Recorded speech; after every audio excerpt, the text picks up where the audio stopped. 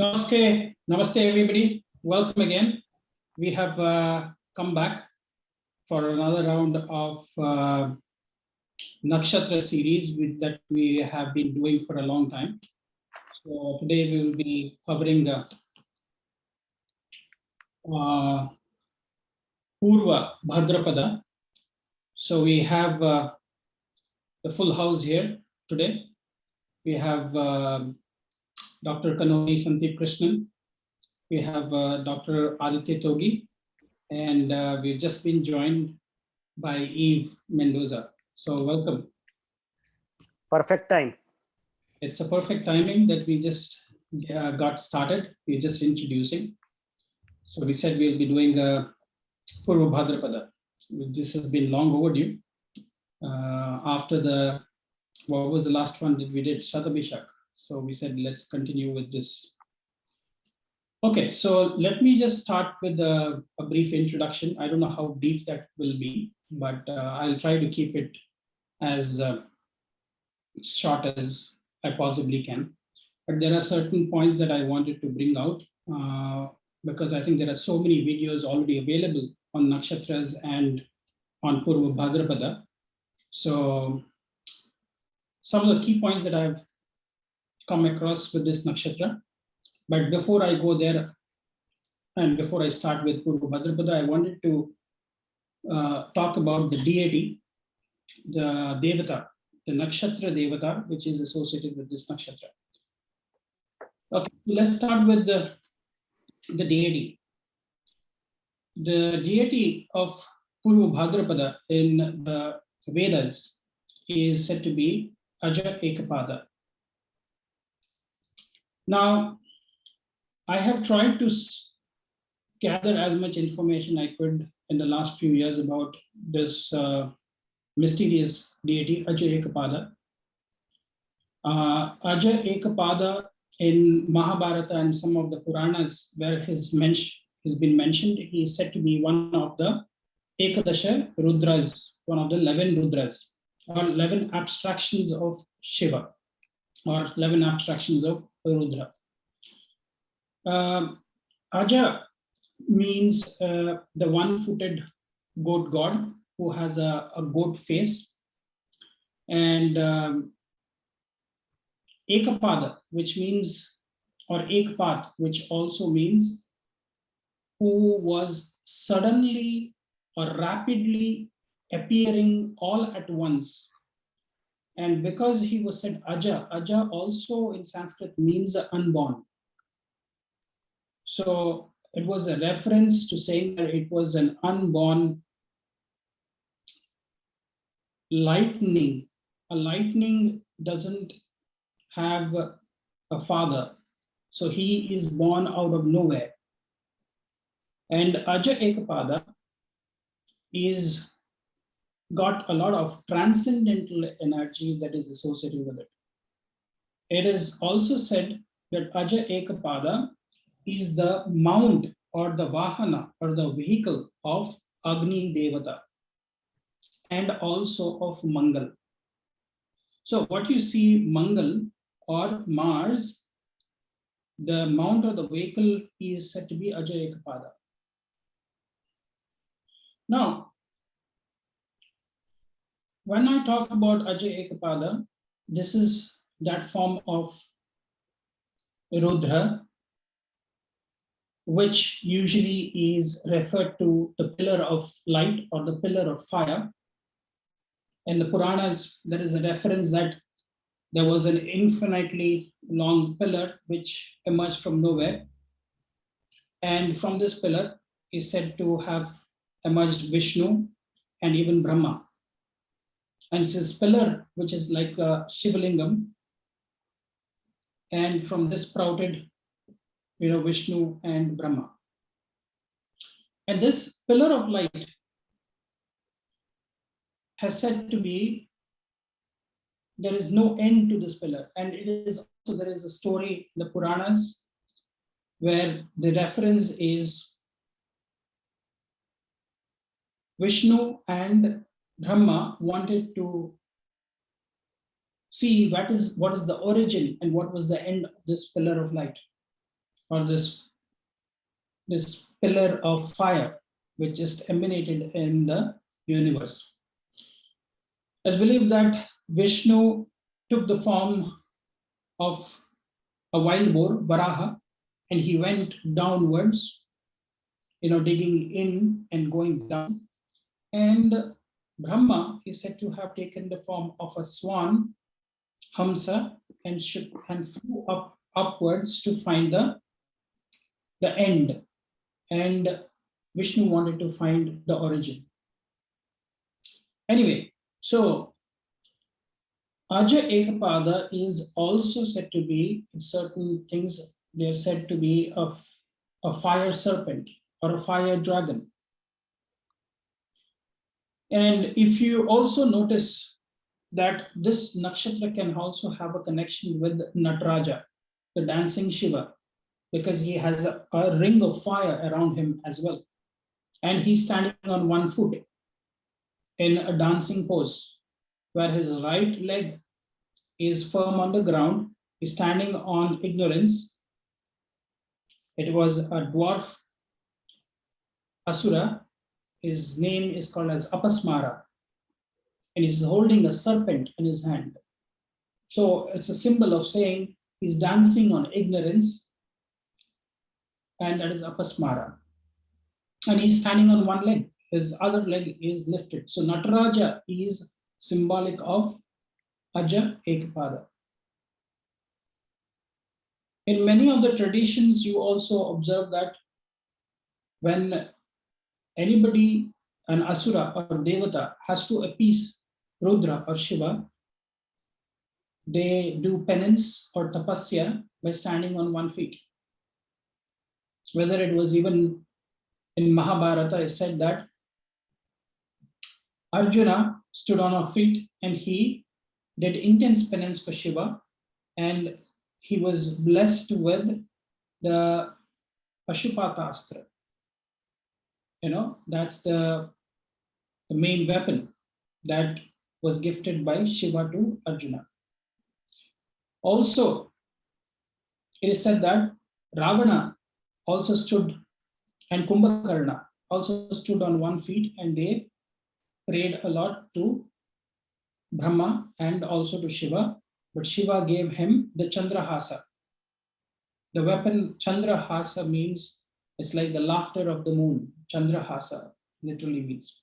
So it was a deadly weapon which was given to Ravana by Shiva.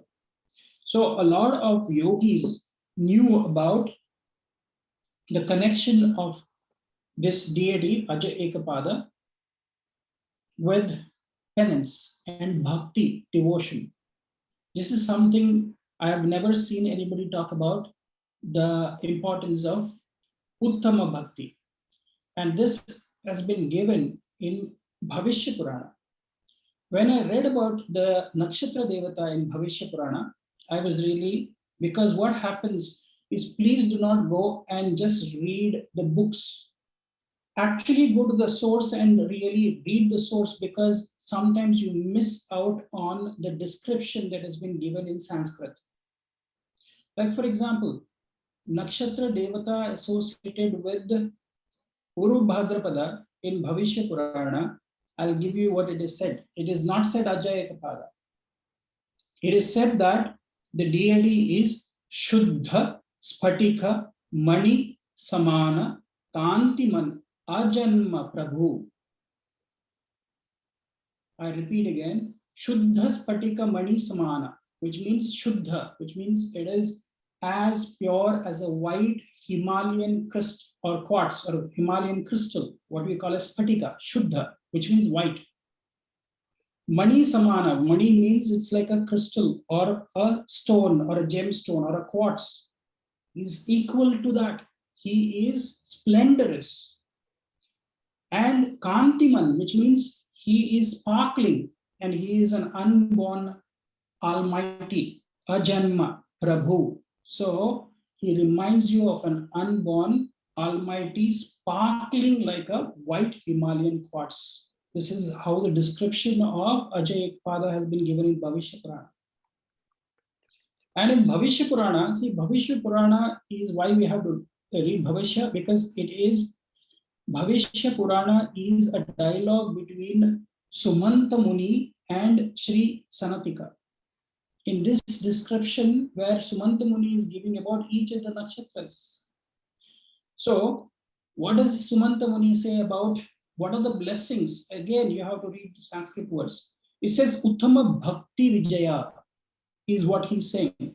Uttama Bhakti, which means you are getting ultimate devotion and success with your devotion also comes. So great devotion and victory is the main thing that is connected to this nakshatra. That's why these nakshatras, this pair of these nakshatras are called as Bhadrapada. Bhadra, which means auspicious, pada, feet. So it is again the auspicious feet. And in many traditions and paramparas, we will see that we keep the Guru Paduka, which means the feet of the Guru is always kept, and that is where we always venerate. The Guru Paduka is the association that you see is with this Proshtapada. The other name for Bhadrapada, in the ancient times, it was called as Proshtapada. What is Proshtapada? Proshtapada means like a stool or the feet. And actually, it is not just the feet, it is just said to be the feet of the fire altar. Okay? It is the feet of the Yagna Kunda or the Havana Kunda. But many people then misinterpreted that as also saying the funeral cot, because that is also the burning bed. Because this nakshatra falls in the final part of the 5 nakshatras. I do not consider this as the last 5 nakshatras from Dhanishta. Typically, in my study, in the last few years, I have come across a different system also what I've been looking at. Instead of taking the 27 nakshatra scheme, I have been looking at a system which is dividing the 28 nakshatras into 4 parts.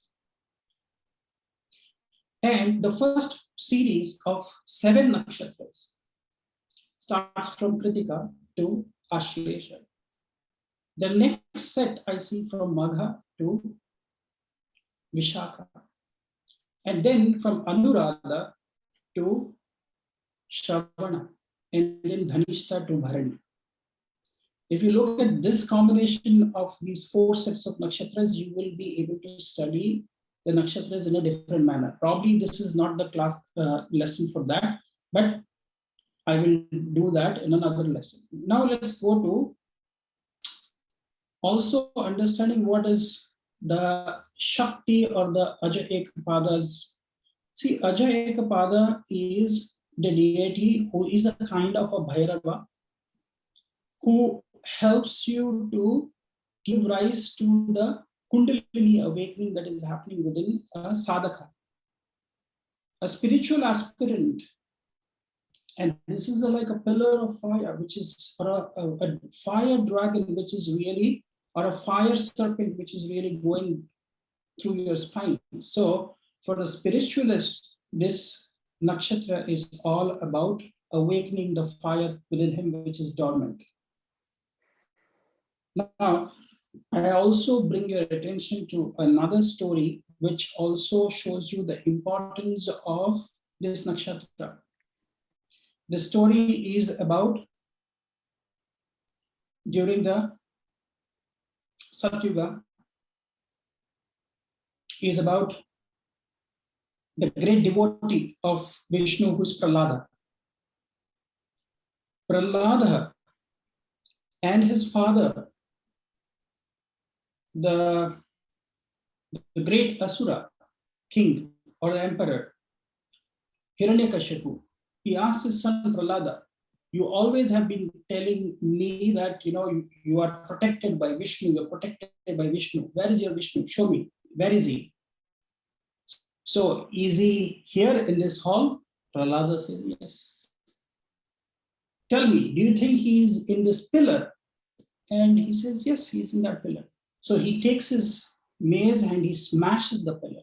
See, a pillar you have to understand the esoteric significance of the pillar. Why did the Ugra Narasimha, who was ferocious form of man lion, who emerged from a pillar? Because pillars are supposed to be holding the building. They are like foundations. So we look at the four pillars, and those four pillars they are holding everything. So a pillar was a very significant thing in the whole palace of Hiranyakashipu. He identified a huge big pillar. He said, "Is he in here?" He says, "Let me see." And when he smashes it, comes a man lion avatar. He's in the Ugra form. Ugra means he's in a very ferocious.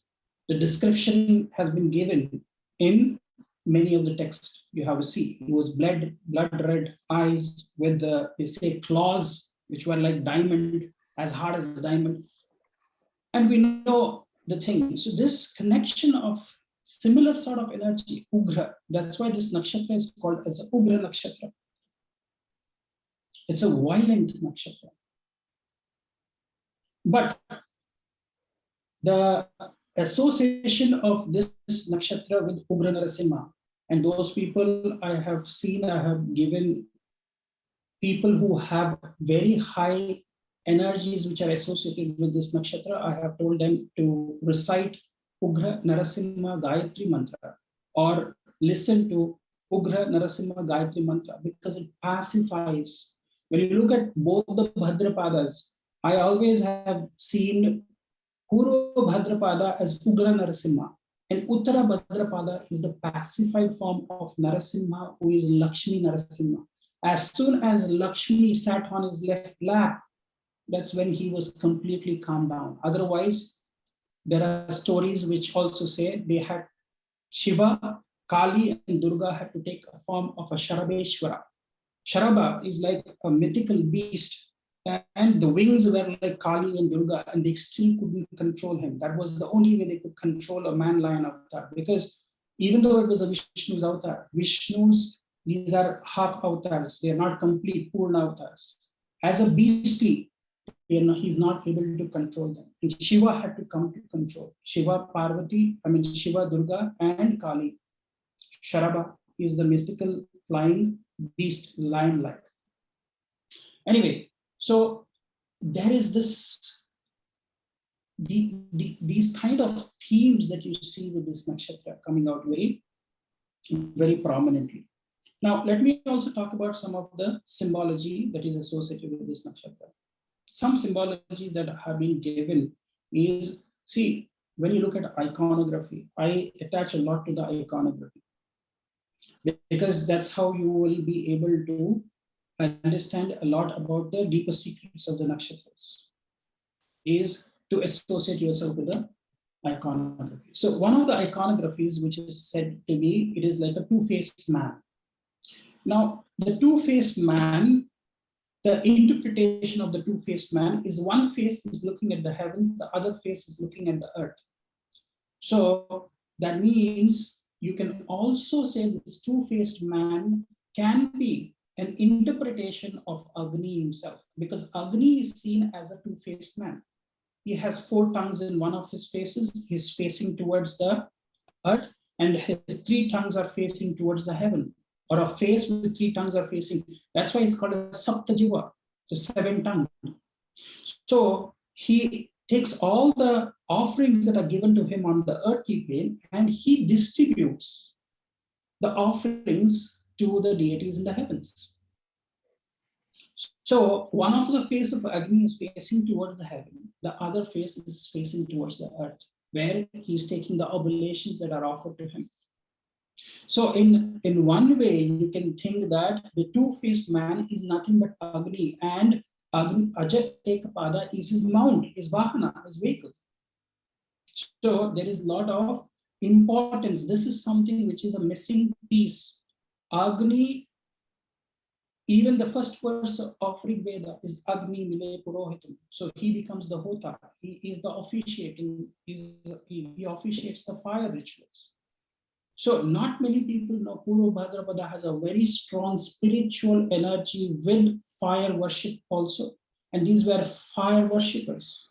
And this can also have a connection with things like the Zoroastrianism, who were typically fire worshippers. Okay, so this connection of the two faces is maybe the connection with Agni Devata. Then there is also a symbology saying, see, when you look at the Bhadrapadas are made of 4 stars. Okay, the 4 stars look like a bed, or the 4 stars look like a cot, or in Tamil, they also call it Machan. Machan means like what you call that, in between the trees where you make a small platform for hunting. In between the branches of the tree, you make a square platform where you sit waiting for your hunt. So that is called as a machan, or a stage or a platform. Now the 4 stars, if you see very clearly, one is called as Markab, which is the Yogatara, Alpha Pegasus. The other is called as, I don't know, I cannot pronounce that name. I don't know whether it's correct. It's Shiat or Sheet. I don't know how that's pronounced. It's Beta Pegasus. Now, this is called as the other two, Aljanab and, Alpha Andromedae, which the ancients used to call it the Alpha Andromeda, or Alpha Andromedae is called as Devyayani. Devyayani is the name given to that star because it is connected to the concept of Murugan, Skanda, Subramanya, Kartikeya. Now, this Pegasus means the head of the horse. And this star, these 4 stars, actually was called as the saddle of the horse. Okay, these 4 stars used to make the saddle. So this nakshatra is also said to be connected to these 2 stars, and they have a connection, and you can see this, it's called the Great Square of Pegasus in the sky. Now, from these 2 stars, you also observe some of the themes that I have seen.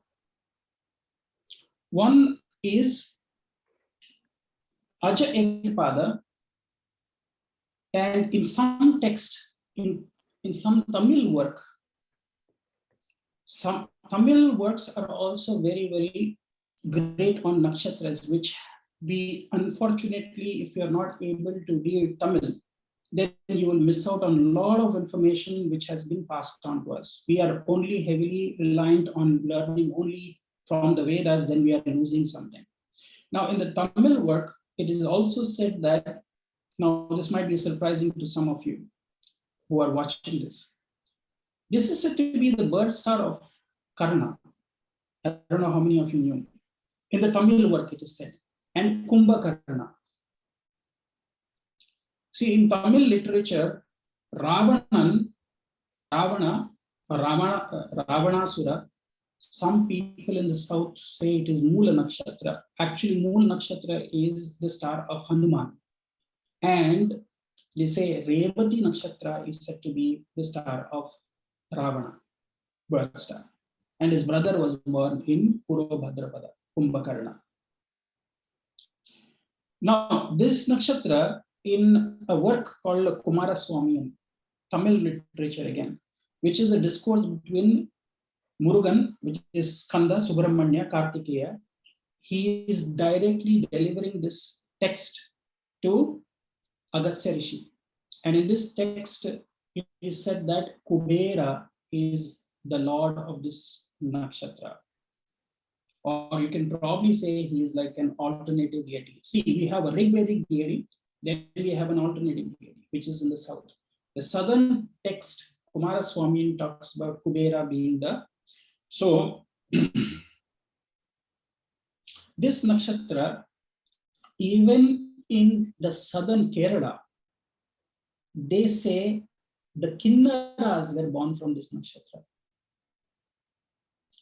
Or these are stellar civilizations, which is, we said Alpha Pegasus, which is the Yogatara.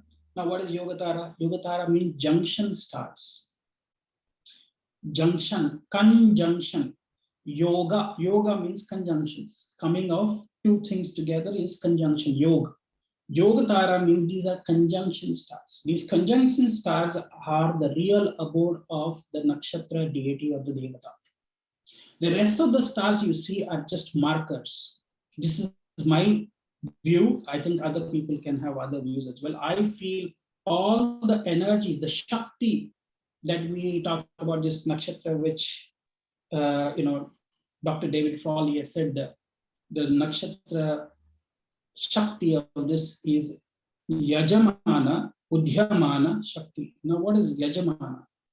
Yajamana means somebody who's sitting and getting the benefic results of a spiritual practice that is being performed.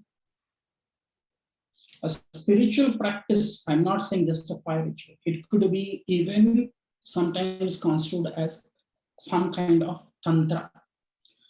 Now, tantra is not bad.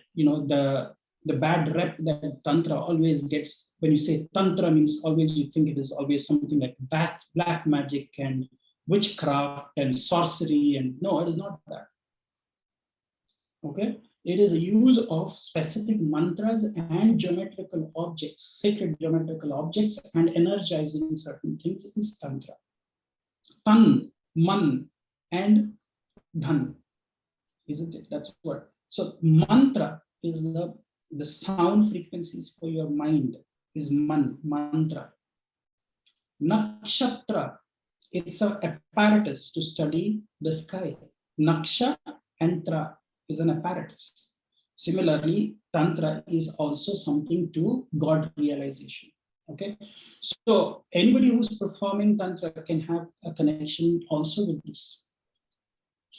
Now, there is also another theme that I have seen with this nakshatra is very strongly associated with a tithi. See, every nakshatra has a connection with a tithi. This nakshatra is very strongly associated with Chaturdashi tithi. Chaturdashi is got a very bad reputation because Krishna Chaturdashi, we say, is very bad. Oh, first of all, Chaturdashi, people will say, well, with Chaturdashi, all the dual signs would be Dagda, which means they are burnt or they are, But why did Rudra choose Krishna Chaturdashi to be born? Rudra's birth star might be Ardra, but he chose this Chaturdashi. Chaturdashi, Shuddha Chaturdashi, which means Shukla Paksha Chaturdashi, Swati Nakshatra, Ugra Narasimha, his birth star. Ugra Narasimha came out from the pillar on Chaturdashi. Very strong connection with Chaturdashi, with this nakshatra. So I want to say with Narasimha, with the Rudra, not Shiva. See, what is Shiva? Many people use this word Shiva and Rudra interchangeably. There is a difference. After Rudra was sent to the mountains and said that you have to calm down, Brahma said to Rudra, you're too violent, you're too aggressive, you're too fierce. You need to calm down. He says, how can I calm down? He says, go to the mountain and, meditate. Shiva, Rudra is like, what is meditation? I don't know meditation. He says, go, discover yourself. So he went on the mountains, sitting in the wilderness, in the snow-capped mountains, you can see behind, Dr. Kanholy, Santhip, Krishna's God Kailash. That's how he realized yoga. And that is why he's called as Adi Yogi, because he was the first one to discover this form. So Rudra becoming Shiva, the auspicious, Shiva means the auspicious, the calm, the composed one. But here we're talking about Rudra, because he's a form of Rudra, the uncontrolled. And that's why we also talk about this nakshatra being connected to all the atmospheric endeavors that are happening around. Why? The 11 Rudras are, and their sons, the Maruts. The Marutas are said to be the sons of Rudra. They are the ones who bring the tornadoes, the hurricanes, the tsunamis, all these things, earthquakes, whatever you talk about. So the atmospheric endeavors are connected to Ajayekapada. So that's why we see one of the symbols is the cross sword of this nakshatra. Now, one more thing that I would also say that many people miss out is one symbol which is associated with a ray of light hitting the earth, a ray of sunlight coming towards the earth, or a lightning. That's also connected to this nakshatra. Okay, so you can also say this nakshatra is connected, like Ardra nakshatra. I would say this nakshatra is connected to the descent of some great ascetic or a great yogi. And especially these yogis are not normal yogis. They will not be on YouTube. They will not be, on having their own website. You might not find them in real life. These are yogis who are not available for you and me. They might be sitting in a cave in the mountains or deep inside a forest, or doing their own dhuni. Dhuni means their fire. They're lighting their own fire and they're sitting and meditating. They're doing, or these are people you might find them most probably in the crematoriums, in the Smashan Ghat. These Smashan Ghat yogis, what we call them sometimes as aghoris, the aghora, the left-handed or the right-handed tantra. So this nakshatra also, you see, besides being a Ugra nakshatra, it's also a Adhomukha nakshatra. It's facing downwards. This is going towards the root, the foundation, is something that you see. One more thing I wanted to say is this nakshatra is connected to the male lion. And one more observation I want to share with you. There is a difference that many people don't understand. Nakshatras have a gender. Nakshatras have a gender. The animal yoni has a gender. Many people confuse this. When I started studying and going deeper, I was also confused in the beginning. There are only 8 nakshatras which are masculine. 3 nakshatras are neuter gender. The rest of them are feminine nakshatras. Gender-wise, not the yoni. I'm not referring to the yoni. The yoni is a different concept, right? So amongst these, I would give this and leave it to you people. You go and study. You will know that which of the 8 nakshatras are masculine. Out of that, one of them is this. Both the Bhadrapadas are masculine. Okay, there is a clue you will probably understand. And then 3 nakshatras are said to be neuter, pangender, genderless. I'll give you one hint. See, Shatabhishak, the nakshatra which comes before Purva Bhadrapada, is neuter gender. So after neuter gender comes the masculine Purva Bhadrapada and Uttara Bhadrapada. It is connected to Akasha Tattva. Among the nakshatras, there are the Pancha Mahabhutas. This is connected to Akash Tattva. Akash Tattva is ruled by Vishnu. That's why we say these are called as Panchaka nakshatras. But I also want to add 2 more nakshatras with the Panchaka which comes subsequent to them. Ashwini and Bharani are also, probably they are not Panchakas, which means the last 4.5 nakshatras. Dhanishta, the 3rd and the 4th pada, Shatabhisha, Purva Bhadrapada, Uttara Bhadrapada, and Revati. Out of this, Dhanishta and Purva Bhadrapada are the most deadliest of the Panchakas. Why?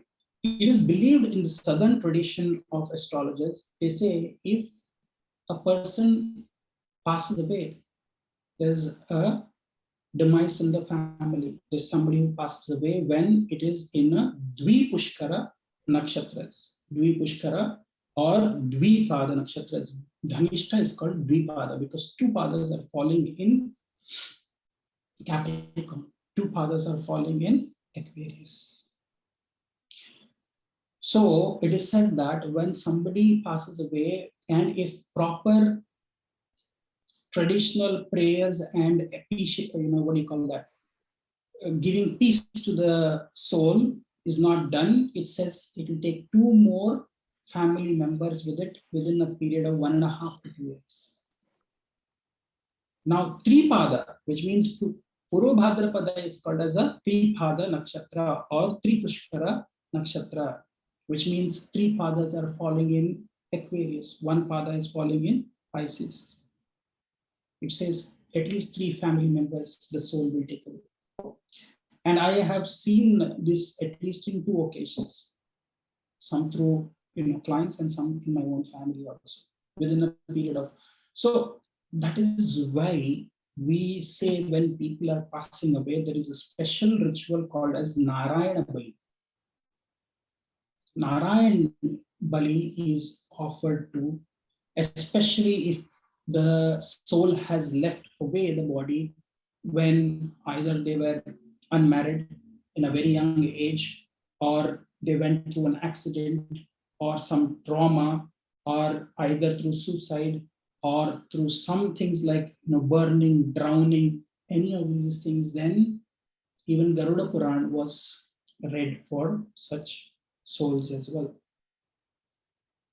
So there is a lot of history also associated with this nakshatra. But let me tell you one more thing. This nakshatra falls under that category of nakshatras which can bring a lot of wealth also. Bhadrapadas are supposed to generate a lot of wealth. Now, what sort of wealth? Many people, when I say wealth, everything comes as the bank balance, the house and properties and things. We forget that the Bhadrapadas are connected to Lakshmi. Bhadrapada is connected to Lakshmi. Some traditions also believe Uttara Bhadrapada is the birth star of a form of Lakshmi Padmavati.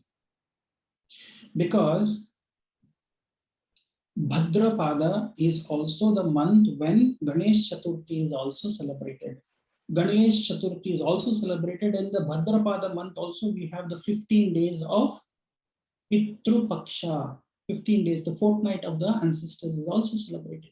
That is why we see a connection with this nakshatra also with the funeral cot, the burning cot, the front legs of the funeral pyre or the funeral cot is what we say, isn't it?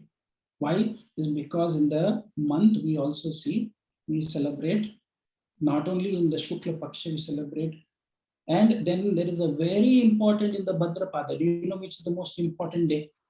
And there is a connection there also in that important day, which is in the Tamil tradition they have given this when I read it. This nakshatra is also given to Adisheshan or Adishesha. Because during the Bhadrapada month, the Chaturdashi Tithi, Shukla Chaturdashi is said to be Ananta Chaturdashi. Because that is said to be Ananta Shesha came onto this earth. Ananta Shesha has a connection with anything to do with Ashlesha Nakshatra, serpents. Patanjali, Lakshmana, Shatrugna, also Balabhadra, Balarama, they are all incarnations of Sheshnath. So Bhadrapada is also got a very strong connection with the serpents. And this is what you would see even in the Mesoamerican traditions of the Aztecs, what are the other traditions in the Mesoamerican Aztecs, Incas, and all of these people. I was talking with somebody from who visited Peru and was doing some research on, he's one of the students who has been in our classes for the nakshatras as well. So he talked about a lot of connection with the Nagas and the connection with how the Naga, that's why we see what is the name of the serpent, the flying serpent, the flying dragon that they call. Yeah, it's called Quetzalcoatl, if I'm not mistaken.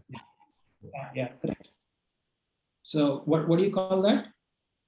Quetzalcoatl. Quetzalcoatl. Yeah, that's Now, the name. Yeah. in a Tamil tradition, when I was talking, they said that's nothing but it's a form of a serpent called as, Kokilkan. Kokilkan means with a different forms of eyes. These are serpents which have mesmerizing eyes. Kokilkan is the name, and that's the name from the Tamil tradition. The etymology is the same. What you said, that is the name. So I see a lot of connection with this nakshatra, also with a country where a lot of traditions related to afterlife rituals, what we call as Shrad, giving Tarpanam, that is the side here. There is a lot of such work which is done in a country in the Mesoamerican tradition. It's called Honduras. Have you heard of this country, the Honduras?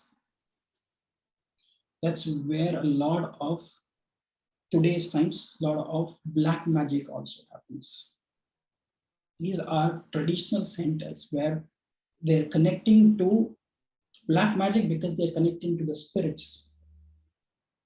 So that is one of the reasons I've seen with this nakshatra, where people have gotten attracted to being cult gurus, establishing new religions. These are also said to be sometimes outcast with huge following for their teachings, because these are very risk takers. These are natural daredevils that I see. Also, what I have seen I had a client, I remember, and 4 planets in Purva Bhadrapada. I randomly asked this person. This is a very well-known celebrity in India. I won't disclose the name. But when I asked this person, just out of, I didn't even know, what was Purva Bhadrapada very well then. Just asked him, have you had any alien experiences? And she said, when she was young, she had a lot of problems because both her parents were celebrities in the Indian cinema, great celebrities, to say the least. They constantly had fights. And when they had fights, this young girl would go to the terrace, which means the top of the building, and she used to walk on the parapet. You know what is the parapet? Parapet means on the rail of the thing. You see on one side, if you fall down, you will fall 10 stories down. So she used to walk on that, balancing, like 1 feet at a time, lifting the other feet, like Ajay Ekapada, standing on 1 feet, because it's very thin. It's like a ledge on the top. On one side, if you fall, you're on the terrace. The other side, you fall, probably you'll fall 10 stories down, and that's the end of you. She was walking there, and she found a bright light, a ray of light which came onto her, flashing. She doesn't remember after that what happened. The only thing she remembers is somebody from her family coming up there and throwing water on her face, because they must have, and she has lost 2.5 hours. She doesn't know. Maybe her family was looking out for her all over the building, looking, asking people where she was. She was fainted on the terrace, and somebody woke her up. She still today, she doesn't know. She believes it could have been an alien, because we listen to a lot of these alien stories. This is not a subject of alien, but I'm just wanting to say experiences. I told you a ray of light, a ray of sunlight coming down to the earth. And she saw a ray from some flying object. She doesn't even remember because she was balancing. She could see something come like a light, and then she doesn't remember. So it is like alien abduction or whatever these theories, conspiracy theories that you listen to. A lot of those such experiences can be felt. Then I have seen many people interested in going to Kumbh Mela. Look, 3 padas are falling in Kumbh Rashi. And I have asked so many Purva Bhadrapada people, do you like to go and meet Naga sadhus? I'll give you one more thing and then I'll have to wrap up. Otherwise, this will be like usually my courses and lessons. I go for 4 hours, 5 hours, and I want to stop this. But this last story I want to tell you. This is a story from a village nearby my town. There were 4 friends who decided to go to the Kumbh Mela. And this is a true story. 4 friends decided, all youngsters, not married, they all went. They just wanted to experience. Everybody says, oh, we will go there, we'll have a holy dip, we will meet all of these Maharajas. Maharaja means not the kings. The Naga sadhus are also called as Maharajas. They're called Maharaji. We usually refer to them as Maharaji. So they all went. And one of them was a naive, innocent guy. So the 3 friends ganged up and they said, let's play a prank on him, a practical prank on this guy. So one of them said, hey, you know what? When I went by the river, I met a Naga sadhu there. The Naga sadhu, he told us your name. He said, where is this guy? He said, he's in the room. And I was astonished that he took your name. Precisely, he didn't ask for any one of us, he asked only your name. He asked your name and asked you to come tomorrow morning at 4:30 in the morning. Come for the holy dip. Tomorrow is a very important day. The Naga sadhu said at 4:30 in the morning is the muhurat for a Shahi Snan. It's a royal bath that you will be having with them. But we have not been invited. Only you have been invited. Dr. Paiji, I'm so sorry. I'm just making sure they're doing mischief. Yes, they're doing mischief. Exactly. Okay, just making sure. Sorry. Okay, please continue. Mischief. But they continue. The guy who was explaining, it's a mischief. First of all, remember this. So they said they have called, and he was like, really? But why me? You know, none of us, I thought we came here so that we all can go. Why don't you join? He said, no. It's only you. They have called you. He's like, okay, that's fine. But then there is a caveat. They said, you have to go there naked, completely naked. You cannot wear any clothes. You have to just go there in the morning at 4:30. He's like, that is ridiculous. Why should I go naked? I'm not going. He's like, no, don't. These are Naga sadhus. They can curse you as well. And their curse will probably last for 7 lifetimes. Don't make this mistake. Tomorrow we might be burnt also by these Naga sadhus. They're very powerful. Now, this innocent guy, he fell for the mischief. In the morning, gets up at 4 o'clock. He goes. And this guy doesn't return for 2.5 hours. Once he returns, he's like, these people are making fun of him. You know, where did you get the cloth? I can see that you've come back with a loincloth. You're wearing something. Who gave you that? And they're all laughing. It was a mischief. It was a prank on him. But this guy is like, thank you very much. The Naga sadhu was indeed waiting for me. He called me and he said, come, join us. And he took me and we had the holy dip. And then they gave me this thing to wear as well. Now I'm coming back. Thank you, because they sat with me. They showed me what are their siddhis, their practices, and they gave him something also. They said, go. This man, after he returned to the village, has become a psychic. He can see your future for next 10, 15 years. He can tell you exactly what is going to happen in your life. That is the siddhi which was given. A prank which was played on this person became real. This is the power of sometimes Purva Bhadrapada. You went there with your devotion, your faith, and there was really a Naga sadhu who was waiting for this guy.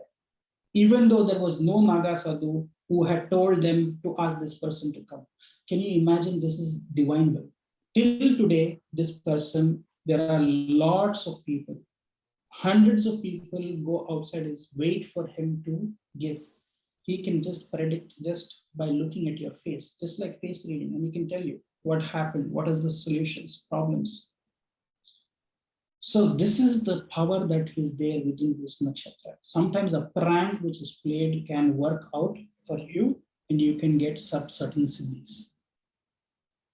Okay, so anyway, so thank you. I think taken quite a lot of your time, but this was a very interesting story I wanted to share. And this is a real life story. And this person still does practice, and he has this siddhi. So what is the connection of Purva Bhadrapada here? Because these are, see, Purva Bhadrapada, as I said to you, is connected to these yogic saints, the Naga sadhus, the Aghoras. Sometimes when he went and took a bath, Kumbha, it's Purva Bhadrapada is sitting in Kumbha Rashi, Kumbha Mela, and these Naga sadhus sometimes can awaken and give you a new life and a new path that sometimes you would not have known. That is when you really understand your purpose here.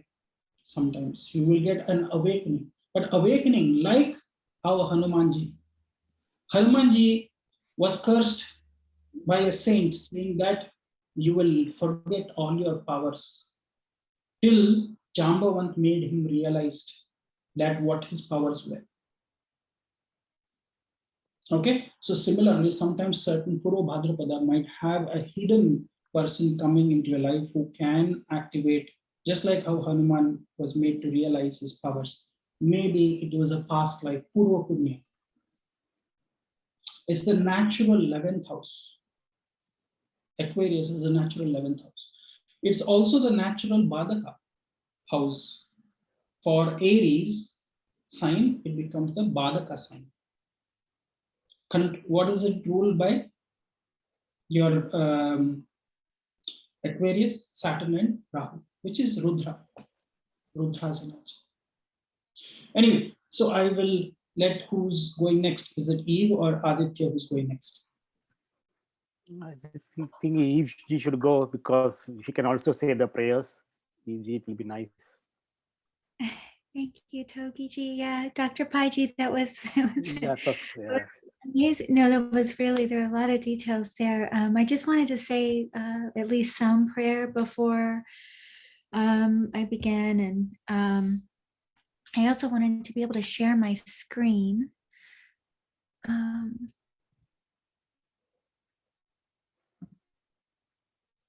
Right now, is it working out?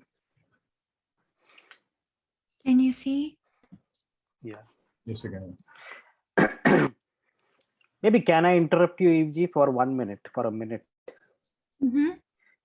Because similar story, they always say you talk about all those divine beings and all, but why can't they come and help you? So this is also a real story.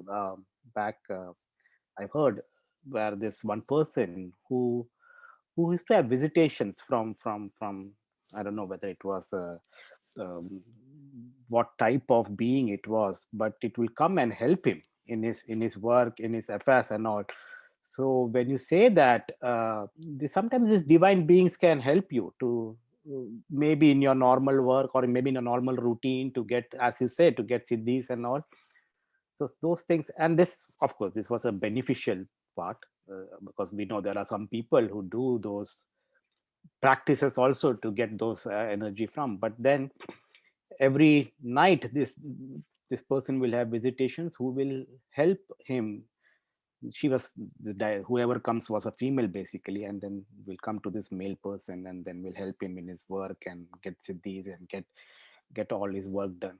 Very similar to Srinivasa Ramanujan story, where the deity will come and tell him about his mathematics formulas and all, which Mr. Ramanujan used to say. So yeah, sometimes divine help you may get. Togiji, to this day, you can look his work, Ramanujan's work, Yeah. the professors they said there'll never be someone else like him. Yeah. Yeah. And you have this little man coming and saying that he got it from the temple. So, yeah, very beautiful.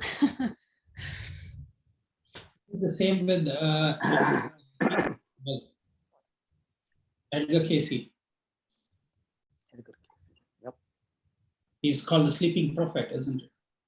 He has visitations. He had visitations and he fell asleep. I think that's what the story. He fell asleep on a book, and he could see some fairies who came around him because his mother used to be very harsh on him or whatever. I don't know the exact story, but when he woke up, because he fell asleep on the notebook, and when he woke up, apparently the textbook, whatever was there in the textbook, was there in his head. He could just place the book on his forehead and he could read what was there inside the book. The same thing was given by Ramakrishna Paramahamsa to Vivekananda. Vivekananda can put, there are stories about him going to Chicago, and then he met a person who was German, and he said, I'm writing a book, which is the most important book in German. He said, Swamiji, I would trust you if you can read this book, because you talk about so much of yogic powers. And it is said that he took half an hour. He just placed the book and he meditated on that book. And then Swami Vivekananda could tell what was the content of the book, even though he couldn't read anything of German. But he could tell the essence of the book. He could tell what was exactly there in that book, what he had written. And we were talking about Ramanujan. I just checked. He is what nakshatra? He is Uttar Bhadrapada Nakshatra. Yeah. And And Ardra. Both Ardra Lagna, maybe. Ardra Lagna, maybe. But Uttar Bhadra, Ardra. We can look at it later if you guys want to. Yeah, he definitely is Uttara Bhadrapada. And it was in a I was not knowing. temple. It's the Lakshmi Narasimha temple. I can't remember the name of it, but it's in the south. Nammagiri of Namakkal, Yes, actually. yeah. Nammagiri of Namakkal. Because And I was actually seeing his that first vision was of something was written in blood in the air in front of him. You could just see the hand. Right. Because I saw some of the old photos and all, because the consort of Nammagiri is Narasimha, who is my family god too. And the structure of that puja and all, which I was seeing in the movie, which they have, very similar to what we have in our ancestral home too. So I was like, they also have the same structure there. So it's yeah, of course, Uttar Bhadrapada, Lakshmi, yes. In fact, whenever I used to work to go from Bangalore to Kodaikanal, long time back, I used to always pass through the town of Namakkal and all. So where this person was, and always used to think when the bus will pass or when we will always pass through. Also remember famous hotel there. We used to give very sweet, nice paisam. Bhuvaneshwari hotel Annapurneshwari or something, Laddu Baba, you're bringing food here. The paisam was awesome. I used to always have 2 cups of paisam. Laddu Baba will one day bless the world. Infinite sweets. I think that's actually what the world needs. No, that paisam I've never had anywhere else in the whole world. Right, I've traveled from Tamil Nadu to US, but that particular banana leaf, and it was like special power of Purva Bhadrapada, the siddhi to produce laddu. In this case, payasam. Payasam. Anyway, I'm already hungry now. Yeah. Okay. Okay. Should I say the prayers, guys? Okay, yeah, all of this with Purva Bhadrapada, Uttara Bhadrapada is probably going to be quite interesting. Okay, I'll just do a little prayer. One of them or two of them you may not understand until I do my presentation. And I just, one of them I may sing a little bit. And it was one actually that Dr. Lad, I learned some Ayurveda with him. I had a little bit of a time with him, a little privilege. It didn't last that long. But one of the things I really appreciated about his school was the exposure to the original Ayurvedic texts. Okay, and so in the Ashtanga Hridayam, yeah, it is. Ashtanga Hridayam by Vagbhata. There's a very beautiful little prayer to Lord Shiva as the Adi Vaidya, but he actually, in this case, he says Purva Vaidya.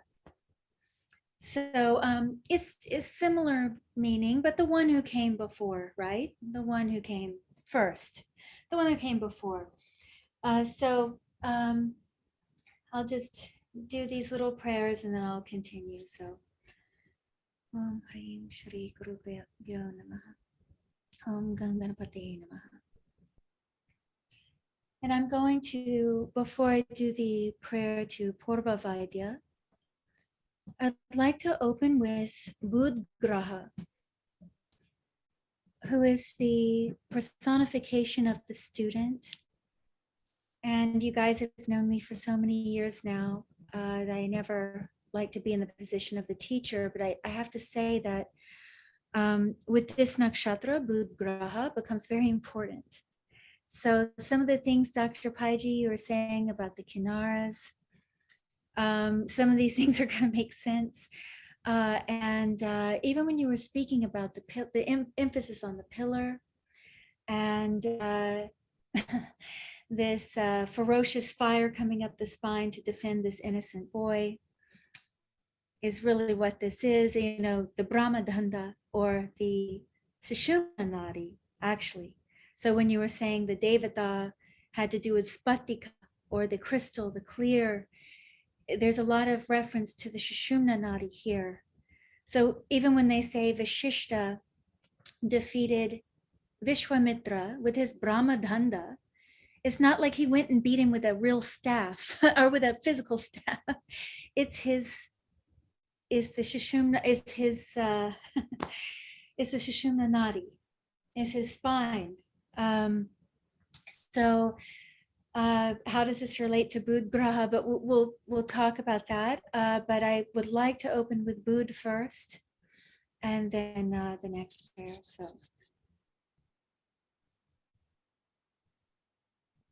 Om Aim Strim Shrim Budhaya Namaha.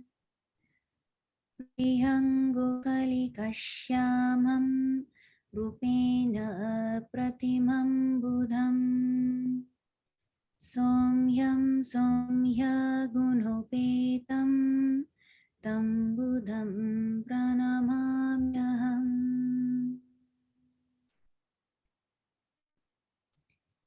May you all be protected from my ignorance. Now to Purva Vaidya.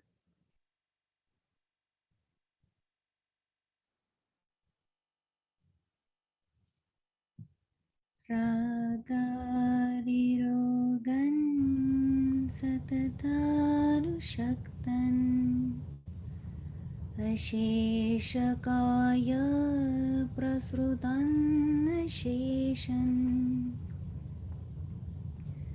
Autsukya moharatidhan jaganan Yo Purva Vaidyaya namostu tasmai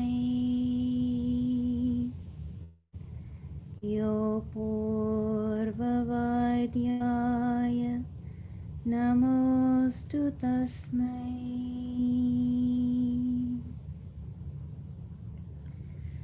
So that mantra to Lord Shiva as Purva Vaidya is very interesting because it starts off with Ragadi Rogan. And then it goes to list all the other disturbances, right? Moha, all the things that come out of Rag. So we often hear a lot of talk about these Shadripus and, religious thought tends to almost pit us against ourselves with like good and bad and this and that. But really, this is a beautiful, soothing prayer that we find in Ayurvedic texts, because Shiva becomes the original Vaidya by stopping the original Rag, which is the source of all of those other Shadripus, which are really seen as nothing but a disturbance. There's no good, bad here, anything. He's kind of saying that the original disease is just nothing but disturbance in the stillness. It becomes really important for this nakshatra, okay? So it becomes really important for some of the subtleties I'd like to cover here. So Rag, if you imagine a still ocean, or just a still one line, just completely flat and still and peaceful, tranquil, and then you just add one little vibration to that.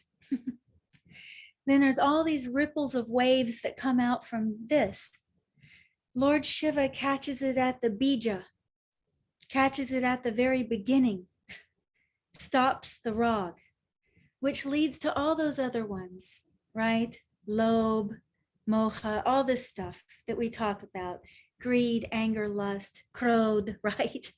We're all trying to get these under control in spiritual communities, but we spend so much time stressing about them and creating this really bleak contrast between good and bad, and what should be and what shouldn't be, and what's righteous and what's holy, that we are dehumanizing our experience, and we're possibly even making it more difficult by creating more anxiety around these very natural disturbances in the ocean. They all come out of just one point, just one simple little movement. This is not your fault. Okay, so anyway, I just want to like soothe that, because I want to talk a little more about this. So we have beautiful image of Lord Shiva here. I just wanted to begin with that. He wears the moon on his head, right? The Manaskaraka. The moon is full of Rag and Dvesha, attraction and aversion, waxing and waning. The moon is just full of this Rag, romantic graha, right? Completely in love with a very strong attraction and aversion, just like all humans. That's our condition. That's why the moon is Janma Nakshatra, cause of your birth. You know, these things are actually very simple and very beautiful and very clear. So Dr. Paiji did such a beautiful job with speaking of the Spatika, the deity or the Devata. I've never heard of that Devata before, but when you talked about, this perfect form of devotion, this is kind of a perfect entry into some of the things I was going to talk about. So this Shakti, this Yajaman, you'll hear this in the Brahmanas, this Yajaman, and this Udyamana Shakti, Yajaman, Udyamana Shakti. This was a person, sometimes it was referring to the person who actually gave everything for the sacrifice. And this is an important feature here, this giving. Okay, because tapasya is nothing but a giving. We're going to talk about it's nothing but a loss, actually. You're not gaining anything. You're doing it sometimes for a certain gain of something, but you have to lose something in order to gain that thing. There's a sacrifice here. So this Shakti is very special because it gives a power to rise through sacrifice, to elevate through sacrifice, through giving. Very simple way we can see this is through the 11th house in charity. Okay, so we give something to create something bigger. And this is a very material way to see it. You can rise in society by creating a big nonprofit or something like that. It's a very materialistic view of it, but that's all spiritual too. If spirituality is real, material is part of it. How could you separate? So sure, that's one level of it, you could say. That's one level of it. So this nakshatra has a power of sacrifice somehow.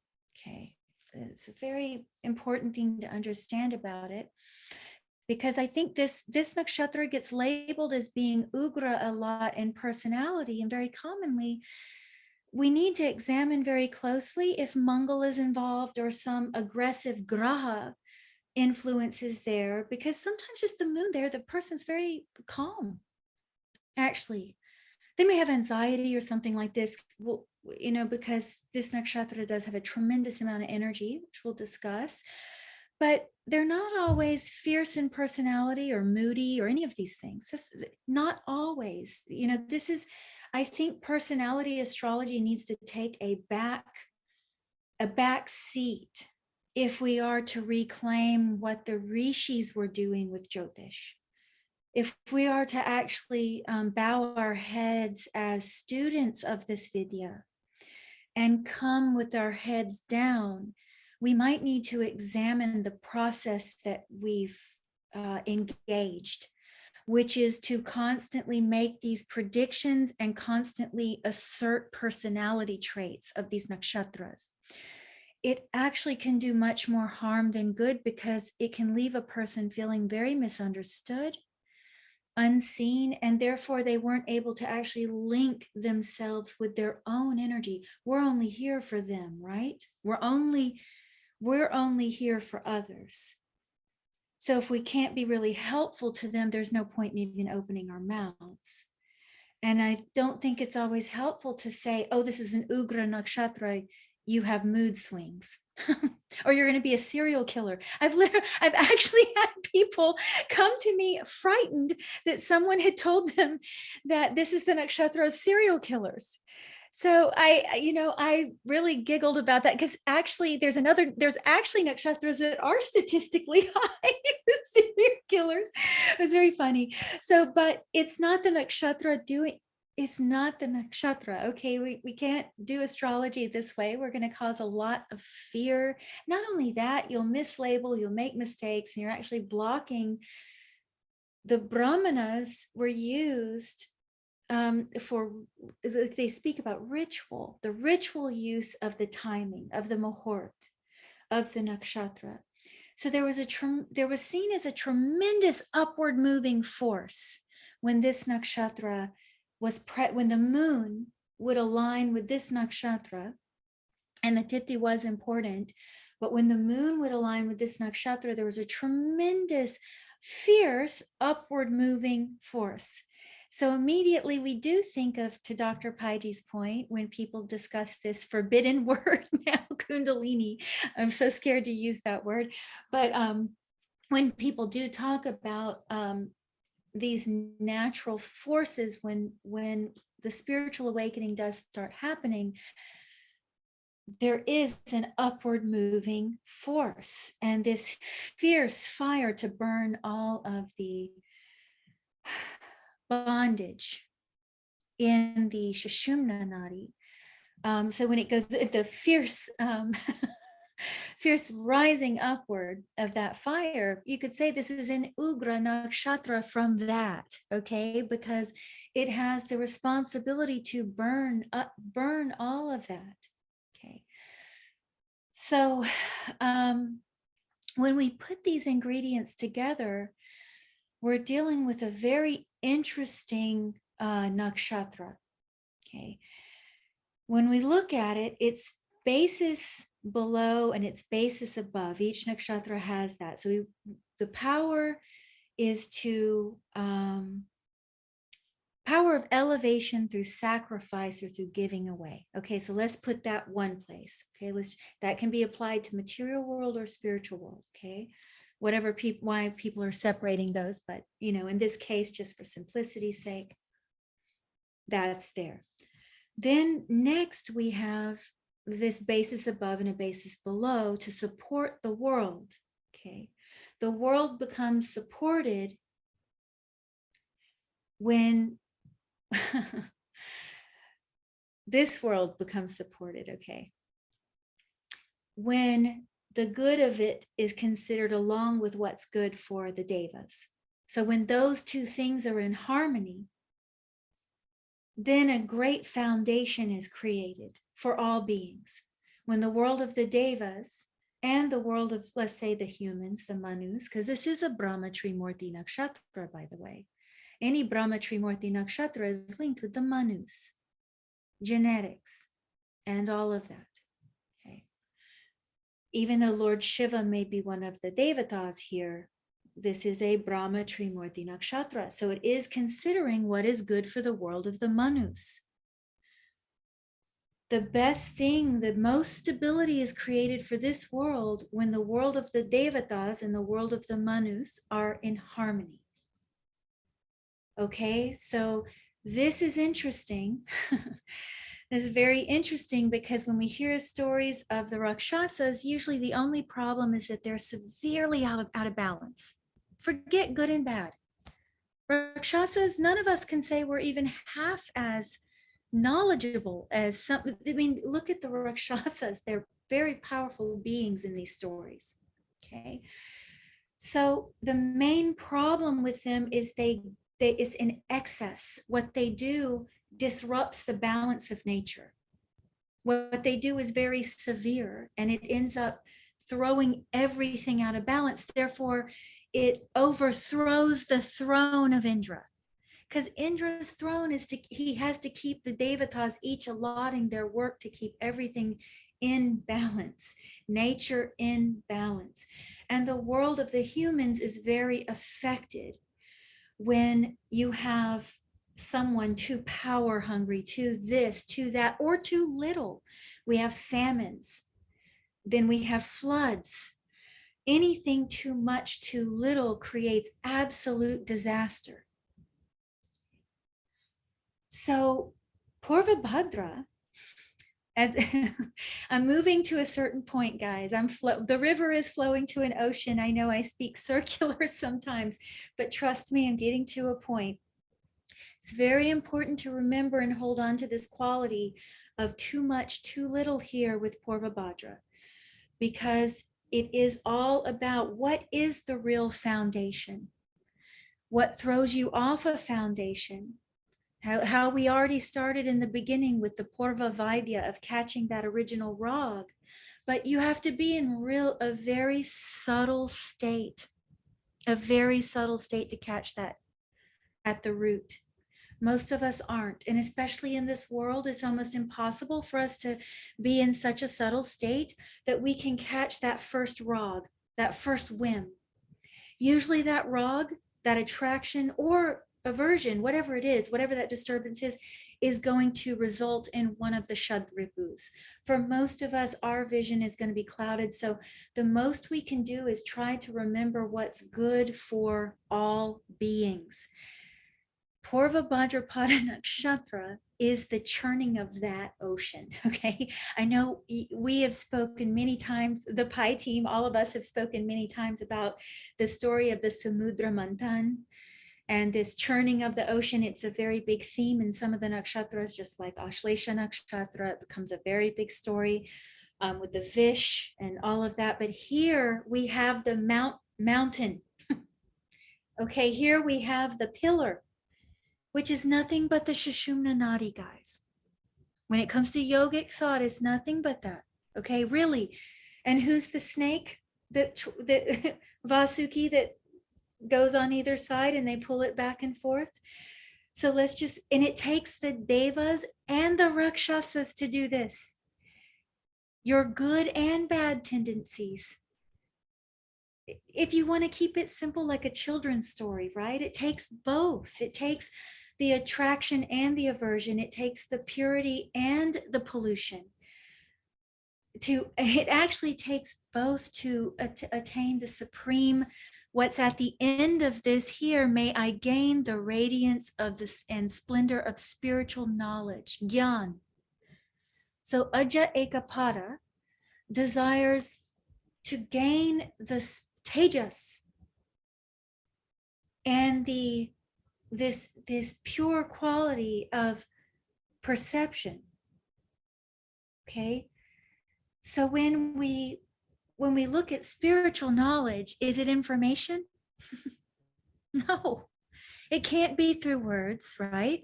Let's just go by a process of elimination. We could have infinite information and never reach spiritual knowledge. The spiritual knowledge, we throw these words around as if they are understood as soon as they hit the ear. And we take them for granted almost.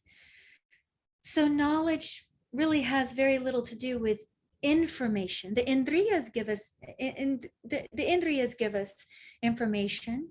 So many things give us information. So what is this splendor? What is this glow of spiritual knowledge? What is this light of spiritual knowledge that Ajja Ekapada is desirous of attaining when he goes upward? What is that? And what kind of foundation does he need to have that? So this is it's a question that I would ask all of you. It should provoke your curiosity, especially those of you who are interested in spiritual knowledge. What does that mean? And I want to give just a little example of this, that it's not just information, before I move to my next slide, and we'll get more into the meat of this. So a dear friend of mine had actually died, was dead for several minutes. And this person, I was expecting to have these, these near-death experiences. So when they came out of this, they contacted me and said, nothing is on the other side. It's all black. And I said, you saw black? It was just all black? And they said, yeah, nothing's there. I just saw black. And I said, well, who was seeing the black? Who was observing? Who was seeing that there was not the black, the color black is the actual experience. It can't be nothing if you can experience it. And who was experiencing it for her to tell me?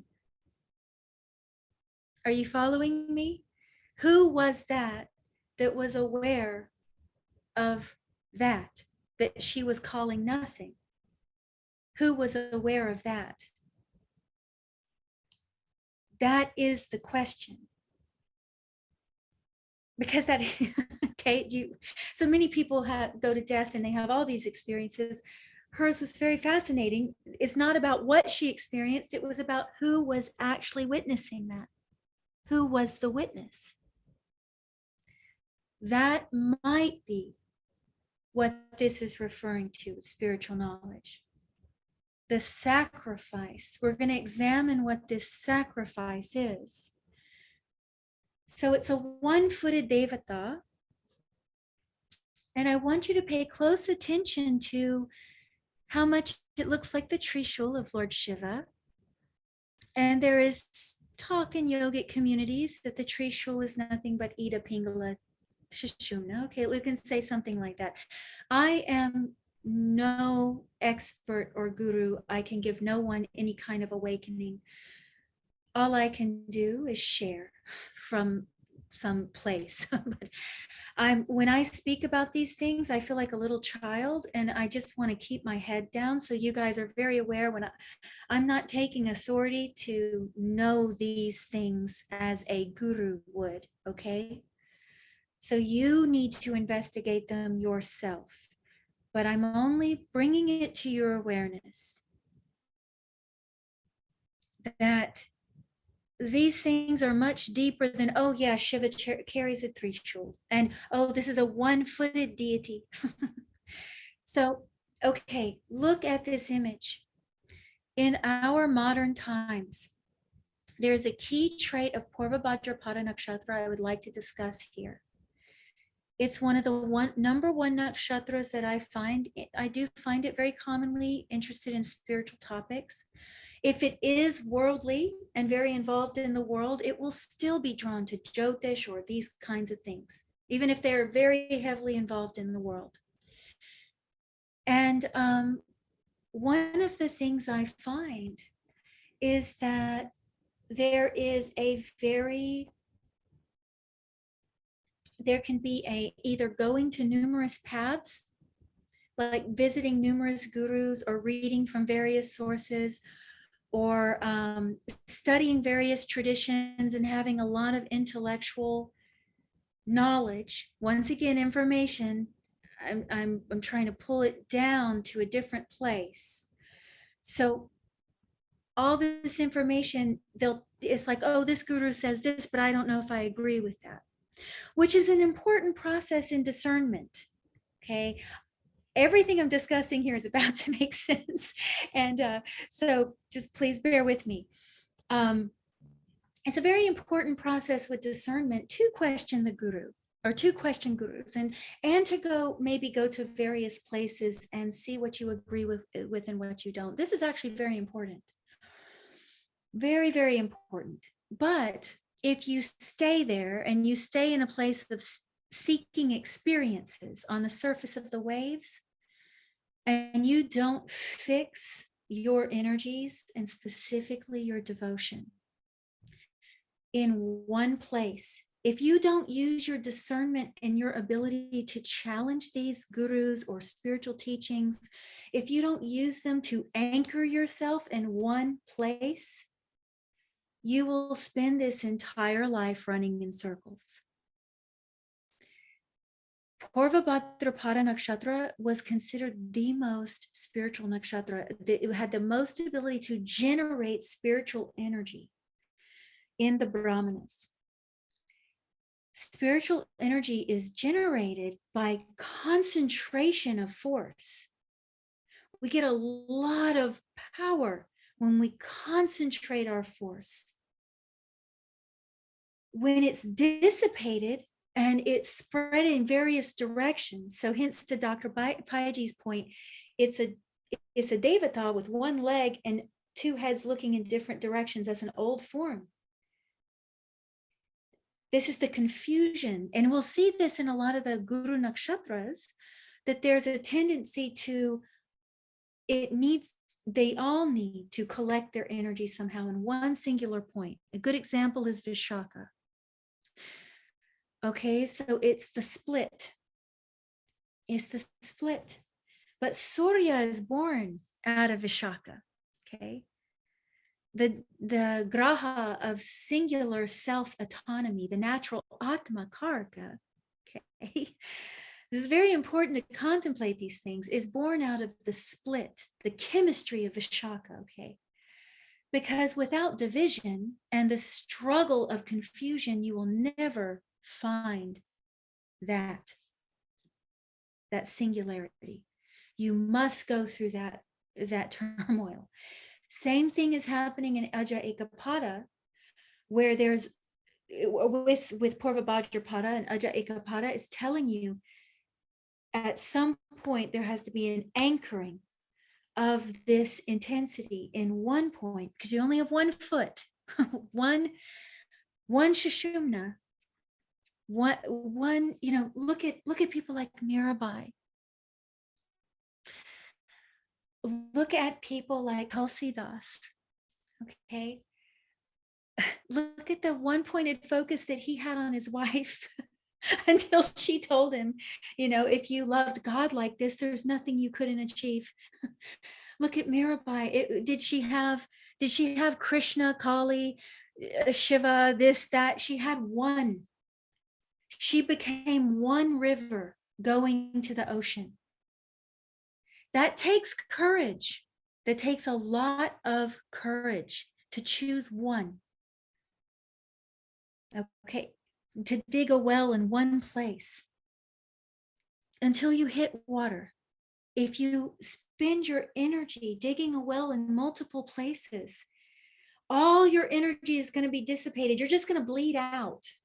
You're just going to bleed out before you hit water. So when people come and they're telling you they're going to multiple gurus, that's okay. Or they're going to they have multiple devatas that they're worshiping. That's okay. Or they're having multiple disciplines. This doesn't have to, or multiple jobs. It doesn't matter. It can be any, you can literally apply it to anything. They have multiple partners, whatever it is. Eventually, the energy is going to be less effective because in one lifetime, there's not infinite energy. You're going to discover this the older you get. When you're old, your energy is going to go. And so there is a very divine lesson in this nakshatra. The next nakshatra being Uttara Bhadra, which is the serpent of the deep. Just contemplate this. You cannot go deep by staying on the waves. You cannot go deep. So these two nakshatras work very much together because the welfare of the earth comes through these two nakshatras. Actually, it's spoken about in the Brahmanas. These two nakshatras have something special to do with what brings the rains, right? What brings the fertility of the earth. Devotion has a lot to do with that, actually. Love has a lot to do with that, I have to say. But we throw that word around too. We throw the fire of love around, just this romance, that romance. You're just going to burn yourself out. Go ahead and do it if you have to. But remember that at some point, you're not going to have infinite energy. Okay, go for it. But please invest your energies in a place that's worth it. That's the thing. So tapas is implied here, okay? And tapas is implying a loss, not a gain at first. So like you throwing off something that's a burden so that you can be finally free. Finally free. So there's a liberation here that this nakshatra is looking for, okay? This nakshatra is looking for a liberation, a form of freedom. But once again, you cannot find that without some kind of loss. And you cannot find that without sitting. Or you see all this tapasya with someone standing on one leg. These are very important things to contemplate, okay? So you cannot find this freedom from the prison you're in by doing more things that perpetuate that prison. So you really think about that, okay? So if you're staying in, if you want to have spiritual freedom, but then you're wanting to make all these excuses for why you need to do the same things that are leading to your bondage. These things need to be questioned.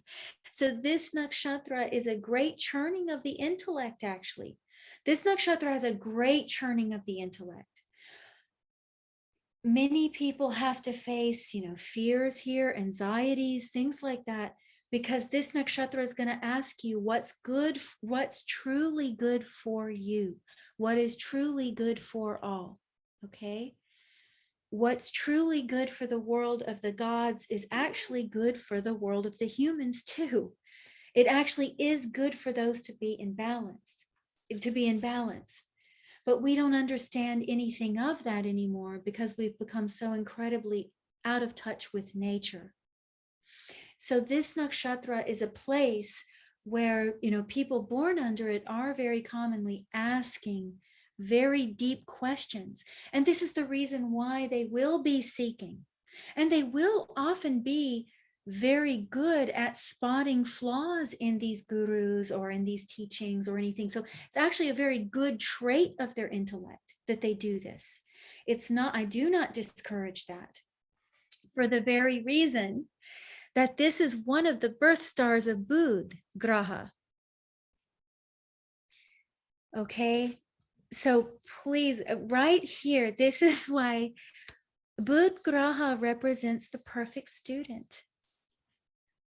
You cannot usually reach jnana, even let's say, if you want to learn anything, Even if you want to learn it on your own. I'm not telling you that I'm not saying that you have to go do it this certain way, okay? But sooner or later, you're going to have to put your head down to something or someone. You're going to have to fix your attention in one place. You're going to have to fix your devotion in one place in order to reach that goal. So you'll hear Purva Bhadrapada Jatam with Bud Graha's kavach and with his mantras often. There are other nakshatras that he's said to be born under. Each graha has a few. We need to think about what birth means to understand why the grahas would have a birth star, because the outcome of that nakshatra would possibly be related, the gyan, the awareness generated from that nakshatra, the fruit of that nakshatra, because what is a child? It's the fruit. A baby is the fruit of the parents. Okay, so that graha becomes the fruit, in a way, of this nakshatra, if you will. So does Bud graha have the characteristics of Purva Bhadrapada? No, this is that all this personality astrology has led us to that. Bud graha's personality probably is not much like Purva Bhadrapada. Okay, it's actually the outcome of Purva Bhadrapada, the fruit, the outcome of that nakshatra that will lead to Bud graha's blessing, to what he is. Just like I have down here, peace can be born from war. Okay, so I have the life of the Buddha. I know some people don't feel that the avatar linked with Bud graha is the Buddha. I respect everyone's feelings and belief. I myself have no belief. If I don't experience it, how do I know? So I'm not pushing any belief on you here by having the Buddha here linked with Bud graha. Some people do accept that the Buddha was the avatar of Bud graha. Nonetheless, I have the Buddha story here because it has all of the features. Because Buddha did really have the nature of Bud graha, regardless of if you accept him as the avatar of Bud graha or any of this, whatever school of thought you belong to or what you feel very strongly about. Bud graha is the child of Chandra graha, full of rag, full of dvesha, full of attraction and aversion. Chandra, he's always getting in trouble of his romance. He doesn't want to go to, he's got aversion towards his wife Jeshta, and he has extreme attraction towards his wife Rohini, so he's just full of all this romance and all this drama. And out of his struggle, out of the struggle of this romantic nature comes Bud, who gets the shot, or you curse, you could even say the blessing of Brahaspati in his mother's womb to have no gender, to not be disturbed by romance. Okay, it was considered a curse, but actually ends up being a blessing. Okay, so what does the Buddha do? The Buddha is a young prince in his life, a young prince in his life, who's sheltered from old age, suffering, and death. His father is very fearful of a prediction of a rishi about his son. So he has this palace constructed where Buddha can never know, where he can never know about the presence of suffering. Anyone ill in the palace is removed immediately before this prince Siddhartha can see them. So one day he sees them. This is a very simplified version, but he goes out into the city and he sees suffering in the form of illness. He sees death He's never seen death before. Okay, it's like trauma to him. He's never seen this. And what does he do? Sits in one place. Does he go around and read? And does he study and do all this stuff? What do we think Buddha Graha is? What is Buddha? What is Buddha? What is that awareness? What is that discernment there? Who is he? He's symbolized by an arrow. Can you launch an arrow and hit 18 different points with one arrow? I mean, you can, maybe if you have special siddhis, I don't know. But us in the human world, one arrow, one target. The Buddha goes, he immediately cuts his hair off, sits under a tree and does severe tapasya, Purva Bhadrapada. He does the Purva Bhadrapada from seeing the funeral cot. Okay, this is very important, guys. This is very important because the nature of reality, Buddha Graha is always questioning the nature of reality. That's why he can destroy really romance and all of those things. If you look at many of the tantric practices of the Buddhists, I actually have a very deep love for Milarepa and some of the, I don't talk about it much, but I love a lot of this. You guys know Rusbe. We talk about it sometimes. So he's very much, he's initiated into these traditions. So we've talked quite a bit about these great sants of Tibet, actually.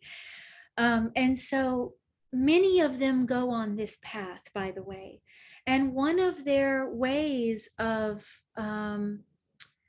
contemplating is contemplating and one of their ways of establishing detachment from the suffering of this reality, or one of their ways of slowing the mind and conditioning the chitta, which is all this lunar business of attraction and aversion.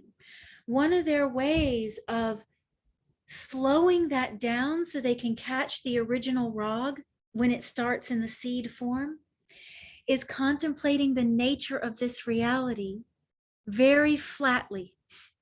Like when they see the beauty of a woman, they think of her, oh, she'll age. Oh, they think about all the harsh realities related to being in a marriage. They think of all the drama that comes from this, and they think of all the disappointments and eventually even the sufferings that will come from the attachment to her body. So they disillusion themselves. They disillusion themselves with this contemplation. The same thing with wealth, the troubles that come from being a rich man or a rich woman, or from having attachments to this world. It's not that attachments are bad. This isn't the philosophy behind this. It's not to make it good and bad. It's not to tell someone they shouldn't be attached. We shouldn't be preachers. It's if you see someone truly seeking peace of mind, truly seeking to be free of rag, then this is helpful for them. If they're not seeking that, forget it. Don't, just be their friend. There's nothing, what do we have to prove to anyone? In spiritual communities, a lot of people preach to each other, but we need to take care of our own business first. We're all in darkness. We're all eclipsed by attraction and aversion because we all have Janma Nakshatra, moon. We are all moon. And where are the nodes? They're attached to the moon, and they're the eclipses. So we're all eclipsed, and until we know truth, how can we lead anyone out of the stickiness, this mess? Okay, so Buddha Graha is born out of all of that intense tapasya. Okay, so he actually in the Vara chakra, which is the days of the weeks, follows Mangal. And Mangal is the burning of that intense tapasya. So he's the first clarity that we get. It's very, very, I wanted to leave you guys with that. So to finalize, I just wanted to close with Ramakrishna. You know, I'm not into predictive astrology so much anymore. And I really just, the more devotion I have for these things, I almost want to be silent about it, to be honest. I'm having a very hard time even tonight speaking about it. But, you know, Paramahansa Ramakrishna, he is a Purva Bhadrapada moon. Now, what's interesting about him, very interesting, is that he had the realization of multiple faiths. But how did he do it? How did he do it? I want you to study his life.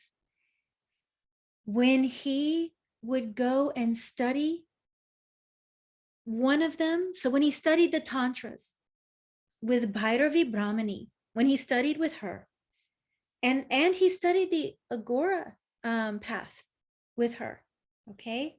He studied all of this with her. If you get, I think it's Sri Ramakrishna Leela Prasanga.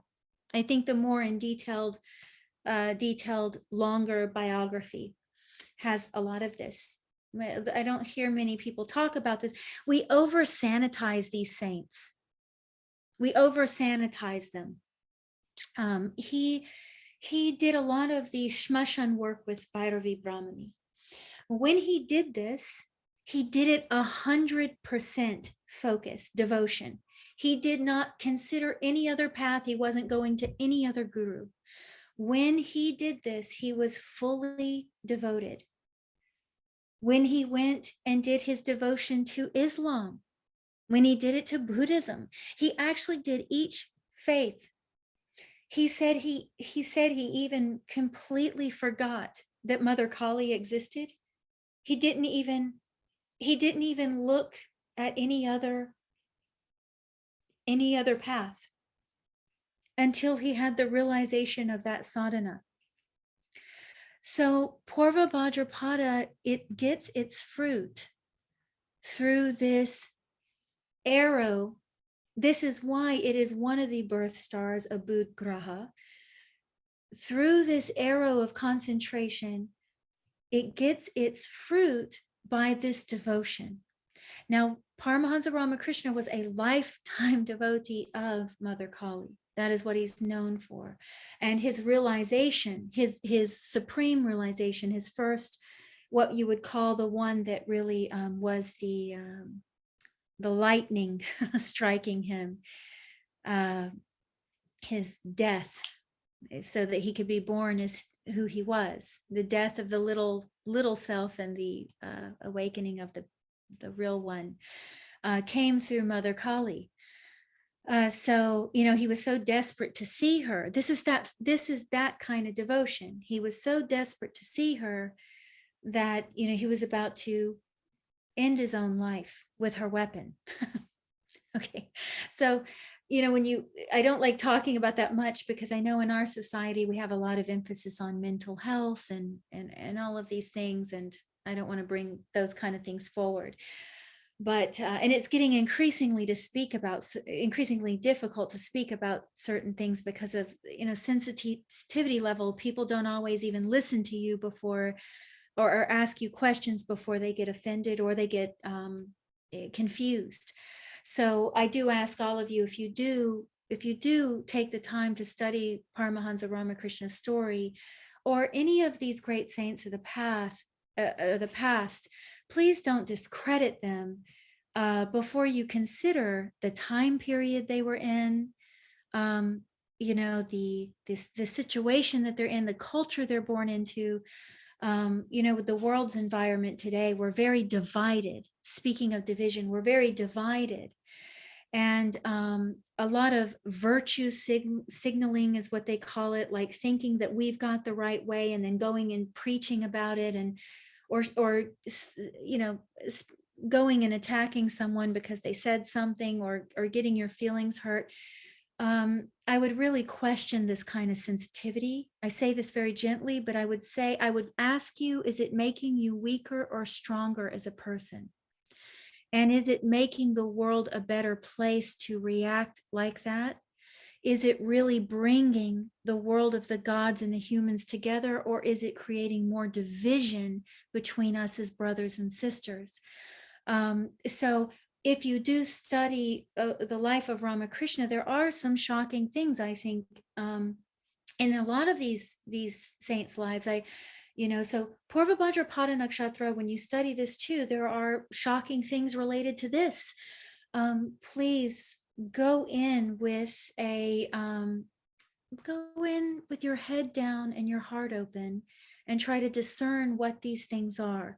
So so Ramakrishna had a very interesting a very interesting example of Purva Bhadrapada, that the entire creating of spiritual energy, the production of spiritual energy, of that immense that magnetic pull that all of his disciples felt around him. He didn't even have to say much. He did, but he was actually not educated. But he knew all of the shastras. If you spoke to him about it, he would just know it. It wasn't because he studied it. Okay. Now, Bud also has that link. Bud graha also has that link with Vishnu and Prithvi Tattva. Now, this can be important to understand here too, because it's a very subtle thing.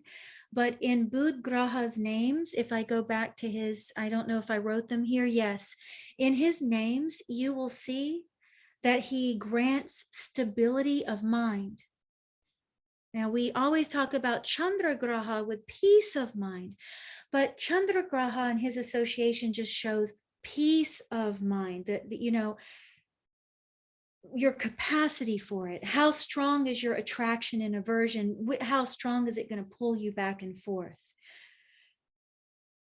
Bud shows that stability that comes from Swa, because he is the only graha that when he's Ucha, he's in Swa condition, Avashta, Swa Avashta.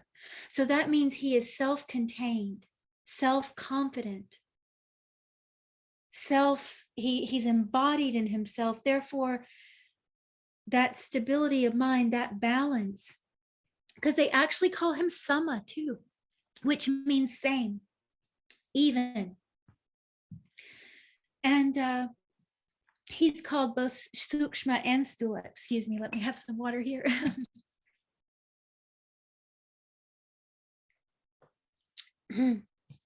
Boy, I'm talking too much. So he gives that stability of mind when he is in a good condition in the horoscope. But what does that even mean? I think we need to re-examine a lot of these rules, because it doesn't mean if you have a Nietzsche Bud, he's not in a good condition. Okay, so please don't be too quick to jump to the way if you have a strong Bud or graha or relationship with this force is if you have stability of mind. Okay.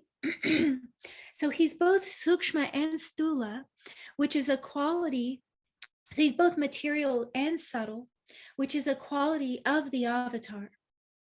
Like when Vishnu incarnates, or a guru, you could say as well. You could say that too. But when he has to take physical form, okay, there's the material form, but then there's still the subtle quality.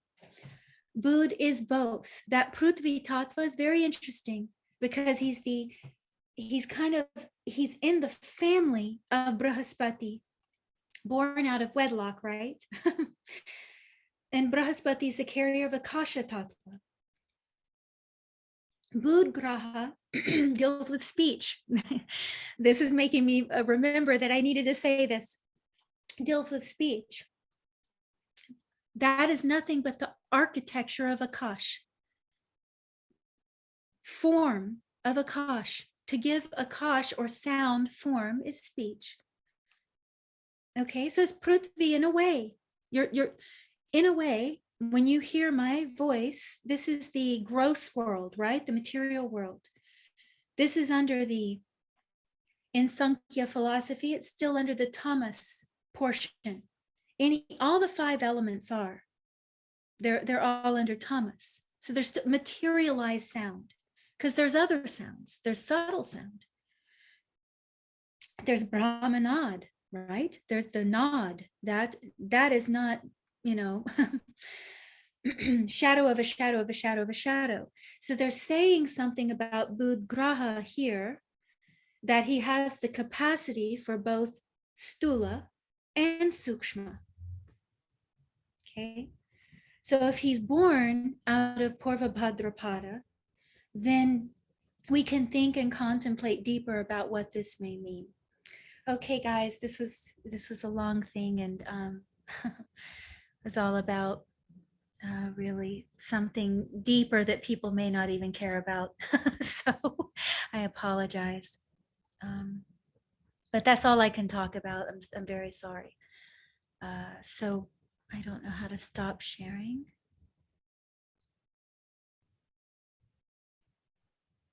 I think, yeah, you just need to click on stop share thing, goes to Zoom. Okay.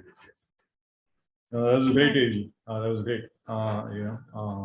But I'll give it over to Aditya right now, so that you can continue. I'm already hungry. Oh man, Ugra. Yeah. Awesome. No? You should have some snacks. Yeah, I'm sure he's packed, right? Yeah. Oreos, right? Yeah. Already have it. Yeah. Yeah. But that was nice to, yeah, Budgra. It's interesting. Yeah, no, very deep meaning. And it's nice to see Chandra. When I was teaching astronomy in my class, I showed the picture of moon surface and the Mercury surface. And if I have not given them the names, it's very difficult to identify what is moon and what is Mercury, because both surfaces look exactly similar. Father and the son, because both have got a lot of craters, in fact, because of the meteorite impacts and all. So they look very similar. And it was like, and for me, when I was teaching, it immediately came to my mind, the father and the son looks very similar. So completely an astronomical point of view. But awesome. Thank you. Thanks. It was great. Let me share my screen here. I guess you can see the slides probably. So let's start with Purva Bhadrapada. Again, see, we know that the sign falls into the 11th house and the 12th house, so Aquarius and Pisces, which occupies the 11th and the 12th house of the Kalpurusha chart. The first 3 padas are in Aquarius, 4th pada is in Pisces. But if you see, even 11th house by Bhavartha Bhavam is basically 12th from the 12th house. So there are a lot of themes of Purva Bhadrapada, you will resonate with the 12th house themes. Okay, so what are 12th house? If I ask 12th house, maybe, so definitely we say themes of moksha, meditation, spirituality, and also do not forget about the opposite houses too. Opposite of 11th and 12th house will fall into the 5th and the 6th house. So again, what is 5th and 6th house? 5th house deals with karma, your Purva Punya karmas, karma with children, karma with subordinates. 6th house deals with routine, struggle, competitors, debt, litigations, all those.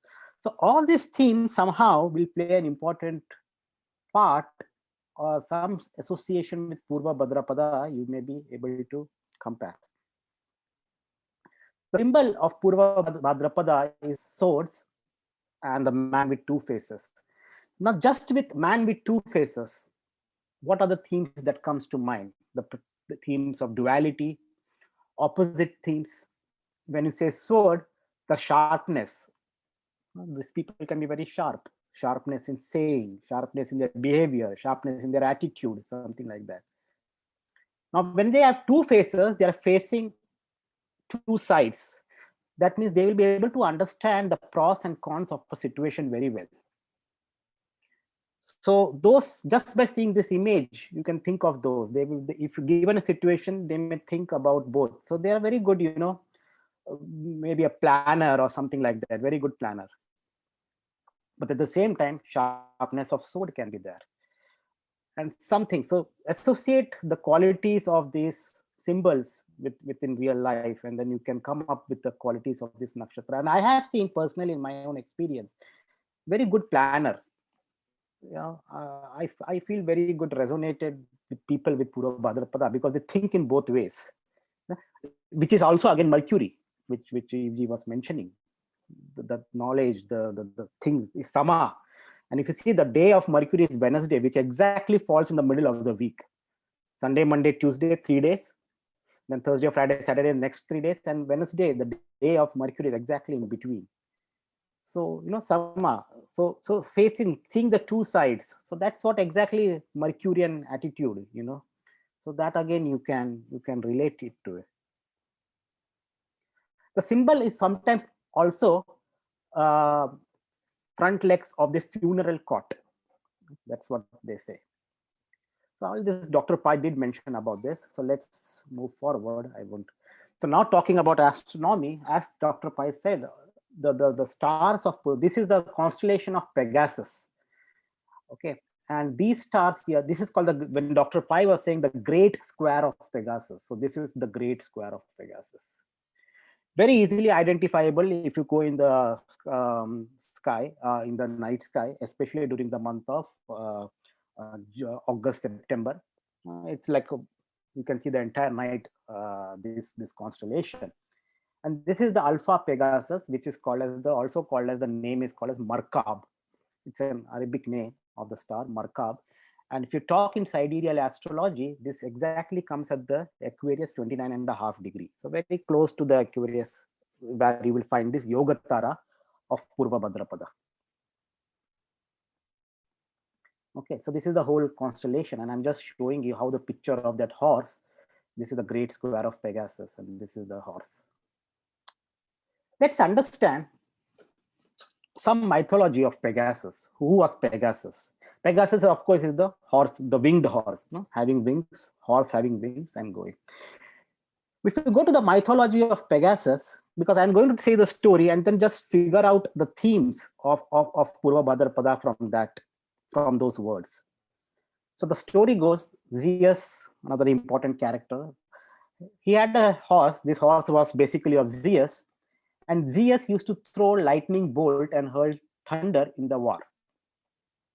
Okay, and this horse was very loyal to Zeus, and Zeus was so amazed or so happy with this horse that he placed this horse in the sky. That's one story, it goes like that. The other story is Pegasus is an immortal winged horse. He was tamed by this guy, Bellerophon, who rode him into battle. And what battle he was going? Fire breathing, to kill that demon of fire breathing chimera. Anyway, they won the battle. So Bellerophon was very happy. And but the Pegasus was like, he used to ride on Pegasus, but the Pegasus threw him away. And he just threw Bellerophon, and he just kept riding to the heavens and took place among the stars. So these are the two stories of Pegasus. Now, if you see this story, of course, you can see that wars, fights are associated with this, both the stories. What are fights again? Sixth house, competition, competitors, and all those themes can come up. Kept riding threw the hero away and kept riding. So they are very much, you can say, passionate or oriented towards a goal. Now, this goal can also be meditation, spirituality, like he was mentioning about Ramakrishna Paramahansa. How these yogis and all those yogis, she has yogis pictures too. They have to have that goal, correct? They have to have that aim, no matter what it is. So that quality is also seen in this Purva. So I will go through maybe some points later, but that's the one pointed or the consistent efforts to reach the higher. And lightning bolt and hurling thunder, lightning bolt connected to Rudras and rains and all those things you can see. Something like that. So these qualities you can see in Purva Bhadrapada. Now, if you say the sun transits, when the sun transits, because we know that Purva Bhadrapada extension goes from Aquarius 20 degree to Pisces 3 degree 20 minutes. And sun transits this part of the sky from 4th to 18th March every year. So that is when the sun is in Purva Bhadrapada Nakshatra. Of course, we have talked about Aja Ekapad. See, Purva Bhadrapada, you basically split this verse. Purva means former. Bhadra has got different meanings in Sanskrit. Some says blessed, some says auspicious, some says fortunate, prosperous, happy, good, gracious, beautiful, pleasant. There are many meanings. Bhadra. Bhadra Yoga, we sometimes, again, Bhadra Yoga comes from Mercury, you know. Togi, I was just gonna say that's the one thing I forgot. Yeah, his Mahapurush yoga is called Bhadra. And Bhadra. also when Buddha associates with any graha, he takes their nature. So we think of Exactly. that with like you have to be careful when you're like a student or someone on the path who you associate with, because Buddha is that delicate focus, right? It can get thrown off. Yeah. On both sides, yeah. So yeah. Exactly. Yeah. And pada can be division, pada can be foot, can be anything. The deity is known as Aja Ekapad, which I think EG and Arjun, Dr. Pai has talked about it. Aja, the word Aja is not born, unborn, never born. Ekapad means one-footed. So one-footed, never born. I tried to find a lot of stories about him in Vedic, but I was hardly able to find something about where his origin was, from which, but I was unable to find it. But anyway, this is a picture. You can see the picture of Aja Ekapad in this picture here, where this is the picture of Aja Ekapad. I don't know how I could see everyone's picture here, but anyway, yeah. Aja Ekapad, this is the photo of Aja Ekapad at what? At this temple. There is an Ekapad Bhairav. It is called in the 64 Jogini temple is in Orissa, Hirapur.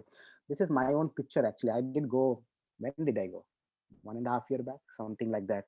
But due to COVID, they were not allowing inside. So I could only take pictures from outside, you know. So, and they have the 64 Jogini temple. There are 64 yoginis photo. Ye and Je are in Odia and Bengali, they don't have Ye and Je. So it's Ye and Je are called the same. So Jogini is Yogini also. So Chausati means 64 Yogini temple. And this is outside of the temple. This is that picture which I took. This is that circle there actually. It's just like a circle, and at some divisions they have placed the 64 Joginis. After that, one of them is, I think one picture is of this Bhairava too. Our friend, Mr. Ekapad or Dr. Ekapad, Aja Ekapad picture. Okay. So, but this was the gate, and I was not allowed to go inside because of COVID. Everything was closed, correct? So made 1.5 years back. So this is this picture is from Wikipedia, but this is actually my picture taken from the camera. See, there's also one god, Ulagalanda Perumal temple in Kanchipuram, actually. And we know this is not Shiva, but this is Vishnu. And we know the story of Mahabali and all those there. Again, so this is actually Vamana Avatar, right? Just to Vamana clarify. Avatar. Yeah. That's Vamana Avatar, where Mahabali, the demon king, was praying for having access to all the worlds. And this small boy comes, this Vishnu comes in the form of Vamana, and then we know that story, Vamana Avatar story. See, he stands, and this is a picture which is there in this temple. And he's one leg is pointing towards Brahmalok, other is pointing towards the Manusha Loka, and then he's mapping all the connections. I think you talked about the connections and all. So basically, it's what he's doing. He's connecting all the worlds, basically, standing on one leg. And why the whole thing was, if you see the story, why he had to take this Vamana Avatar, basically to subside the ego of King Mahabali. So with that story, you can also understand this Purva Bhadrapada natives have always seen many times some ego issues are there. Some ego issues are there always. I have given many examples. I can give you. My sister itself is Purva Bhadrapada. So I should not say. Yeah, but sometimes some ego, quenching of ego has to be there, which comes sometimes in later part in life too. Sometimes they will have, but some ego issues needs to be subsided. That's one thing which I've seen. And this is a story which shows by this Vamana avatar too. So some connection with that is required. So one point to take, maybe Purva Bhadrapada natives need to put it down. Killing of their ego issues. Coming to the tree, mango tree is considered as the tree for this nakshatra. Now let's understand the importance of mango tree and see what are the terms. See, mango, another is all parts are used, leaves, fruit, bark, its sap, its seed can be used for all different purposes. Now leaves, they make it powder, dry that, powder it, and or sometimes make concoction. And what it does, it reduces the blood sugar and pressure, blood pressure and blood sugar. It can be reduced for dysentery, good for the gut, burn healing. See, again, when I have put this in this green color or maybe fluorescent color, you can think about the which houses this connect to.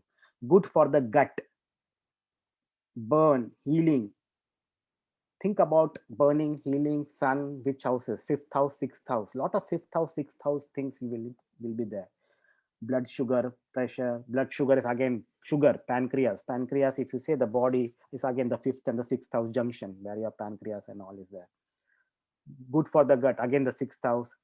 The fruit itself, the mango is considered as a king of the fruit. Everyone in India may be knowing it. You know, king. Again, king is what? Sun. Again connected to 5th house, Leo sign. It's a good for antioxidant, aid digestion. Also good for heart and eye health. You know, heart again, 5th house. And it's called a rich in iron. It's very rich in iron too. Again, iron is what element connected to Saturn again 11th house again Purva Bhadrapada. Bark is used for diarrhea. Sap, they say it could give you relief from the bee sting, the sap of this mango tree. Now bee connected with again ultraviolet, so you can or maybe with Rahu and Saturn, but Rahu and Saturn again comes to the house of Aquarius, which is where this Purva Bhadrapada Nakshatra lies. The seed is the mango, but they make mango butter from the seed. I don't know, I never heard, but sometimes in the yesterday research I saw that. Okay, it soothes sunburns, stretch marks, scars, wrinkles, losing weight, and decrease obesity. Now, do not claim anything and do something like that on your own. I won't say, and then you may have some other problems, and then you will blame me. So, but generally, this is considered a lot of importance of mango tree, and you can see a lot of connection with the 5th house and the 6th house and the 11th house and all those things. One thing I want to add quickly, Aditya, is that leaf is also used as toothbrush, you know. So in Kerala, no, I mean, you know, if you don't have toothbrush, that's what you do actually, you know.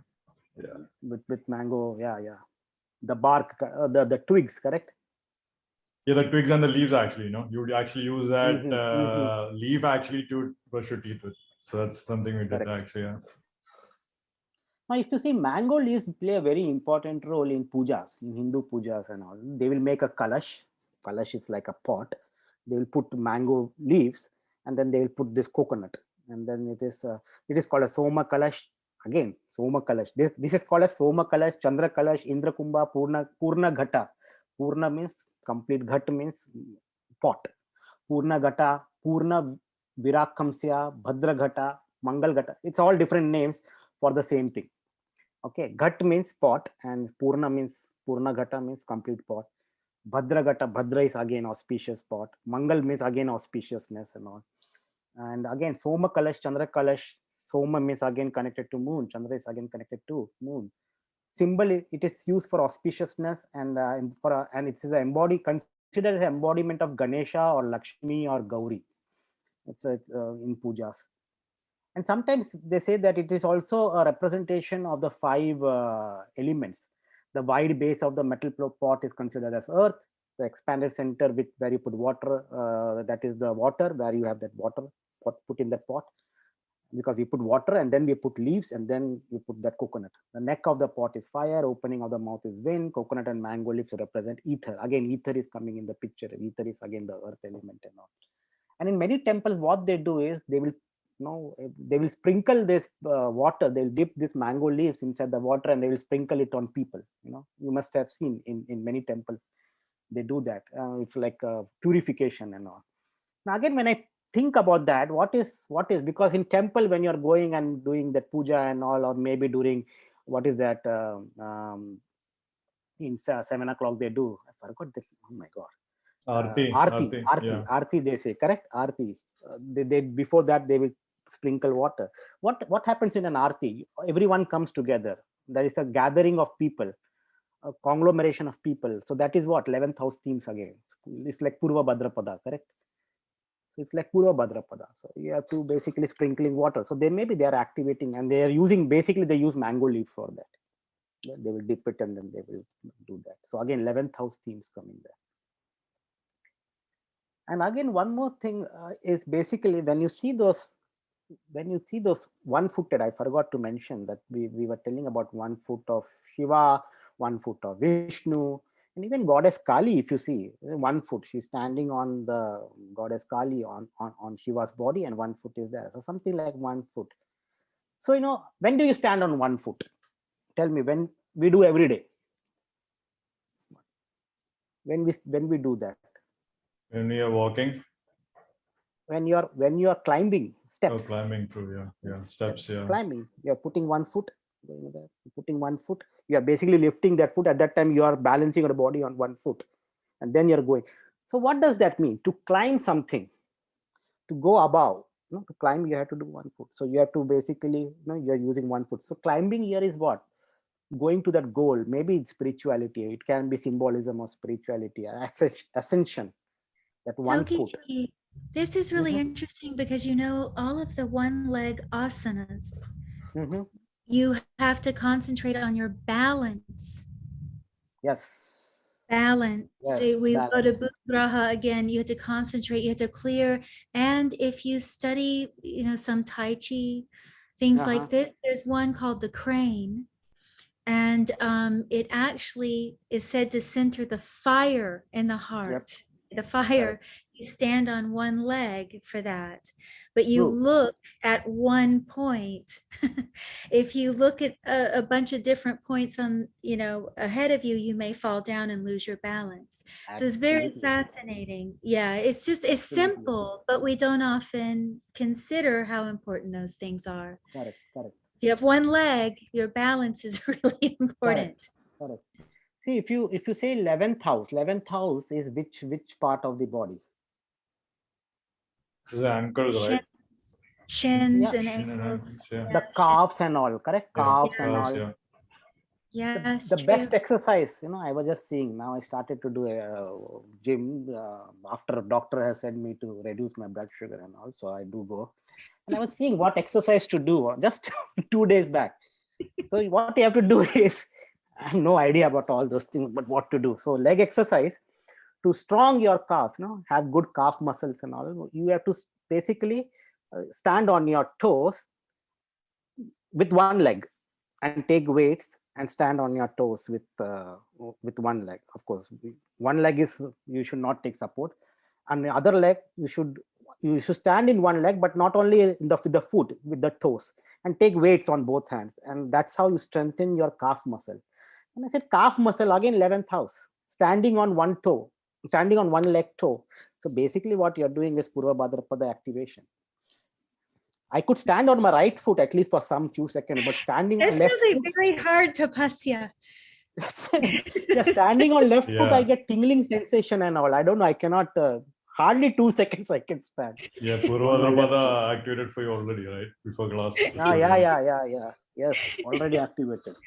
So I was doing that on the other day and trying to see. So that's how you do basically. And I don't know what is that called. There's also one more machine they have where you have to stand on that and stand on toes and weights and all, strengthen your calf muscle. So basically what are you doing is, it's all Purva Bhadrapada activities. And but it's interesting, so great.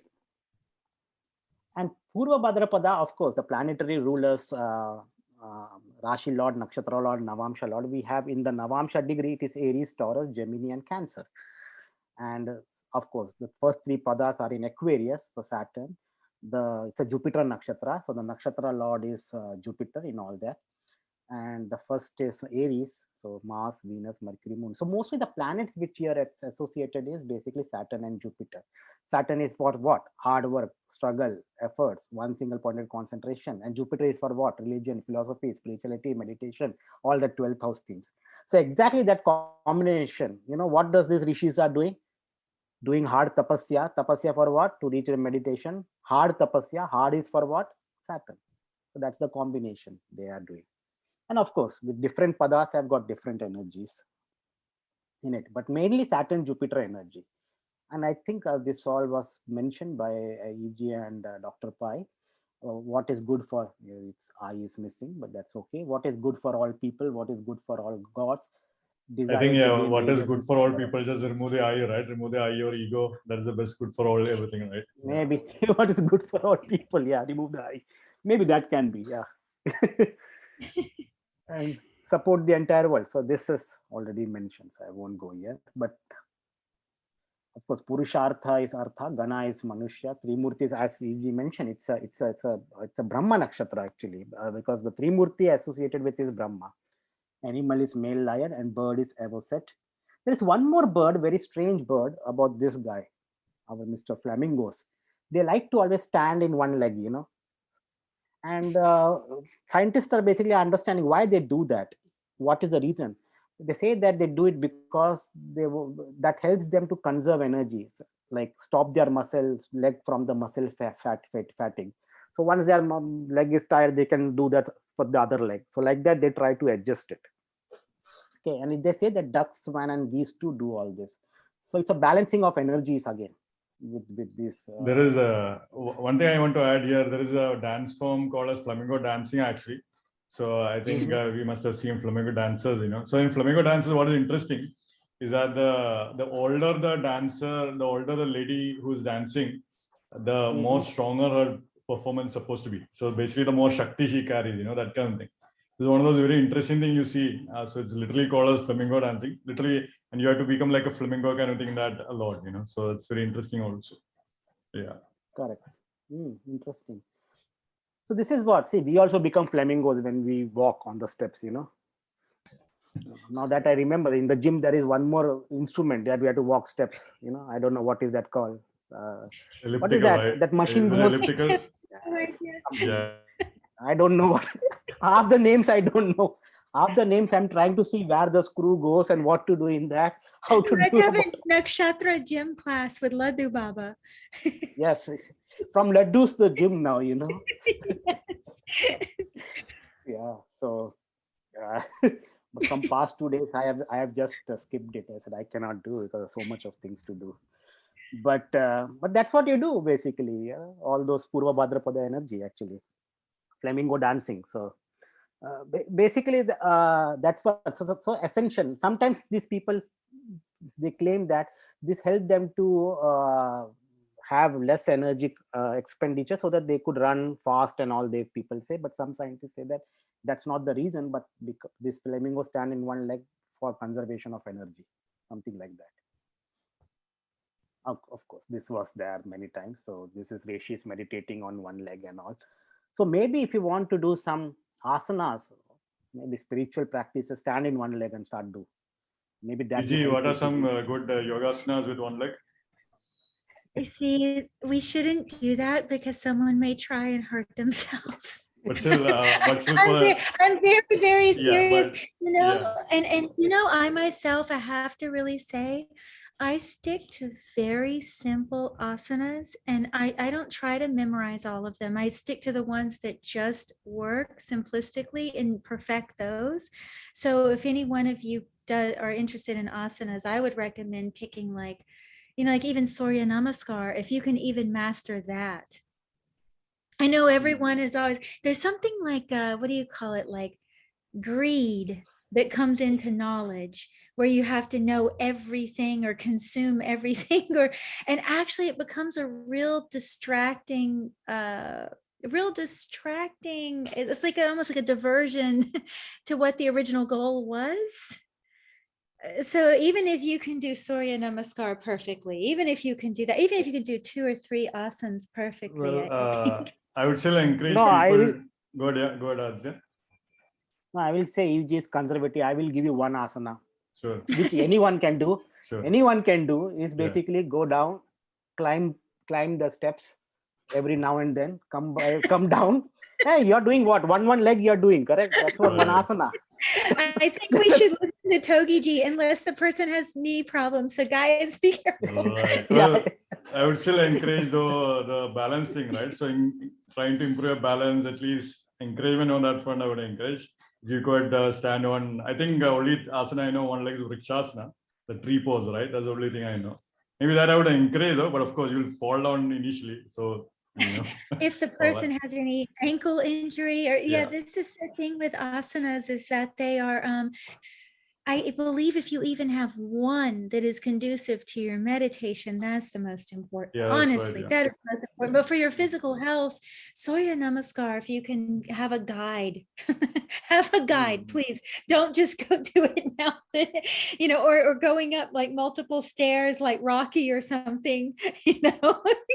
That No, old do it movie. everything in moderation. That's all. You know. Yes, Do everything in moderation. I think that's our big theme here with Purva Bhadrapada is bringing everything back to the center, moderation, balance. Yeah. No, the other exercise which they taught me was what is that? You have to, in school day, I used to do always put your ears and then what is that? Ups and downs. You have to do. Ganapati's What thing, is that? right? What's it called? Yeah. What is that called? You know, you have to do kneel down and Say It's again? called Tapu. Yeah, Toppukarnam. Toppukarnam. No, that's one exercise also here, man. People do with weights, they do. Of course, they don't do this, but they sit up and down. They do Yeah. exactly similar in what we do in Ganapati temple. They say that it's good for your brain also. That Yeah, that that's right, yeah. exercise, that's good for brain when you do that. Of course, it's like make your thighs parallel to the ground and then again go up, do like this. What is that called? Sit-ups? No, sit-ups. Yeah, sit-ups actually, yeah, Sit-ups, sit-ups. correct? Yeah. Yeah, sit-ups they call. But the other version is to stand on their toes and then do. You know? And if you want to do it, another take some weight also and then do it. So these are all some techniques I'm learning. So good for me, I guess. Okay. Again, when you're standing on toes, what you're doing? Calf muscles again. Pressure on your legs. So I'm doing a lot of asanas these days, you can say. Okay, anyway. Talking about, I'm an astronomer, so definitely Markov star is the main star of Great Square of Pegasus. And if you see this star, they say that it has finished its hydrogen fuel. And it is undergoing a transformation. It is undergoing from its normal stage to its death stage. So there's a transformation. And the type of deity which we have for this nakshatra is also Ajayakapada, Rudra, transformation. So some transformation theme is even seen in this physical star. Of course, rotational velocity, distance, and all, that's all physics definition. But even astronomically, the star has finished its fuel and undergoing next stage. So it's almost like dying now. Okay, maybe going to moksha level. Again, the same phenomena. Of course, now talking about some personalities. Moon in Purva Bhadrapada, I think Evji has mentioned this, so I won't go much in detail about this. Our friend, Mr. Einstein. Yeah. So you see, Einstein has got sun in Purva Bhadrapada because he was born, I think he was born on 14th March. 14th March, yeah, there it is, 1879. 14 March 1879. Now apparently his sun is in Purva Bhadrapada. Now when you say his sun is what? Karaka of father. Now his father was Hermann Einstein. And what did his father do? His father was from 1847 to 1902. He was working in Munich, his father, and this Einstein family used to work in, at that time DC current was coming up. So they were the one who bought the electricity with working with selling dynamo, selling all those to bring electricity in Munich. And it is said that in 1885, Oktoberfest, the famous German festival, here people go and drink a lot of beer, you get Oktoberfest that's what you get. And they have nice glasses. I did go when I was in Ohio. I never liked that beer, but the glass was of plastic and shoe shape, again leg shape. It's like shoe shaped glass. I used to have that, but now I don't know. I threw it away when I was transferring basically. But again, shoe shape, it was good. Oktoberfest. They celebrate here too in many parts in the US. But in Oktoberfest, he bought the DC lights. First time the direct current lights was there. So why am I saying lights? Purva Bhadrapada. Sun is in Purva Bhadrapada. What is Purva Bhadrapada? Lights, striking bolt of light, electricity. So these themes may be strong, maybe career-wise and all, electricity, lightning strikes, lightning bolt. So all those things are connected with this Purva Bhadrapada Nakshatra. And you can see how this theme played in his father's chart. I'm not talking about Einstein himself, but Einstein's father. The other thing, everyone may be knowing Abby and Brittany Hensel, American conjoined twins. Birth date, if you say March 7th, 1990. March 7th means Sun is in Purva Bhadrapada. Okay, March, because Sun transits from where? March 4th to March 18th. And conjoined twins, basically. And they also apparently have Venus, Mars, and Saturn in Uttarashada. I was thinking why they have this double personalities. So, so I just typed some name, famous this conjoined twins, and this, I think this name came out, and they said, do they have something in Purva Bhadrapada? And yes, their son was in Purva Bhadrapada. But they also have strong Uttarashada too. And I think they're still surviving, I guess. I think the operation was successful enough. But you can see the conjoined twins. Who is this guy? V.K. Sethi. Anyone knows?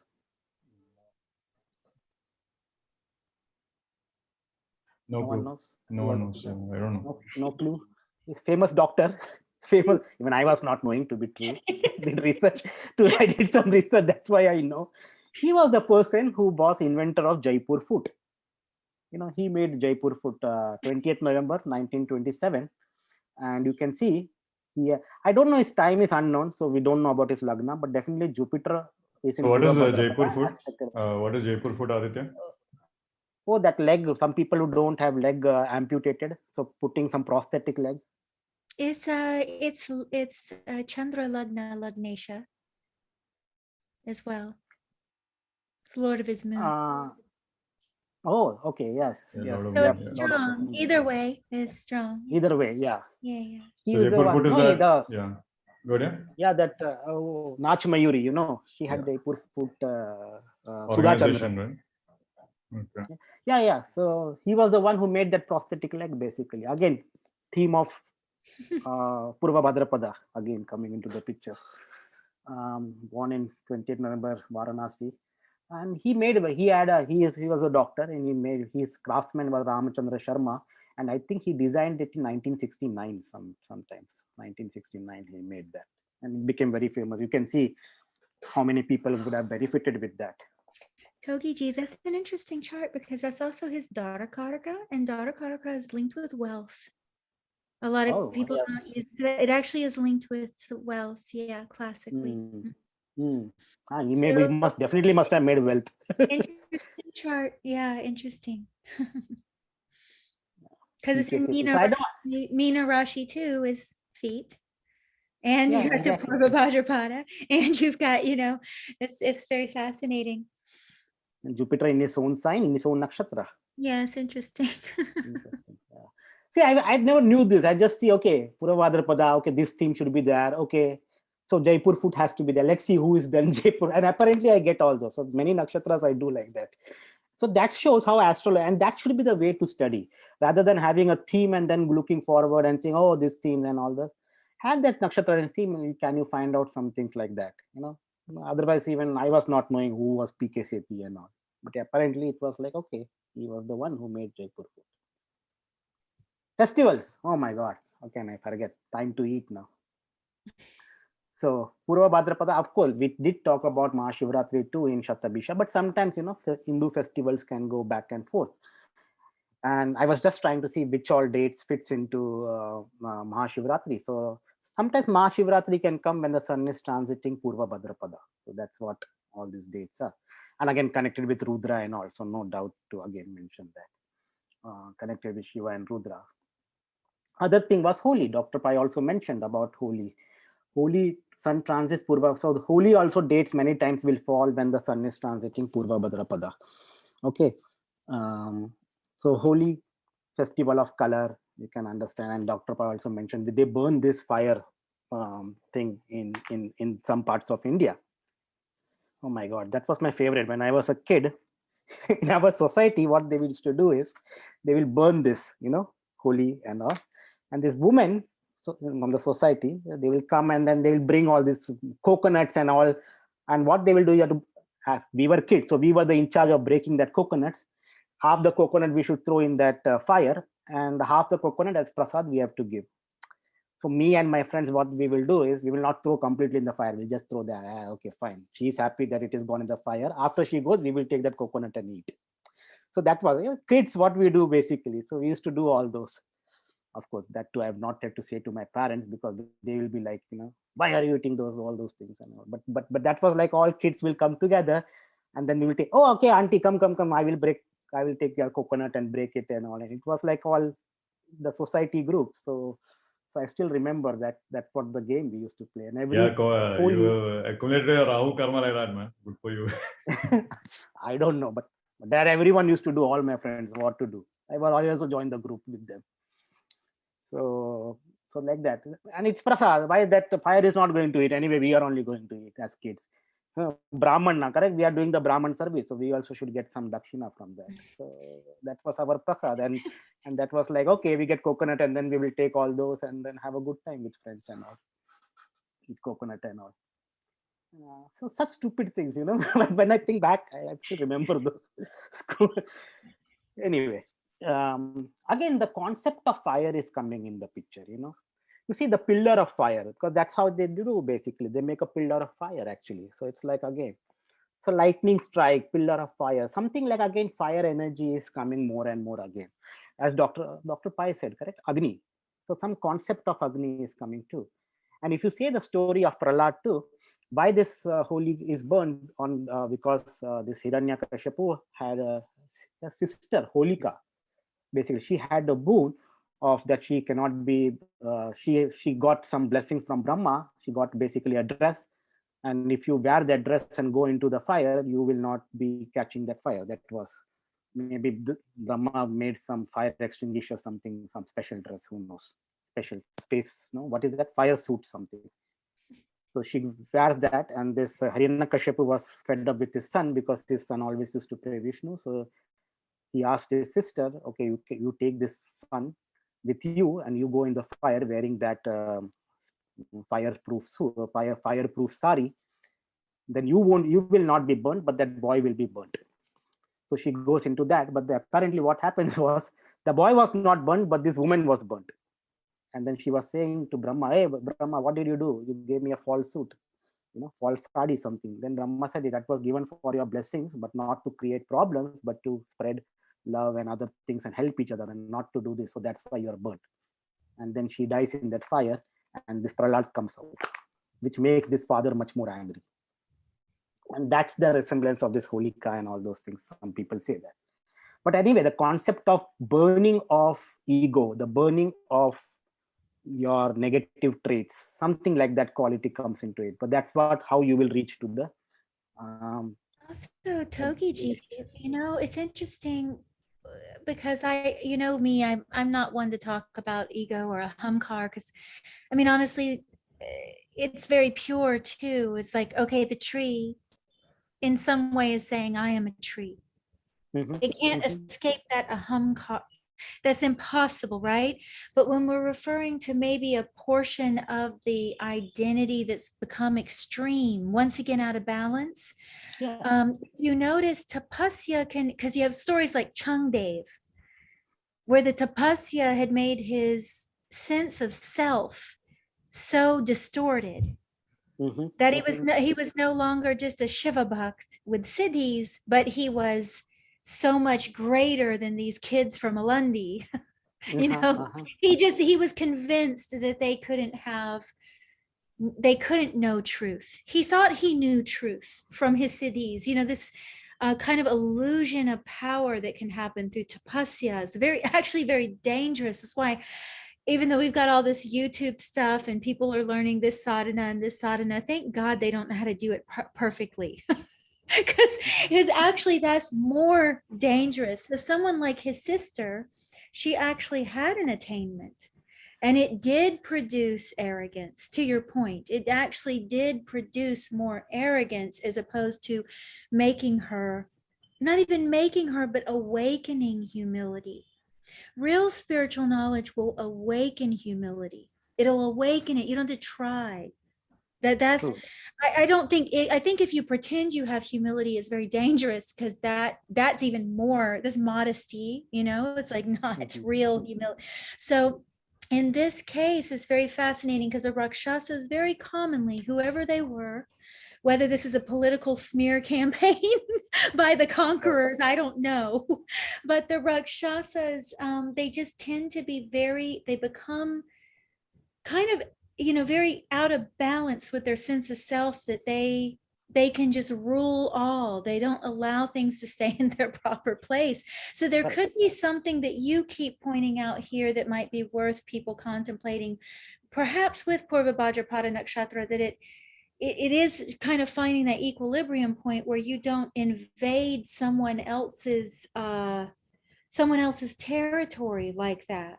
Because that's actually what arrogance does. It makes you feel as if you have the right to do something that nature isn't permitting, or that other person isn't permitted, to speak to someone in a certain way, for instance, right?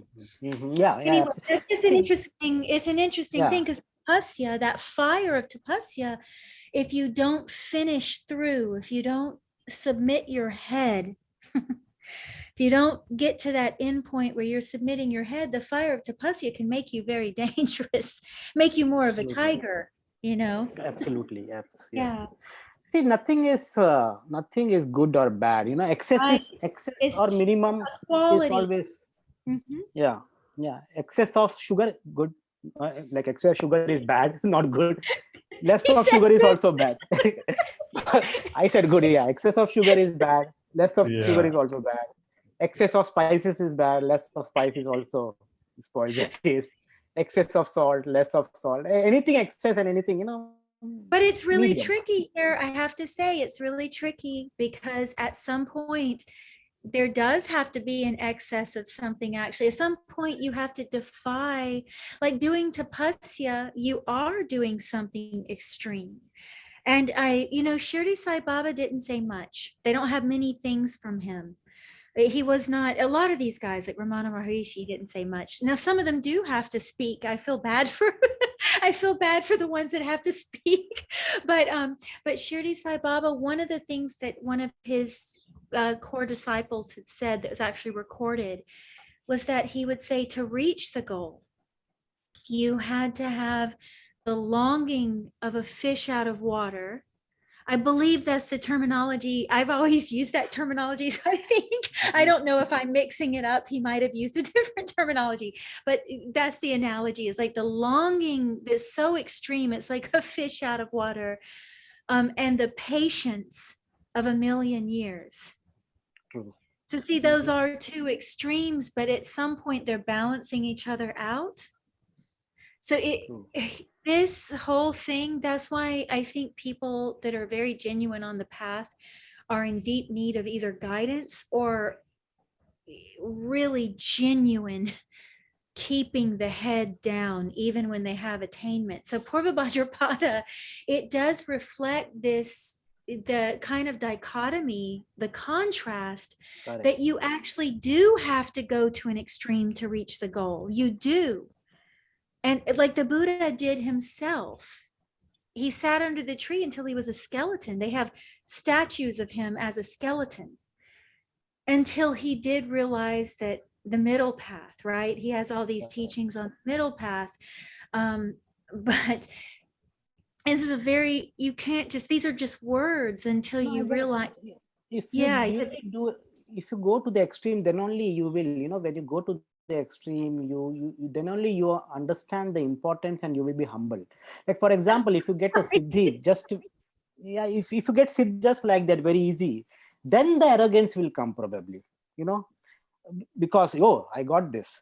But when you really go through that pain and suffering, by the time you get it, you already, then you are already down with that, I guess. So it's something So very interesting there. There's definitely a contrast.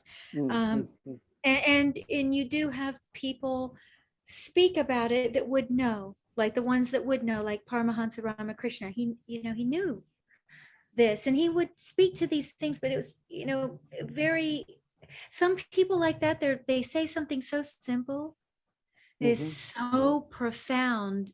We're almost wanting all this kind of something difficult to understand. So when they say these little statements, they just go kind of right under radar. But those little statements, and whenever a spiritual teacher of that caliber is repeating something, really pay attention. If they have say something over, because that's something I noticed with Paramahansa Ramakrishna too. He had themes that he would fix on, and because they might be so simple that you just glaze over them, but they're actually very important things. So there is something with this whole balance point. At the same time, you almost have to go to an extreme to realize. So there's some like little secret with Bud Graha being born. There's 3 nakshatras he's born in. Okay, so all the grahas have this, and it tells you that the struggle of that nakshatra gives birth to the knowledge of that graha. So it's very important to see what that is, like Vishaka giving birth to the sun. Of course, not only is, you have to be divided to discover singularity, to discover self. There has to be 2 to discover the one. You have to pass through that fire. Right? So all of these have that kind of connotation to them. Correct. No, true, absolutely true. Now I say that because, see, even when I was doing PhD, correct, when this is my own story, we have friends will sit together, maybe on Friday evening, some party going on, and then, I published one paper, I published 2 papers, and I will be like, oh my God, all these people are publishing, and I'm not. My guide, whenever I go, is giving me tons of corrections to do. So they went, and then this happened, they published, they all passed, and I am like still sitting. Of course, they were from different departments. They were from chemistry, I was from physics and all. So totally different department. And by that time they are already gone. And after a few years, I published my paper, and my guide was like, oh, it's your first paper. How do you feel? I said, what to feel now? That whole happiness is gone. Because now there is no people to say. There is no one. At that time I would also have said, no, that's some arrogance. I also published. I could have said to my friend, now these friends are no more. They are already left. To whom I should say, to what I should say. Now it's like, then I told to my advisor, there was a story, that grapes and that fox, that grapes was hanging and the fox was trying, and he was not getting those grapes. And finally, what does the fox said? That grapes are sour to taste, and he left away. So finally, now also I realize this is all useless. If you publish also fine, don't publish also fine. No one cares. It's okay. So right things at right time, Yeah. Otherwise, I would also have got a little bit arrogant. Who knows? It's The same goes with all of us. it's true. Natural. Yeah. One thing I thought it was interesting, Aditya, I didn't know the whole Holika and Narasimha connection. So that is interesting, like the Prahlad connection, to be frank. I mean, doesn't happen in my society here. So what I would say though is that it's interesting that the Narasimha is coming up here as a theme. That is one thing. How Narasimha is also lion and all that. We talked about Narasimha. How Narasimha is also Mars also, which is also Agni, all that, right? So all that is also a very interesting thing from this festival perspective also. Yeah. True. So I think in spirituality, that's why spirituality is tough. Nothing to give you easy. Otherwise, you will be arrogant. And that is true. It has to be you have to, yes, absolutely. Because it first of all can't be through words. Someone can't tell it to you. They maybe can give you guideposts, but so already that's a difficulty. Information is not the answer. Even if it's helpful. I'm sure if you would have got people asking for why am I not getting siddhis and all those things, people crying every time. Yeah. And that's an innocent question. It's an innocent question. And anytime anyone asks me that, I don't answer that. I'm not there. I don't have authority of that. I am doing this, I'm doing that for such a long time. Why am I not? Only God knows. Yeah. Why am I not getting this? Bhagwan Jane. Bhagwan Jane. Yeah, that's what I say to those readings. No, but really, whenever someone comes to me with that, I feel very tender towards, because that's a crisis that they're having very intimately with their relationship with Bhagwan, with truth, reality, whatever you want to call it. That's actually their samudra mantan. That's Correct, so correct. some little parrot translator Jyotishi. I think actually this is, I love that we're getting into the Bhadrapadas now and speaking, even about saints and even yogis that attain these siddhis and all of this. There's a big reason why saints don't like Jyotish, as I've often said in our talks. You'll hear real saints, they'll speak against Jyotish. And I was contemplating, recently, Lord Shiva had laid a curse on Jyotish. There's one story that goes this way. Okay, in the Purans there's multiple stories and they always change per Puran, so this is just one story. The rishis that had the gift, the real gift, they were going around and speaking about his intimate life with Parvati and what they were doing in secret. And they were using it as a form of entertainment.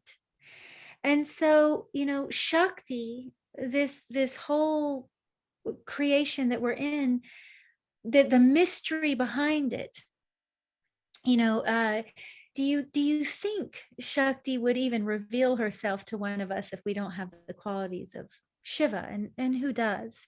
So why would she show us anything of her mystery in the first place? But these guys could see something of that mystery. And so Shiva got so irritated that they were speaking about it and using it in this way that he cursed it to only be half accurate. And for each Jyotishi to only have half a piece of the knowledge, meaning that no one would be completely accurate, so that they couldn't see his beloved naked, basically unveil the mystery and exploit her, so that they could not exploit her. Now, what's interesting about that is this whole thing with, people coming to us and asking those kinds of questions. I really think as Jyotishis, it's a good place for us to have that humility of going, look, that's, Bhagwan Jani, truly. Like, when you try to answer those, you might be taking the role of God.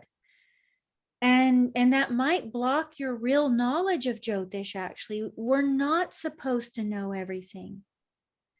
I think that's what Lord Shiva is saying by he's giving a gift to Jyotishis that we even see 50%. Even the mercy that we can see 50%.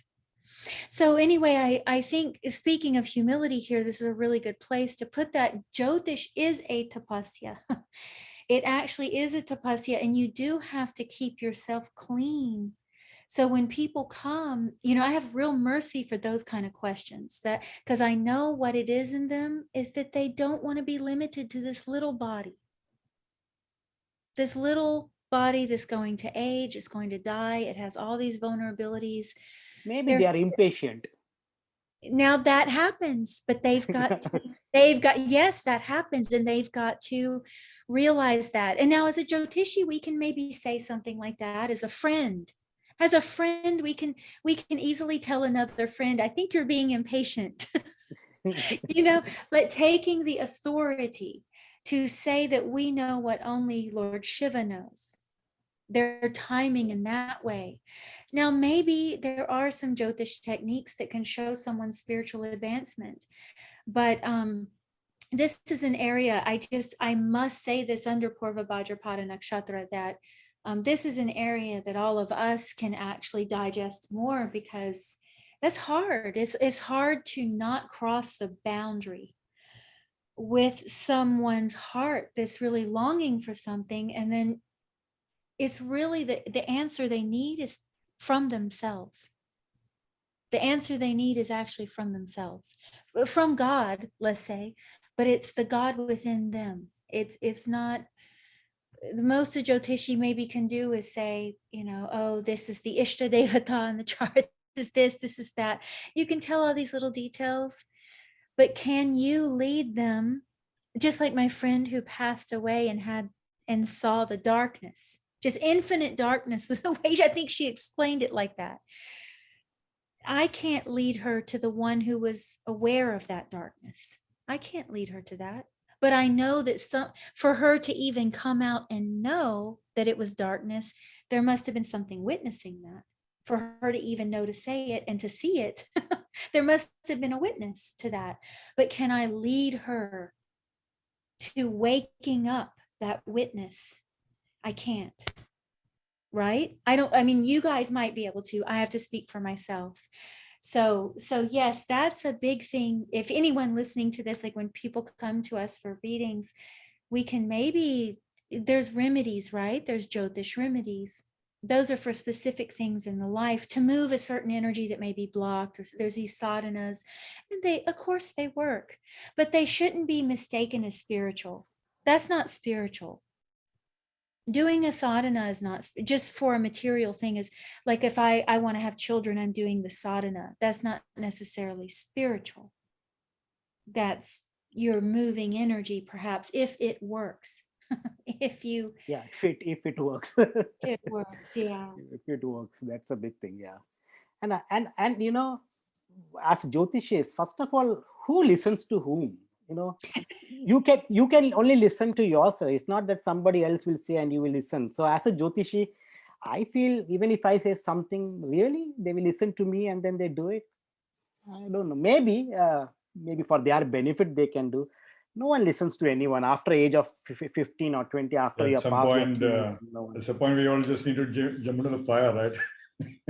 They're all going to the criminal court anyway, so you know. Anyways, so yeah, you're burning your karma, they are burning. that's it. Yeah. I guess some people are like that, but then you hear very devastating situations where someone really trusted a Jyotishi blindly, invested a bunch of money in something. No, they believe Jyotishi because for their own benefit, maybe, who knows. Yeah, now that's true. That's true. But whatever the reason is, still the person was coming to seek that guidance from a person who made a mistake, right? And we don't, so this is a whole world of complication that comes along with that. Yeah. Interesting. Oh my God, we are going deep into this. This is what Purva Bhadrapada, 12th house, you know, all meditation. 12th house things are inspired all this. I don't know, next nakshatra will be like much more. We'll be talking about we all will be elevated, I guess. I think by Revati we all will be gone, I guess, then vanished. We are all realized souls. This also, Pitru Paksha is another, Dr. Pai also mentioned, you know. Pitru Paksha is now not sun, but the moon plays an important role here. When is Pitru Paksha?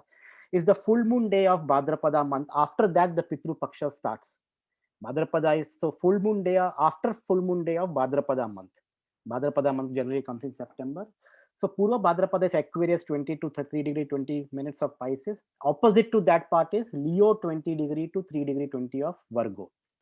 Now, if you see, when is the sun transiting this region? From September 7 to September 21st. And that's why when the sun is in Leo and the moon is in Aquarius, of course, that's when the Purnima is. And that's when after moon transits Purva Bhadrapada Nakshatra in the Bhadrapada month, that's when the Pitru Paksha starts.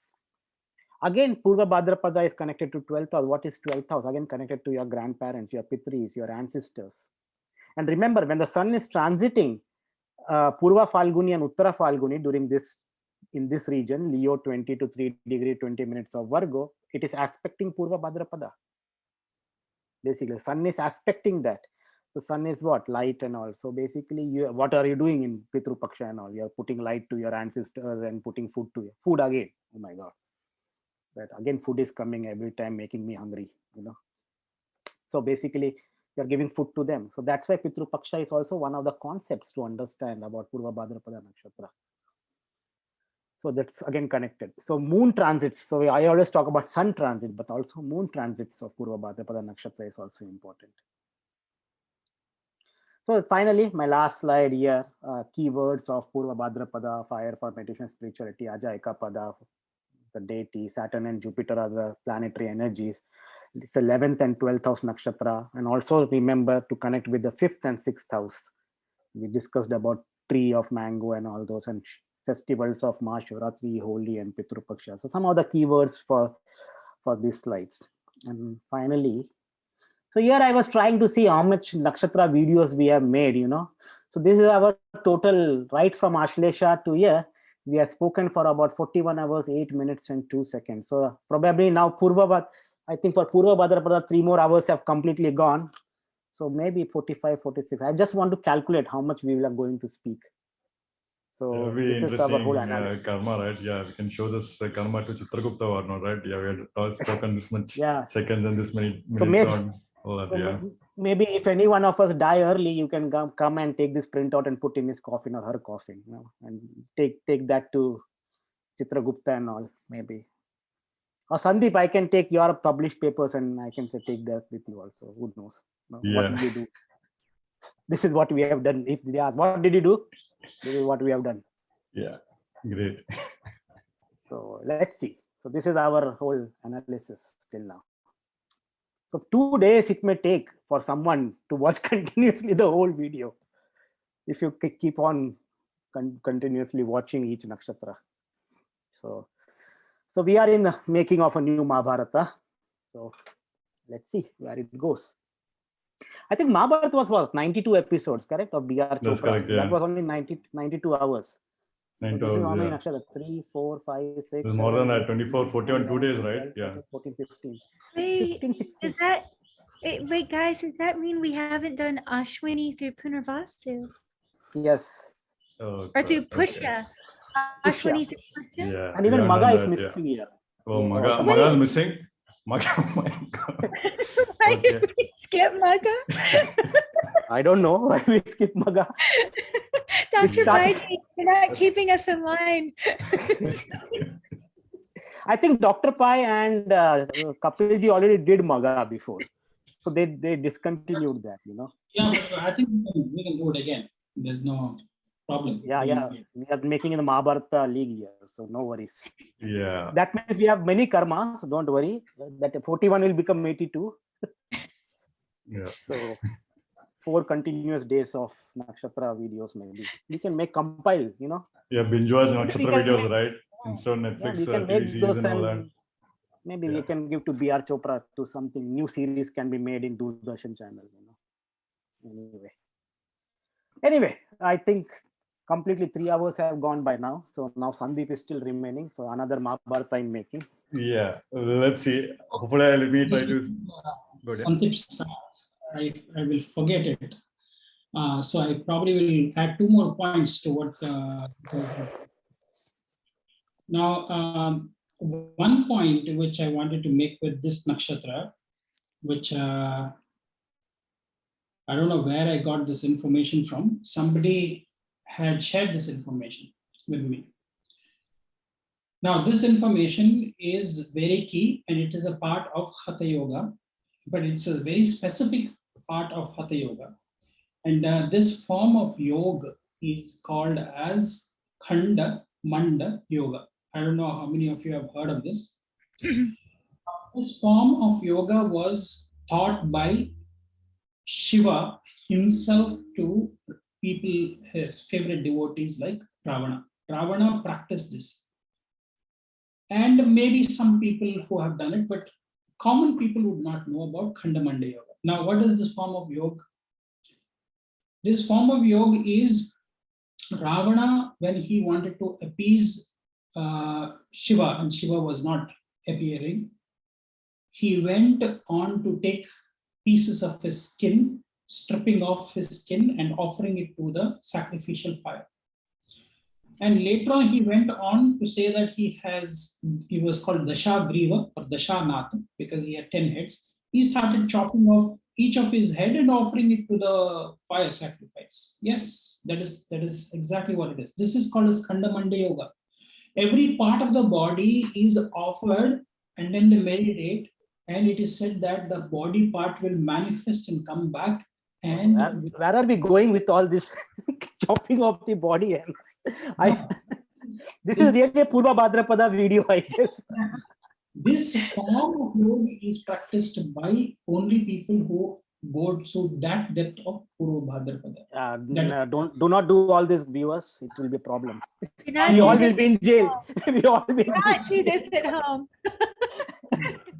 I think this is her artwork. Eve G's artwork. She has drawn that.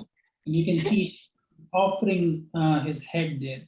But I have known of, I personally do not know, but I've heard of people having this sort of siddhi. But Shiva himself said, please do not perform this. After Ravana, he has said that this is very, very intense form of tapasya. That is why this is called as the highest form of tapasya that you can do, and it is not for common people. And I think common people like us will not even be able to comprehend this form of tapasya. And What this you are tapasya saying is connected to Purva Bhadrapada. But That's Ravana my- was in, guys, sorry to interrupt you. Ravana was in Treta Yuga, no? Yeah. Yeah, maybe in a different So- yuga it is applicable. Yeah. Maybe. Even because one of my teachers, some spiritual guru, who was like so much detached with his body that something ailment happened to him and he was taken to the hospital. And he said that, oh, forget about anesthesia and all, just operate like that, So the doctors operated just without anesthesia, and he was being no pain and all because he was so much detached with his body. Yes. So maybe in this yuga, it is like the detachment from the body. That's what is. I am not talking about Treta Yuga and only Ravana. Even in this yuga, also, even in these times, these kind of things were done even by yogis like Shirdi Sai Baba. I don't know how many of you know, in his Sai Charitra is written, he used to take his internal body parts like his intestine and stomach and dry it, and then again put it in. Now, this might sound very funny, but it's actually true. In Sai Charitra, it has been written also that people have seen that he used to do. You know what he used to do? He used to tie just 2 strands of rope between 2 trees, and he would sleep on that one rope or 2 ropes. That's the kind of things that Shirdi Sai Baba used to do. Now, we don't have to go really to Ravana's times to understand this. Now, if somebody is saying he can take his internal body parts and clean it and wash it and dry it and then put it back in. But Dr. Paiji, this is the YouTube world, so no one please try this.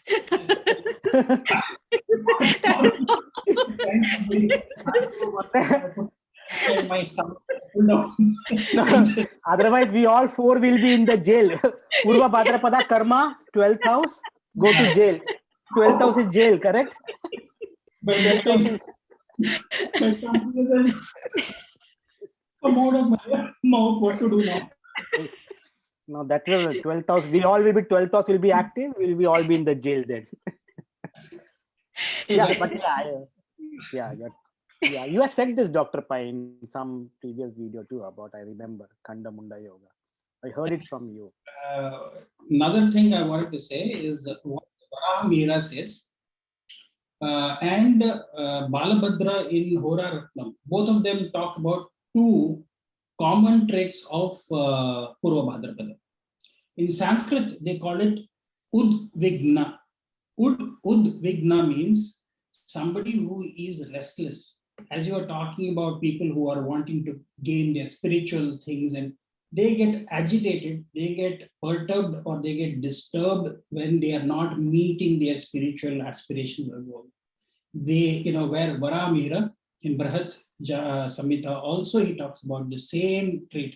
Is these people get very agitated or restless is the word to say, udvigna, which means they lose their mind because they're getting restless. They want to achieve Kundalini. Come on, let's do Kundalini. And I've seen so many people who go crazy trying to do Kundalini energy and awakening, and that's becoming really bad in the West because people don't even know what is Kundalini. And I don't know even It's really dangerous. very dangerous. You need a proper foundation, usually a proper guide. You really do. I can't encourage that enough. Yeah. And it, you other know, Bhadrapada, I think, deals with the nervous system in general because it deals with the spine and medical has a lot to do with the spine and the spinal fluid. So what you're saying about the anxiety and the anxiousness so it can also just be a medical condition with a person why they can't keep patients too. This is a real thing. Their nervous system is just more fire in the nerves, more electricity. And I would also tell you, I've had, now I don't know whether should I discuss this here on this recording, but I've also come across some of my clients who have had issues with their sexuality and were ready to try tantra as a way to get their manhood or their womanhood to strengthen their powers to be able to, and that can lead to something, I know what is, I don't want to say, some distorted mind, but what do you say, pervertness can come.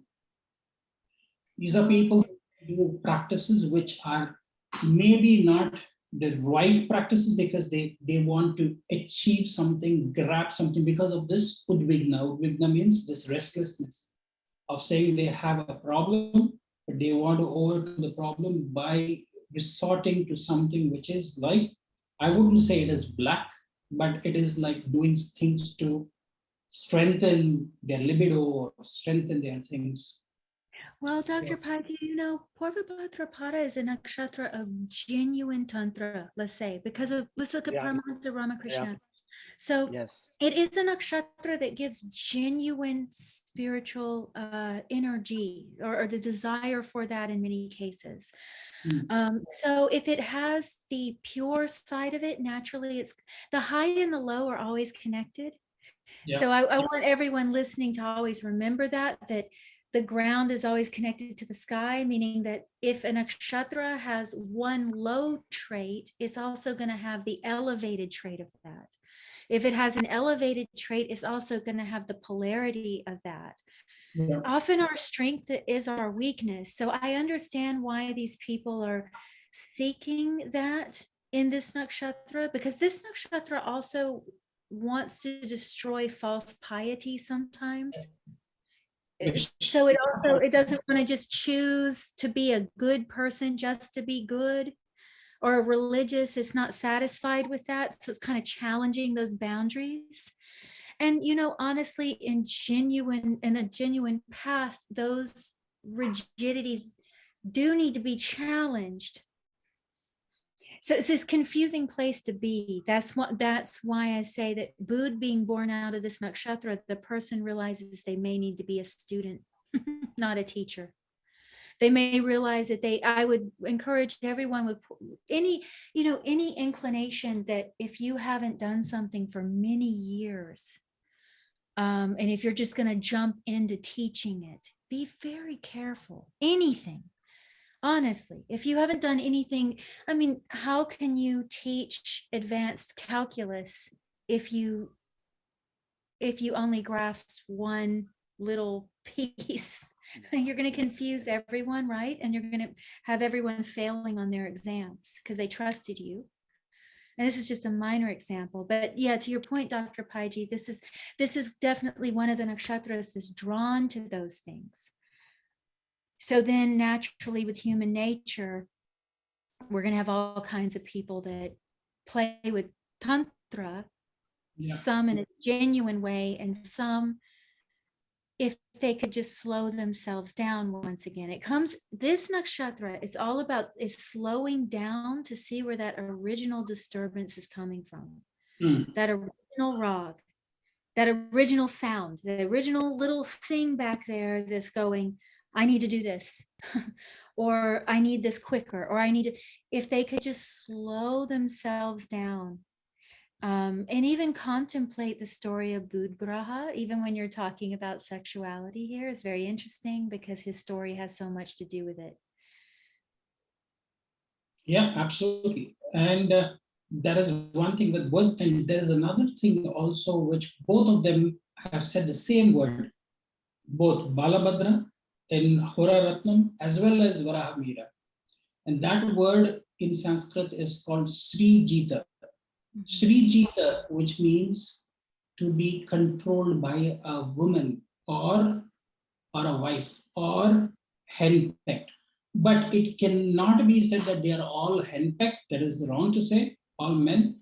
But it can also mean, if you look at Ramakrishna Paramahamsa, he took his wife as his teacher and his guru, and he would like to, prostrate in front of her and worship her and do things like he considered her as Kali. Yeah, someone can correct me if I'm wrong, but doesn't he say, if you want to pull me into the world, I'll let you? Yeah. He's very humble. He's like, I'll let you, but I would prefer, maybe he expresses to her that He expresses himself that he would rather be under the thumb, or he likes to be. It's not the word I'm saying henpecked, but that is what the Sanskrit word says. And why I'm saying this is the Ekapada Bhairava always is with 64 yoginis. Yeah. Has to be with a lot of feminine energy. That's when he feels that he is Ekapada. So there might be some connection there.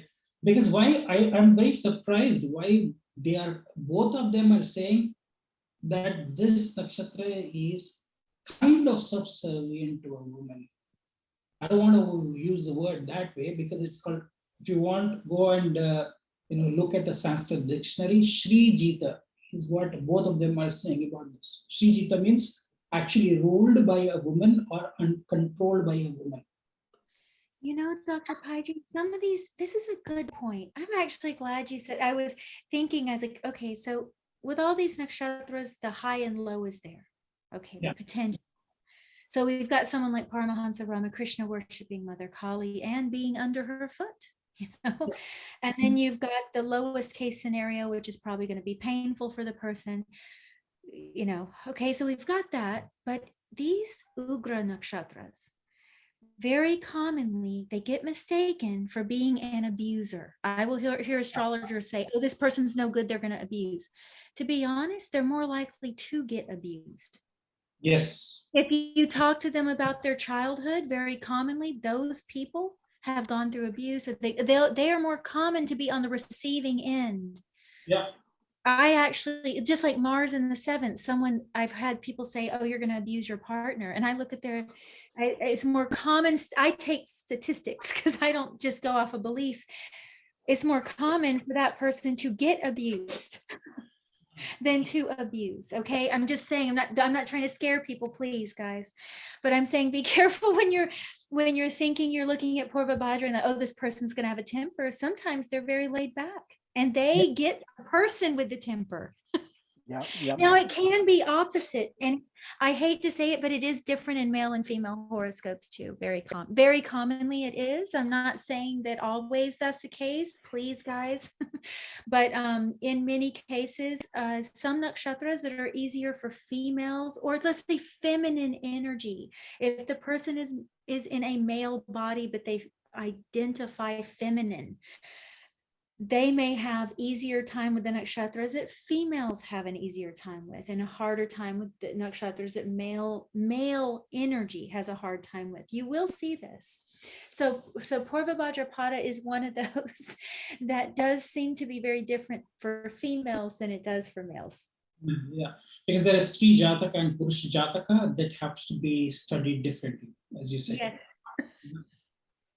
Anyway, I don't want to hold back more because I know Santhip. The other part which Dr. Pai you mentioned about that whoever that girl was walking on that ceiling parapet, and some, especially if you see those stories, not stories, but the facts, when the energy dissipation happens, it's always in the form of, many times seen this in the form of lightning strike and all. Yeah. Cylindrical shape, lightning strike. I don't know what is the similarity of that. And in physics, we have cylindrical coordinates, or the spherical coordinates is one coordinate we use. Cylindrical is another famous. It has got a symmetry basically, and these are all in the form of like cylindrical shape, not cylindrical exactly, but elongated something.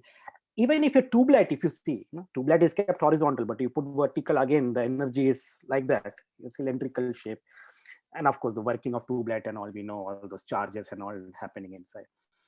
And it's very strange. And yeah, those few examples like that, I've also seen energy dissipation in the form of my own personal experiences and all. You can cylindrical shape dissipation of energy and all. So I don't know what it is not. But yeah, so dissipation of energy through cylindrical shape. Yeah, you can also ask Kapil Raj. He was also there, and he was like, "Oh, what is this?" And I also don't know what is this. Don't worry, eat laddus. Yeah. On the lighter side, when you were talking about, what kind of asanas to do, the only asana which came to my mind was, Bhangrasana. Bhangra dancing is like on 1 feet. You dance 1 feet. Yes. Yeah. Yes. Bhangra is on 1 feet. The other thing that I also observed is people with Purva Bhadrapada they love skateboarding, because skateboarding is always on 1 feet. You're balancing on 1 feet and the other feet is, kind of. So all of those activities where you tend to stand on more than 1 feet and 1 feet activities, I think would definitely be connected. Oh, yes. And Bhangra is what? They put hands also like this. It's like, projection, the two projections which we see from Ajay Kapag. It's like that hands. If you do it this way, it is like a trishul, right? Sure, yeah. Between the head and you are like, it's a trishul. It's standing on 1 feet. It's like this, correct? See this is like our Bhangra. Yeah, Bhangra, right? Two hands are the Brahma Vishnu, right? Yeah. And Yeah, Shiva Brahma in the middle, Vishnu right? doing. Yeah. And Shiva is doing Bhangra, maybe, who knows? Yeah, maybe. Shiva. Yes. Yeah.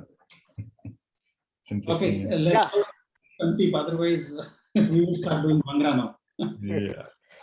Well, so no, this was very, of course, a very intellectually charged talk so far, right? So Dr. Pai gave us a lot of brilliant points. Yuji also added a lot of brilliant points. Aditya also shared a lot of insights and all that. Now, one thing I want to do is that I see what I want to share. A lot of things was already scattered, so I just want to add a level to pull here and there and just add to it actually.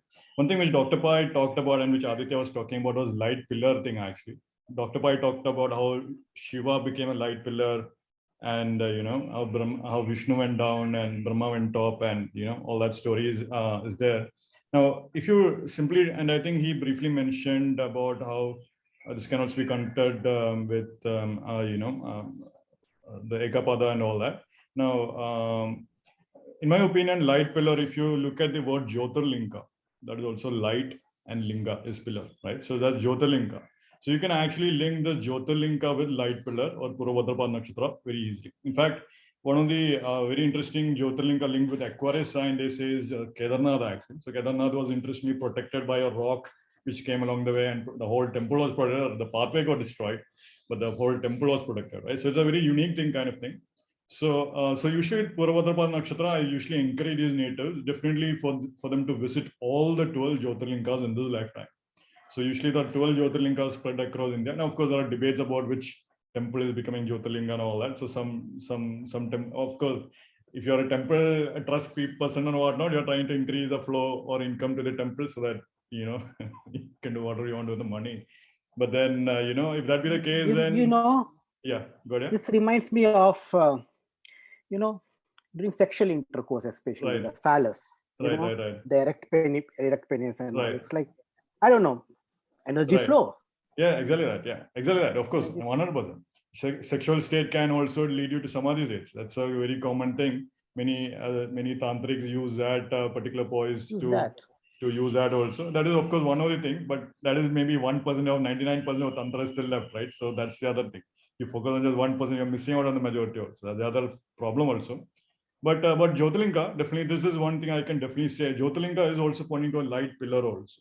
So perhaps in these places, perhaps the original Jyotirlinga might have been a light pillar.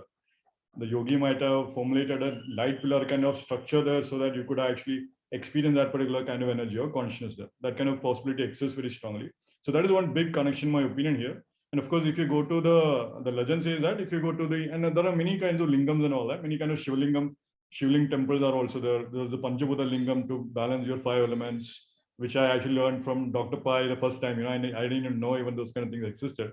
Then there's also 12 Jyotirlingas also, come to 12 Rashis. If you go towards 12 Jyotirlingas, your karmas associated with that, 12 Jyotirlingas will be purified. Now, it doesn't mean that you go to a temple, your problem is solved. It doesn't happen like that.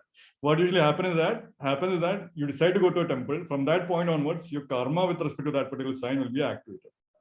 So to the point where until you get to that temple, there will be these obstacles which you might have to encounter. Your karma will be purified along the way to the temple. So that's what might happen actually. So when you go to certain temples, many times people might fall sick, and you are unable to reach the thing. But once the moment you get the darshan, everything is solved. That kind of thing actually. So know that it's neat.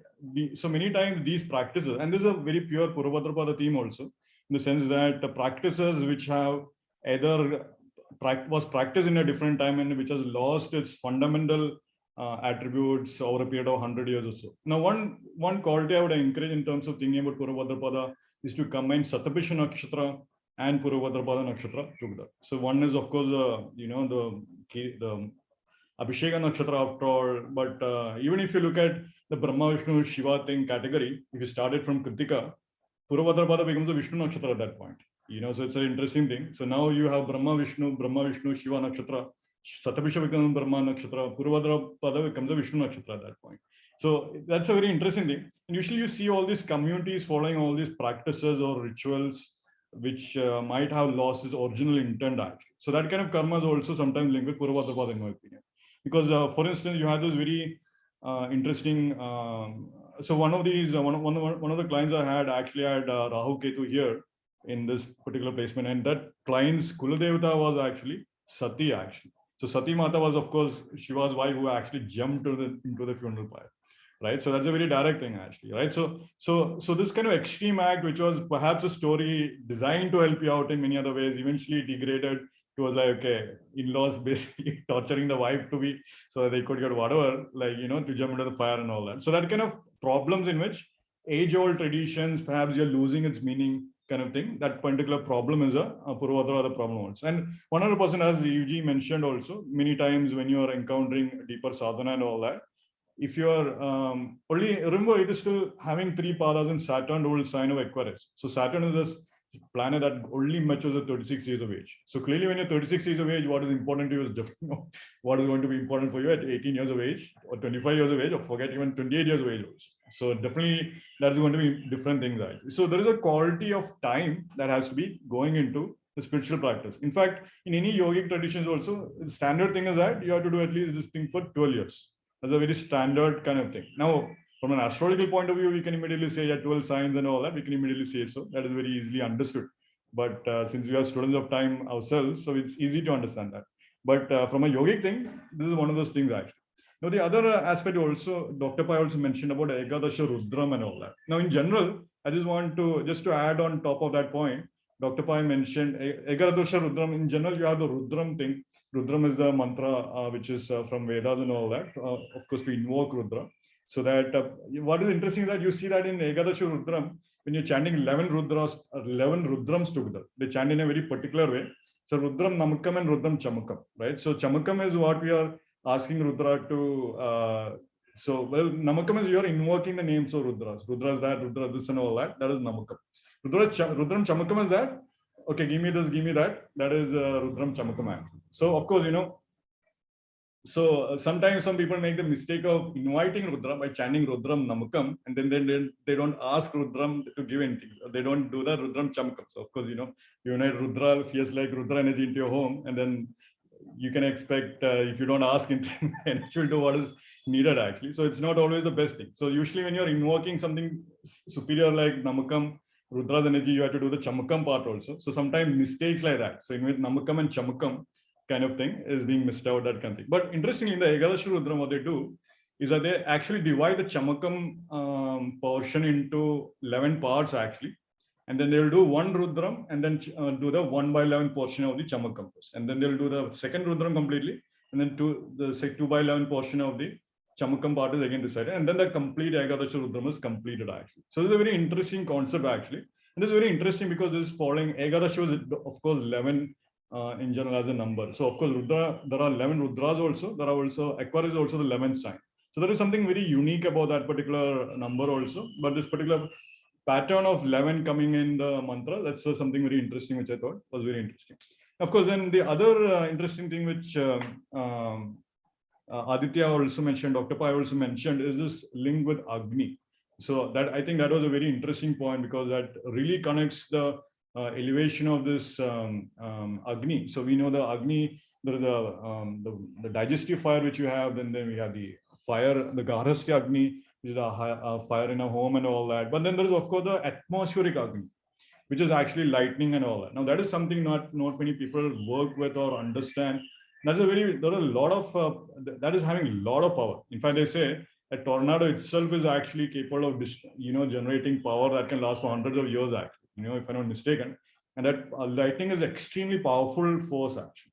So the lightning that is coming from storms, and so these natives will actually have a direct link with the atmosphere, in my opinion.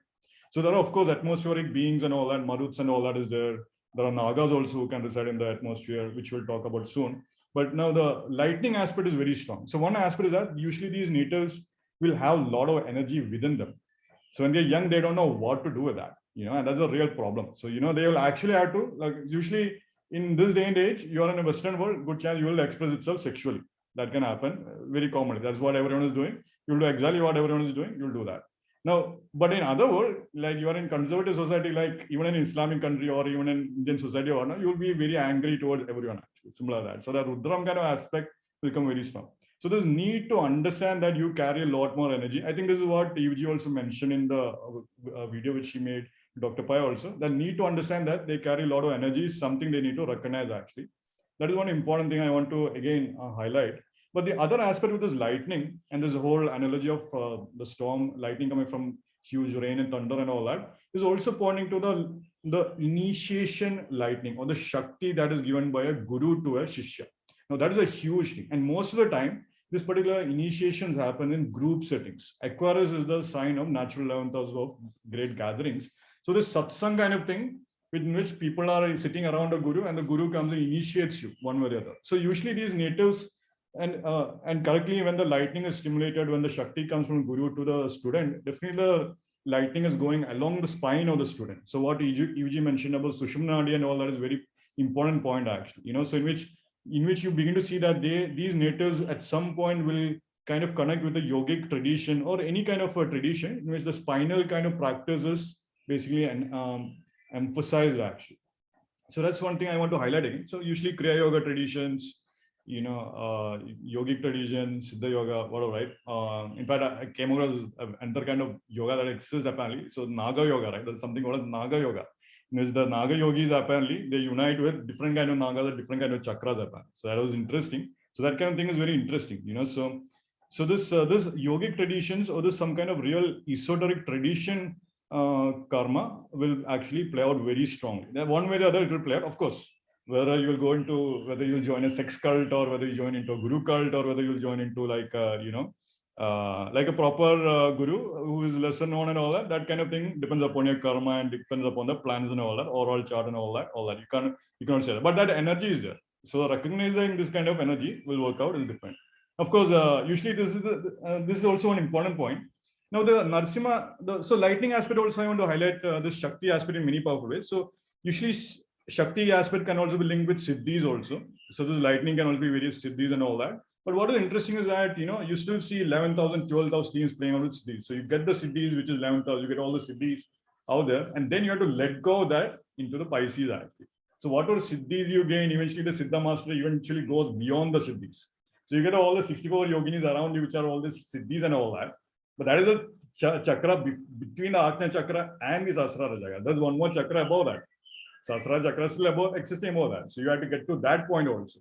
So many times people can actually get caught up in that Siddhis kind of thing. And there's a real problem here in this particular nakshatra, in my opinion. Usually these nakshatra natives will get these Siddhis and all that, but they forget there is one more chakra above that. So that's a different problem. So usually that's at that point, you begin to see why the 64 yoginis kind of thing needs to be understood clearly so that you can get to the top. So that is one aspect there also. The other thing which I want to highlight is that of lion actually. So this lion-based gods and goddesses, right? So which Dr. Pai mentioned with, there is a, he mentioned about Sharba actually. So Sharbeshwara is a deity who is supposed to have calmed down Narasimha. Now it's said that it's interesting. You find a Shaivite version of Sharba, you find a Vaishnavite version of Sharba also. So of course, you can clearly see two big groups fighting against each other, creating gods to basically handle that. That's a different set of problem. That is also there. Now, but what is interesting about this Sharba, if you look at Sharba Tantra or Sharba Mantras actually, their mantras are much more folk-based thing actually. So it's not like Sanskrit pronunciation or all that. They'll say some our Java types kind of thing. Very simple Hindi kind of thing. Very simple mantras also. You'll see that kind of thing actually. But you'll see. So this is also pointing to this wisdom that is existing in folk-based traditions and so forth also. Some old tradition that have been going on, but still there is energy in that. That is still answering your prayers, or that is still allowing you to make some big gains and all that. That kind of thing also. That is one more thing. Now, of course, the female deity is linked with lion, of course, is goddess Durga. So you will find a natural affinity towards goddess Durga for these natives actually. So usually, of course, goddess Durga is also linked with Rahu also. So you'll see that direct link there. And the other interesting deity also is basically this goddess called as Pratyangara Devi. Now, Pratyangara Devi is a lion-headed goddess. I mean, I didn't know that, but there's an actual Pratyangara Devi. So interesting thing is that there is a Leo. Leo is the sign actually opposite to Aquarius sign. So that is a very important thing. So you begin to see this lion energy and all that. Now, Pratyangara Devi and all that, you don't chant mantras of Pratyangara Devi. You don't do it. It's like playing with fire. Everyone knows that actually. Whoever knows that, it's like playing with fire. You only go with the hardcore tantra. Either you go to tantric guru and study it. Otherwise, you are going to get your life ruined, because that Ugra, extremely Ugra Devata, you'll be basically screwing your life up. But then you find temples over there. Pray to, and usually those homas and all that is done. Usually it's done on Amavasya days and all that. So it's a very powerful thing. But you begin to see these natives are naturally drawn towards that kind of energies also. So of course, Aghoris and all that, Dr. Pai mentioned, Nagababus, Nagasadhus, all that kind of thing is a very direct. The other thing I want to highlight, which is a simple point about the Bhadrapadas being linked with the, first I will talk about the food aspect. Of course, there is the blessed food aspect and all that. So one way how this karma might play out is that usually I encourage these natives to actually touch the feet of that planetary karka in their lives. So sun and Purva Bhadrapada, you might have to touch the feet of your father. Moon and Purva Bhadrapada, you might have to touch the feet of your mother. Mercury, sibling, younger sibling or uncle or something like that. Mars, you might have to touch the feet of your sibling or something like that, or a yogi or a guru or something, if Jupiter and all that. So sometimes I've seen that kind of thing can be very, very important actually. This particular aspect of touching the feet or blessed feet of someone, that kind of thing can actually give you results. In fact, when you touch the feet of Guru, which is a standard thing, because Purva Bhadrapada Nakshatra going to 12th house of Pisces. So that is also one very powerful remedy here in that aspect. Of course, the other concept is that their feet will have problems more likely. So feet will have problems either if you are doing something in extreme also. So you are living a life that is very problematic thing, or if you're living in life that is in extreme, you're not balanced and so forth. So for instance, usually say you are having a lifestyle in which you're spending a lot of time, not taking care of yourself. So usually these nakshatra natives have to learn when to calm down and when to exert themselves. Though they carry that natural energy, they have to learn to actually calm themselves down also. Now, part of that is that sometimes I've seen these natives might actually lean on one foot more than the other. And that's the other aspect also. That kind of karma in which right foot versus left foot kind of thing might also play out with respect to that. That's the other thing also with respect to blessed feet kind of aspect also. And usually, I think Dr. Pai once mentioned about doing this Epsom salt water, foot baths and all that. So that is one more thing I usually encourage with this thing, just to take care of your feet and all that. Now, of course, there is a spine connection here, which Yuji mentioned. So Sushumna Nadi is the Nadi, energy Nadi, which is exactly in the middle of the spine. So if you are planted there, like I said, Kriya initiation, if you do any Kriya initiation or anything, usually the spinal energies is what you're trying to tap into and elevate and all that, clear the channels in the spinal Sushumna Nadi and all that. So usually on the other side though, even if you're not doing any yoga and all that, usually the tendencies to have spinal issues can actually happen. So like in the sense that you might have you're more injury prone to your spine kind of thing, that kind of thing can happen. All the C30, C15, C5 and all that, right? That kind of thing is the usual spinal thing. So that kind of thing is might actually be something to watch out for. And I've seen spinal problems also. Now, what is interesting is that the symbol of Purva Bhadrapada is a funeral cord. Funeral cord is basically a piece of furniture if you think about it, right? So even the opposite nakshatra is Purva Falguni and all that. So usually one of the easy way to break your spine or to get spinal injury is to move your furniture yourself. Similar to that, you don't have the muscles, you try to move your furniture yourself, you break your back, right? Especially if you're old. And this actually, like elderly people actually get back injuries and all that because they move their furniture. So literally you've seen that kind of thing. Now, to a point, what I've seen, these nakshatra natives will have a karma with carpenters because of that. So if you invite a carpenter, you're trying to get something fixed, there's a problem there. It's not getting fixed. This problem and all that kind of energy is one way how it might play out also. Because how the funeral cord initially would be made with wood and all that. So this karma of wood will play out and all that. Of course, the other aspect is also this temporary wooden platform is one of the other symbols also. So that can also be linked with tree houses actually. So usually these nakshatra natives might actually like to spend time in tree house and all that. So usually they'll climb up trees straight up.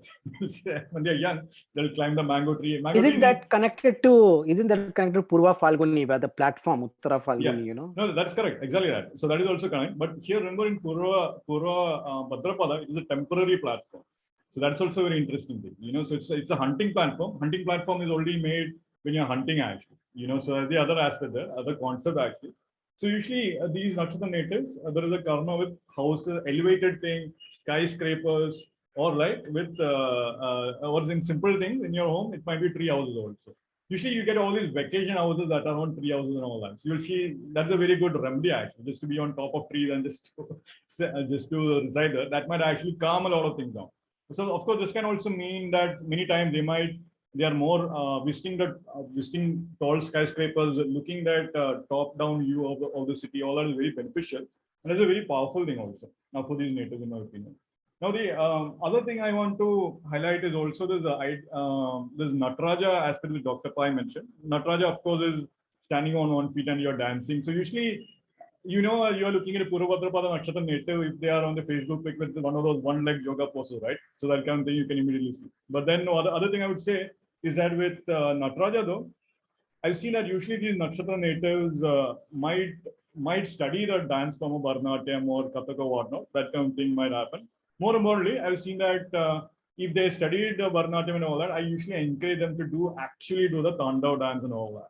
Because doing the Tandav dance is very powerful way to calm down a lot of energies and so forth. Now, what is interesting, and this is a very powerful, interesting thing also, because when you're in temple, usually when it's festival time, it is a common practice to have dancers during the temple festivals and so forth. Now, usually it's very interesting. You could think, why is it not there happening every day? But now big temples and all that, of course, you see that. But in small temples, usually you see it only during festival time. Now, what was interesting is that I asked a priest actually told me that in temples, each of those offerings, like you're offering a dance. First, you're offering dance is a kind of offering that is offered to that deity.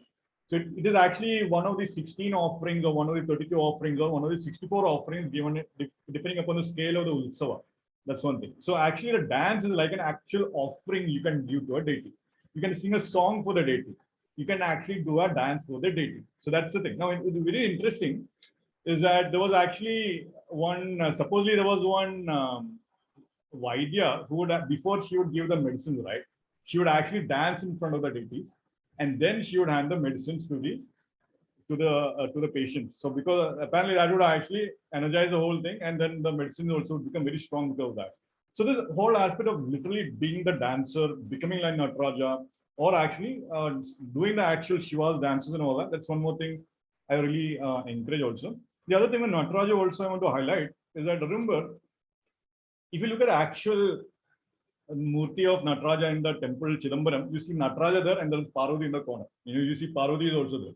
So usually when you invite Nataraja energy to your home, usually you have to invite Parvati also to your home. So that's a big mistake which many people make. You buy Nataraja statue, there's no Parvati around. So of course, you are inviting Nataraja statue, he's going to dance with fire and all that. Your life will be in fire. So that's a problem actually. So usually when you have Nataraja statue, it's important you should invite the Parvati statue close by also. So that's also important to the statues, either to the statues right side. So I think statues left side, if I'm not mistaken. Statues left side, usually Parvati Mata you can find. That's a very important thing in my opinion. So usually you'll find that actually. You might actually find Nataraja statues just being there, and there is no Parvati there. Of course, you talk to them, are there arguments in the home, other more anger issues and all that, 100% energy is elevated in the home. You can see clearly with that, because of that. And problems around that also you can see. So that's also one important thing. Now, the other aspect, this is a very simple aspect with respect to the hunting platform, temporary platform and all that.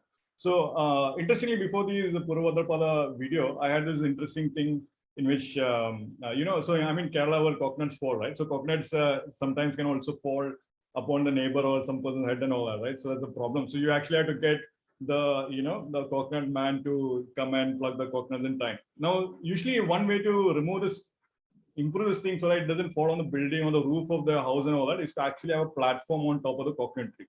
So that's also one more way how you can improve this particular energy. So this temporary platform thing is a very interesting karma. Now this can play out in many ways.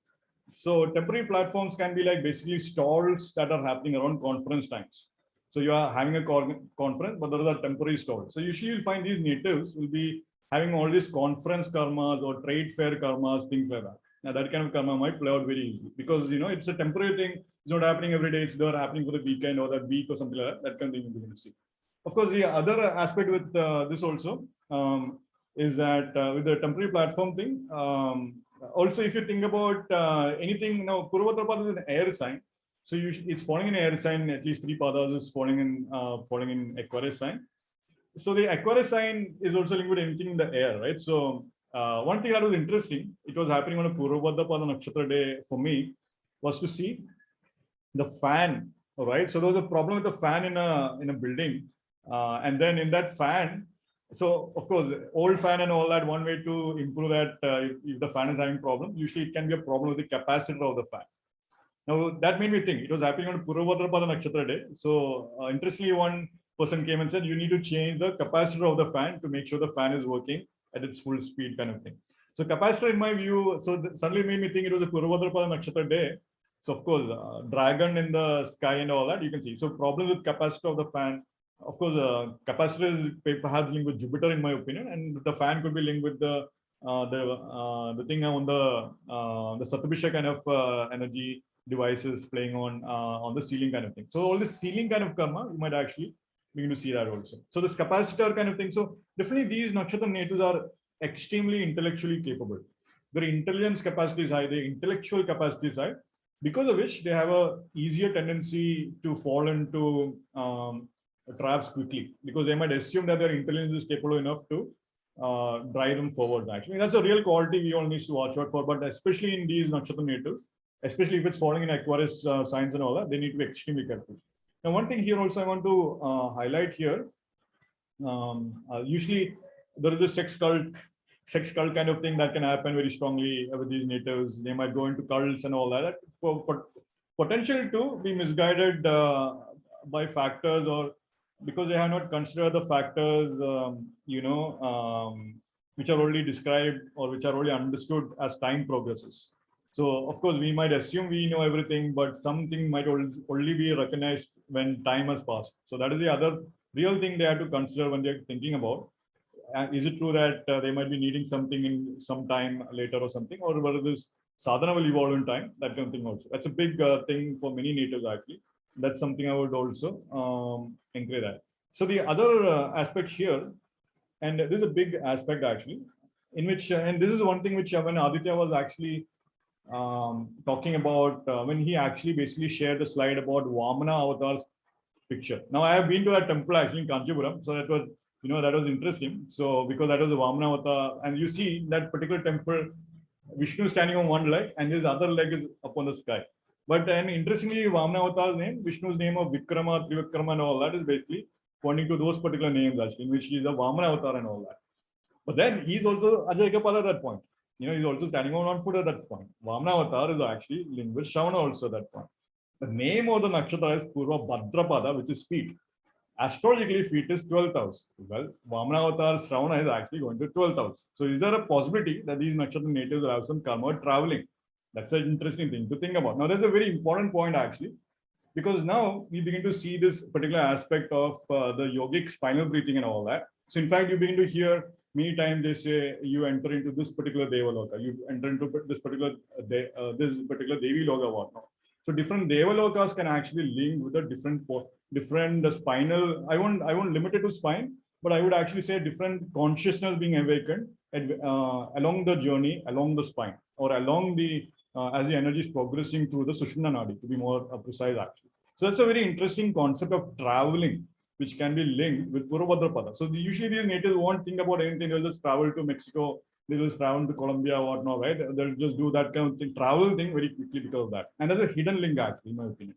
Now, energetically though, what it can also point to is that as your Kriya practice is improving, or as your spinal breathing practice is improving, or as the energy is actually flowing along your Sushumna Nadi and all that, the worlds you can access can actually in very powerful way. The lokas you can access. So initially you meet like, blue aliens from one of these star systems. Then you go further, you meet the gray aliens somewhere actually. That kind of thing going on, So that kind of karma of visiting with different lokas kind of thing can also play out here also, in my opinion.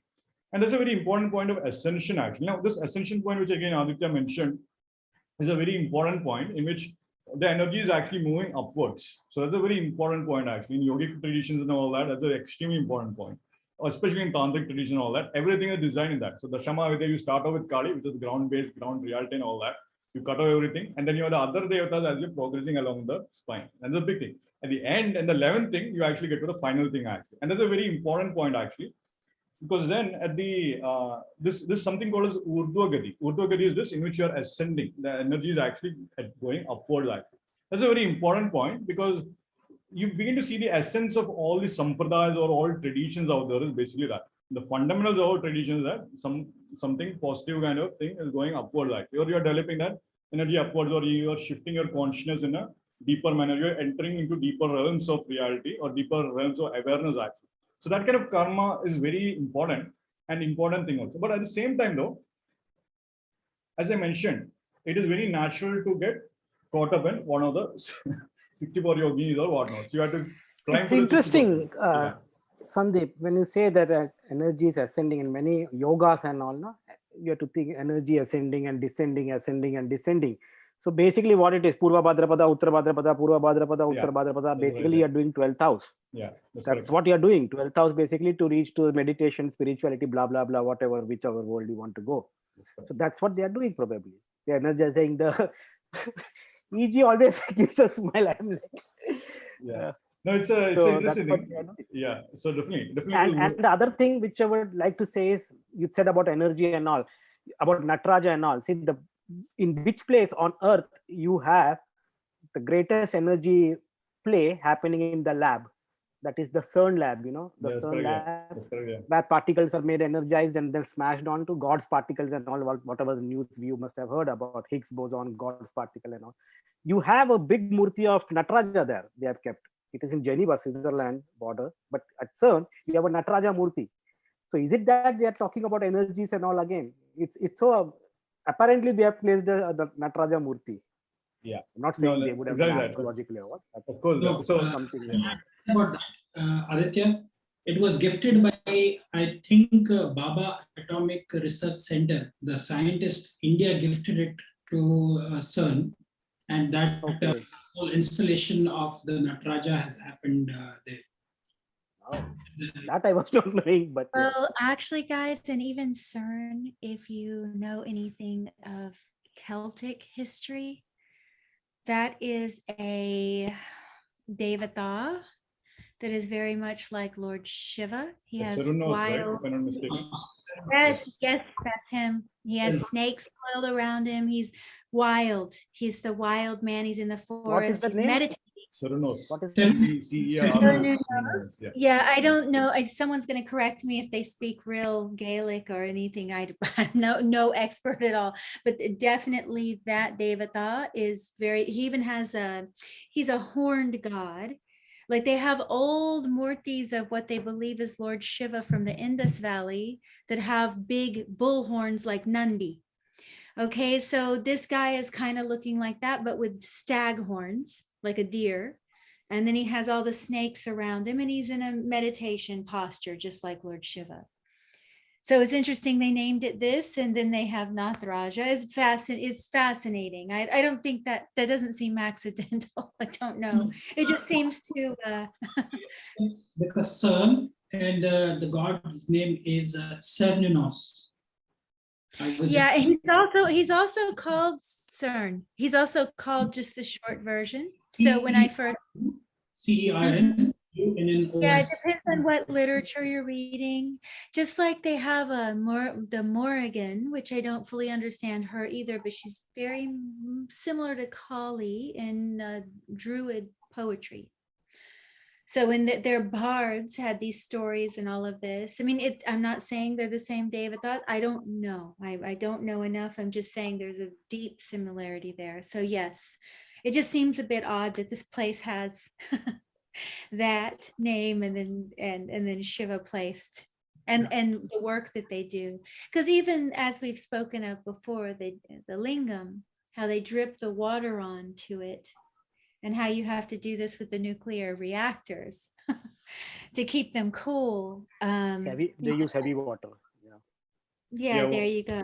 Yeah, I think I can also add that with the Shivlingam also, anything shaped like a Shivlingam will also carry that energy. So you have a bulb or you have glassware shaping like a Shivlingam, guess what? You get something like that. That's the other interesting thing. But yeah. No, yeah, those are interesting points, definitely. Nuclear power and all that. So that's a natural thing. Usually you find this intellectual acuity or the sharpness of the intellect. They are very scientific. Aquarius definitely has a technological thing. Usually these are natives will actually question or fight with you or debate with you actually. They are asking for reason, they are asking for logic and all that. That's the thing. Then of course you have to ask what is your word? What is the definition of your word? What are the parameters of your word? How much have you got? What loka are you in? Are you in Bhuloka? Are you in, Devaloka? Are you in like one of those lower lokas actually? What is your word? That's a big thing. So that's why in my opinion, Satabhisha and Purva Bhadrapada Nakshatra always comes to it. And then Uttara Bhadrapada Nakshatra follows actually, which makes perfect sense. Now that's a very important point. Then the other point in this particular aspect also, again, this is coming with the spine and all that. So it is said that in temples also, when you go to temple, the Dvajastamba, I think not Dvajastamba, I think it's called the flagpole, right? The flagpole of the temple and all that. That is of course a symbol of the spine and all that. So usually they would actually encourage people to go around that temple 3 times. This is the whole thing that is actually happening. So each time you're supposed to actually elevate the energy in your spine also, each time. 3 times if you go around the temple, eventually you will see spinal energy is increasing. That's a simple thing you'll begin to know. You go around a temple 7 times, then 7 chakras also you'll begin to see increase. Now some people, they want to get desires fulfilled and all that, they'll go 100 times that. That is a Satabhisha thing they'll go. And of course you will get your desires fulfilled. What do I want? 11,000 getting fulfilled, easily you will get that kind of thing happen. And there are people who do that, and there are people who get that also. I mean, it can work. So there are ways how that energy, as Yuji mentioned, how energies can be moved also with certain ways. Of course, if you use it in, now the other aspect also, the good side and bad side of this particular placement is this, because it's falling 11th house. So this could be the good side of having access to a spiritual community, which is supportive in your journey, or the bad side of the spiritual community that has brought down your journey. So this particular side of that will actually play out. So these nakshatra natives have to be extremely careful of their friends and so forth. So for instance, Aditya, when he was young, he literally took other people, he was stealing coconuts. Is that a good thing? No, 100% no. After doing astrology and all that, 100%, you take other people's raw. It was not stealing, man. They are putting it. So the fire won't eat. So what is the difference between karma for us? What is the difference between eating coconut and throwing the coconuts to fire? Coconuts to fire, if you know that, you're throwing it to fire, their karmas, the coconuts they are removing. Maybe those people who are giving that, they have karma with us and feeding us. Yeah, no, see, that's an important point actually. So of course, now it's very important to recognize that karma will still play out. Whether you like it or not, karma has to play out. That will always play out. Whatever we say, all that, Jyotiji is also included, karma will always play out. But of course, what Aditya did when he was a child, he would know better. But having said so, definitely I will not encourage people to eat other people's coconut, especially when it's intended for fire. Now, this kind of thing, it's a group ritual problem, right? It's a group ritual. So that group ritual is happening, there is a mistake happening, group ritual. That's exactly this Purva Bhadrapada thing, actually, to be frank. That's one thing, actually. And I've seen sometimes there are the good effects of group ritual or the bad effects of group ritual also. Group ritual done with good intention, group ritual done with bad intention. Simple as that. Both kind of extremes can play out depending on the planets, houses, and all that. That whole thing also. But the other interesting thing is that in most of the group rituals used, really quick, maybe one of you guys can correct me, and this is said very neutrally, okay?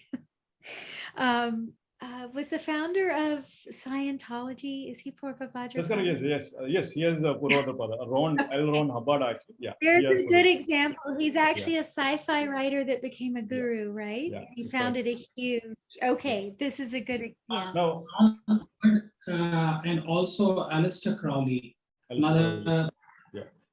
Is he Purva or Ugra Yeah, or both? he has both, actually. I think they're both. Yeah, Aleister Crowley is a very good example as So of course, Scientology is a cult, very direct. Scientology is a cult. I can be direct about it. Scientology, of course, it is said that L. Ron Hubbard, initially when it was working, he did come across cities and all that. But then eventually, one of the conspiracies there, government infiltrated it, made into a cult kind of thing. One of the conspiracies you get online. Now, usually you'll find conspiracy is a word that is very easy for Purva Bhadrapada. They know all the conspiracies out there. They know all the theories and all that. That kind of thing. Of course, you see there are gatherings also. You'll see people having conference kind of karma because of that also. That kind of thing will eventually play out also. But one thing I want to highlight though is this particular idea of gathering around a central idea. So people under the same roof, especially when it's conferences and so forth, it's in one idea or a particular paradigm or a knowledge or vidya that is uniting them actually. So that is pointing to this particular Purva Bhadrapada karma actually. So these institutions or this gathering of institutions, this gathering or this conference karma, that kind of thing can actually play out here. The other aspect also, so usually this thing, this is one point in ancient Vedic havans and all that, when they were doing this Vedic yajnas, there were certain yajnas in which they would actually burn the entire yajnashala in the end. So in which the yajmana, the person who was doing the yajna and all that, this is literally that was going to get burned and all that. So of course the yajnas did carry a lot of power to elevate the energy and all that. That was a very powerful thing. Yajmana Udyamana Shakti was a real thing for those natives in the Rigvedic time periods or the previous yugas and all that. So in which you would actually burn the whole Yagnashala, the energy would be elevated because of that kind of thing. But then I want to highlight one idea here also, the spine thing, in which if you are actually elevating or developing energy in your spine or developing energy through your spine, doing spinal practices, it is possible to visit multiple lokas or multiple dimensions and all that can actually open. That I want to say. That is actually pointing to this traveling karma, which these nakshatra natives will actually play out, not only in the physical bhuloka thing, but also in the energetic planes also. That kind of thing can play out. But of course, like I said, you can visit 64 lokas, but there is still one more Sahasrara Chakra left. That is also one more thing that's there. So never to get caught up in a loka is also an equally important thing. And I think there are two more points going. So one point is one thing is that usually there is the symbology of two-faced man is a very powerful two-faced man. This symbology actually, because they are actually living in two different worlds at the same time. So I would see on Purva Bhadrapada Nakshatra day, the character which I'm watching on TV shows, the guy is actually angry towards his wife but loving towards his children at the same time. That kind of thing. So the wife on one side, the children on the other side. So he shouts at his wife, he loves his children, he shouts at his wife again. That kind of thing. So you begin to see that kind of thing going on actually. So this two-faced thing, this two-faced karma, two different polarities kind of thing actually play out. The other interesting thing also is that this two-faced living in two different worlds at the same time is a very powerful concept. So in the sense that they might actually, to the point where they might actually be confronting two different versions of themselves actually.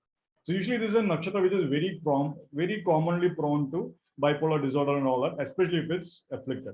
Two-faced thing, split personality issues and all that, or one aspect of yourself. Usually all the shadow self-work and all that which you see is very perfect for Purva Bhadrapada Nakshatra native because they have to confront their shadows, they have to learn to integrate the shadow and the shadow self and all that. But see, there is also not only shadow self, there's also a divine self also. Now see, divine self, okay, you connect with the higher aspect of yourself and all. Now that is the union that is supposedly happening when you're worshipping many devatas and all that. So you worship a particular deity, eventually you become one with the deity. There is no longer distinguishing factor between you and that particular deity. But eventually, there is a different factor also. You are uniting with that particular devata. Then you usually move to the next devata and all that. Now, what is here in that particular aspect also?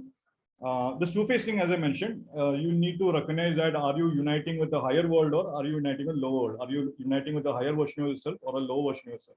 Now, technically, in yogic terminology, higher and lower doesn't exist. More different kind of versions of things are existing. So all that is there.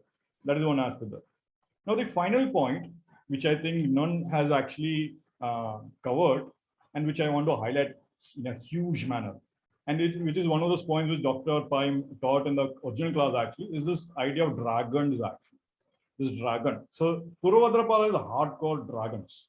They have this direct connection with dragons. Now, of course, dragons are nagas in Vedic terminology. So there are nagas out there. In fact, there are 9 divine nagas, there are 8 divine nagas, Ashtanagas, Navanagas, and all that. That kind of thing is there. So usually I've seen these nakshatra natives, when they connect with the energy of dragons, it's extremely powerful, extremely powerful, and I cannot say this enough. There are many dragon magic practices you will find out there. All that I've seen, they do that actually. In fact, you will see good chance that they'll be naturally gravitated towards dragon-like thing at a young age. They'll be playing dragon games and all that, dragon age and all that. That kind of thing you're going to see. They'll be actually playing that actually. That kind of thing will actually play out. Now, this dragon energy is also interesting because there are, if you search for YouTube videos, you actually see videos of literally fire coming out of nowhere and all that from in China and all that. So there is pointing to that. There is a dragon kind of energetic thing that is out there. So dragons could be real, nagas could be real. Working with dragons and all that, wealth, you can get blessings on dragons, wealth from nagas, all that is very, very real. So that kind of thing is very strong. So I cannot say that enough actually. When you actually connect with nagas, blessings can be real, curses of nagas can also be real. All that is true. So usually this naga energy is one more big thing I want to highlight actually. And the final thing I want to highlight is basically this. I'll just share my screen. Just to share this particular thing. Are you seeing the slides? Okay, great. So you can see this particular aspect in which the in which Purva Bhadrapada Nakshatra is here. So in Aquarius, when you make Aquarius as the Lagna, so when you can see Jupiter, the Nakshatra Lord, is ruling the second Lord and the 11th Lord. Is the second Lord and the 11th Lord. So a lot of wealth can actually come here, especially with spiritual practices. Immediately wealth can come very quickly for them. Usually the blessings of a guru and all that. Again, you can see this blessings of guru and all that. That kind of thing can play out very easily. Jupiter is getting exalted in the 6th house. Usually you will see 6th house where they have this natural tendency to fight with gurus actually. They'll just want to fight. They just want to argue with gurus. They want to have a routine with guru. They want to engage with the guru. Of course, Mars is getting debilitated in 6th house. So they have a real eventual thing that they will have to learn to recognize to calm down their Martian energy, or they have to have a physical workout routine or yogic sadhana or something like that, on a routine basis. That becomes a very important point for these natives. Now, interesting thing which Dr. Pai mentioned was that Sun is the 7th Lord actually. So you look up to your wife or you look up to a Stree kind of thing. This is a very interesting thing. Sun being the 7th Lord, you look up to your spouse. Now that is perhaps possible with Aquarius ascendant in general, but for Purva Bhadrapada that makes more sense actually. The other thing I want to highlight here is how Jupiter is getting debilitated in the 12th house also. So usually these nakshatra natives might actually spend a lot on gurus and classes and all that. So depends upon what they end up getting. That's the other aspect also. So either karma problematic gurus, there is a problem possibility for that. Why? Saturn is getting exalted in 9th house, Sun is getting debilitated in 9th house when you make Aquarius adjustment. So usually they have to be very cautious with gurus. They have to spend time with gurus and all that before they fully commit to a guru and all that. That kind of thing is something I would always advise actually. And in general, gurus always used to, traditional gurus will give you time before you can make a decision actually. And once you make the decision, then you stick with that guru. That kind of thing is how it's done actually. Now the other aspect also I would highlight here. Now, of course, Purva Bhadrapada is having, these teams, 6th house, 11th house and 12th house teams will always be in balance for these natives. So 6th house is also one interesting aspect that Dr. Pai mentioned about the there is one more Hasta link playing out with Purva Bhadrapada here. There are 5 things coming together with Purva Bhadrapada, something like that Dr. Pai actually mentioned. I forget what exactly it was. But yeah, there's Mercury link. Yeah, no, it was very interesting that UG actually mentioned Mercury. Mercury's birth nakshatra is actually Purva Bhadrapada. If you make Aquarius part as the Lagna, Mercury is definitely getting exalted in the 8th house actually. So it's a very interesting thing to think about with respect to Mercury. Now the other aspect I want to mention here also, Jupiter also is the Lagna Lord and 12th Lord for the 4th pada of Purva Bhadrapada. So that this particular pada is a very unique pada in the sense that not only is it going to Cancer Navamsha where Jupiter is getting exalted, Pisces is the sign lord of Jupiter, and Jupiter is also the 10th lord also. So there's and the nakshatra lord is also Jupiter. So this particular pada can be more spiritual in my opinion. Or these natives might have this real karma with gurus and all that. They might be very well learned, a lot of strong spiritual inclinations. That kind of thing can actually play out. But interesting here, if you look at the Mercury's exaltation sign of Virgo, you see it's now it's going to 7th house actually. So this very unique link between Mercury and Jupiter can be seen even at the Purva Bhadrapada lens also.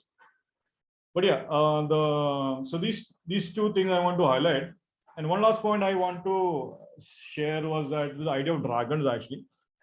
Usually, in general, in Feng Shui and all that, dragons are placed in many directions, all that you can find online. But usually I encourage these nakshatra natives. The dragon energy is basically Kundalini energy actually. So that is, of course, in Chinese system, the Tao system and all that, they basically work with that.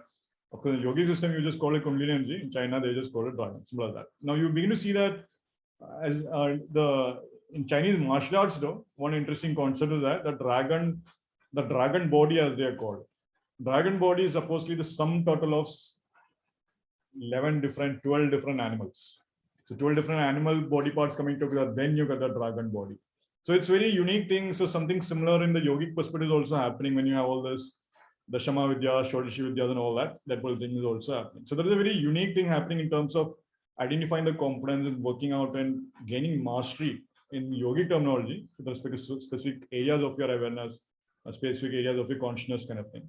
So this dragon thing is a very interesting thing, to the point where I can really encourage people to look into dragon stuff out there. I'm inclined to say that you might be surprised by what you might find. If dragons exist, then the nagas exist, a lot of other things exist, and opens up the whole world and all that. So usually I've seen the whole occult world comes alive for these natives in a very powerful way. Usually these are the shamans, in my opinion.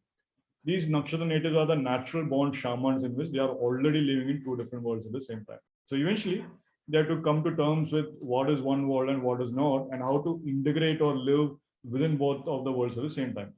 Now, as the Purva Bhadrapada is the final stepping stone to the Pisces, you begin to see this particular point in which the mystic in general is finally going to be someone who is actually living in 1/4 of the world, in the outer world, and 3/4 within kind of thing. So that particular aspect becomes very strong with Purva Bhadrapada also. Now, this is what I have. So it's been a long discussion, but yeah, this is what I have. And yeah, I'm sure if anyone is at this point, they've been extremely patient, but this is what I have to share also. It's interesting. Yeah. You see, if you also mentioned about the Mercury and all, and what is the Vahan of Mercury? Lion, right? If I'm not mistaken. The lion, some different types of animal. Correct? It is actually called as Yali. Yali has the body of a lion, the face of a lion, but the middle portion is of an elephant's trunk. Elephant's trunk, correct? So it has got, even the mane of the lion is there, the body of the lion is there, just the face, wherever the lion's mouth and eyes are there, there is the elephant's trunk which is there, and the mythical animal is called as Yali. So Okay. if she just dropped off? Yeah, No, she's there. She is joined. Yeah. No. So again, you see the connection of Mercury there, with that Right. lion as his Vahana. Not lion, I don't know what animal it is, but Yali, as you say. It's called Yali. And the other thing I was just, so if we were just talking about Mercury's Vahan, he's like half lion, half elephant. I don't know what creature he is, but again, concept of. Same, yeah, it's the same. There's a lot of themes there actually when you start breaking it down. The other concept was when you were talking about all those cult guys and all, I was like, who invented this DMT? The DMT is the drugs, and it is basically this guy Richard Mansk. I don't know how to say his name. Right. I was looking at his chart, the birth dates and all. He has got again sun is in exactly in Purva and Uttara Falguni, that region. Right. Opposite is again Purva Bhadrapada and all. And what does DMT does? Basically spinal cord, nervous systems and all those things. So I was like, okay, maybe spinal cord, nervous system. So maybe DMT connection. So who invented DMT? And I got this person, whether he has got any connection there. And yes, Right. again, some is in Purva Bhadrapada. So one interesting thing I was thinking, as Dr. Pai was mentioned before also, when you make Aquarius the Lagna, Purva Bhadrapada technically is 20 degrees of Aquarius all the way to 3 degrees of Pisces actually. Now, at 20 degrees of Aquarius, 4,000 that would actually be 20 degrees of Taurus, which is Rohini actually. So many times I've seen these nakshatra natives might have this wealth. They might move abroad because they want to make more money. I mean, Venus being the 9th lord and 4th lord, that kind of thing. But interestingly, there is also Rohini Brahma nakshatra. That kind of thing can actually play out. Brahma's Prajapati's nakshatra is there. So that is one interesting karma there. The other thing also, but when you look at the final pada though, 3 degrees of Pisces, 10th house from that is actually Mula nakshatra. Mula nakshatra is Nirti and all this destruction and all that. So you can see why they have to confront these particular, they have to do the karmas associated with Nirti in that regard. So that is one interesting thing. And of course, one of the famous festivals, Burning Man, right? Burning Man is coming up soon. So this Burning Man thing, when it's happening, one of the things they do in Burning Man is that they actually complete craziness happens, right? There is no limits there and all that. You can do whatever happens in Burning Man. But what happens in Burning Man? At the end, though, it's called as a burning man, right? You actually burn a man, actually. There's an effigy of a man that is burnt. So that's an interesting kind of thing. So that's an interesting thing to see also. But yeah. Even in New Year, no, India, they do that. They make that old man and then they burn it. Even Dr. Pai may know it. Yes, Dr. Pai? Yeah. No, absolutely. I think the burning pair is also another name for this nakshatra, isn't it? So it's like flaming bodies that are there. One interesting thing that you were talking about Nataraja, and I wanted to till Santhip comes back. Normally, you would see a Nataraja statue. Always observe Nataraja statues. Nataraja statue has 4 hands, and he's standing on the right leg and his left leg is lifted up. Okay. I think maybe in 2018 or 2017, I don't remember. I have to ask Santhip. Me and Santhip, we visited Madurai Meenakshi Amman temple. When was that, Santhip? When did you go to Madurai Meenakshi Amman? 2017, 18, 19? 2017 for sure. 2017 we went for sure, yeah. Okay, now when we went there, as you come out of the temple square, there is a shrine of a Nataraja. The Nataraja is called as Velli Ambala Nataraja.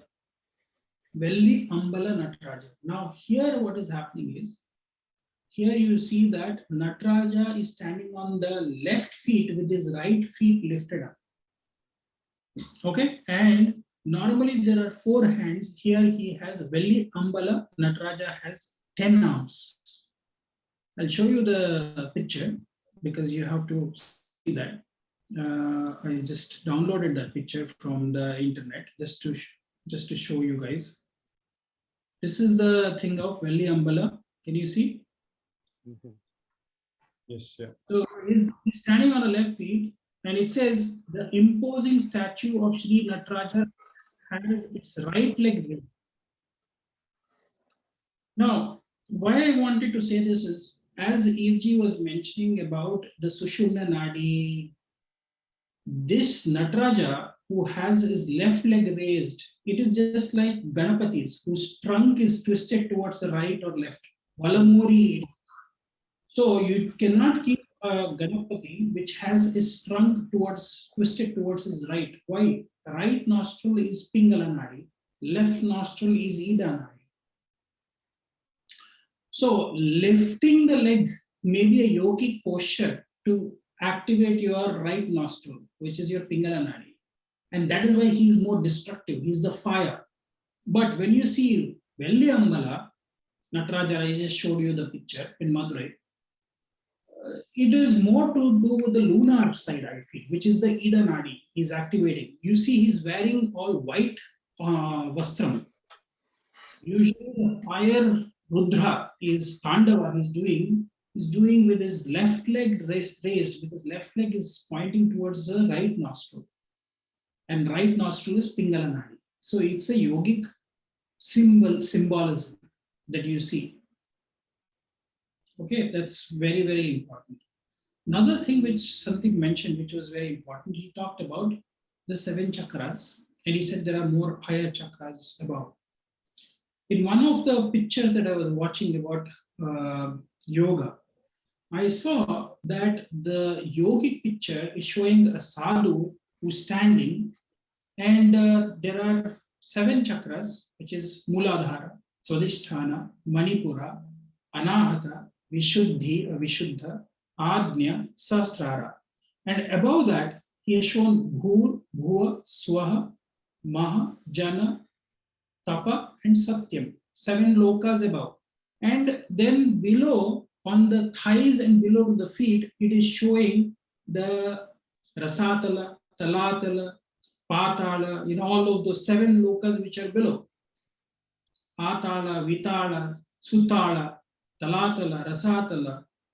So somewhere there is a connection because there are 14 lokas. So there are 14 lokas below, 14 lokas above. So the Bhur, Bhuva, Swaha, Maha, Jana, Tapa, Satyam, that is the lokas above, and the lokas below are on your feet. So interesting aspects that you were talking about today on the yogic tradition and things like that. And these were just some of my observations I thought I should share it with you. So essentially, when you're talking about there are higher lokas, people only think it's Sahasrara. Above the Sahasrara are the 7 lokas which are there. And below the Muladhara, there is the lokas of, I told you, Atala, Vitala, Sutala, Rasatala, Talatala, Patala.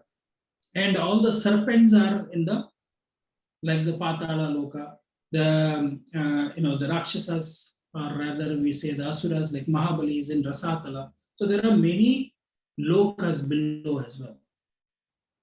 So that was an interesting observation that I had when you talked. So how many chakras we have total?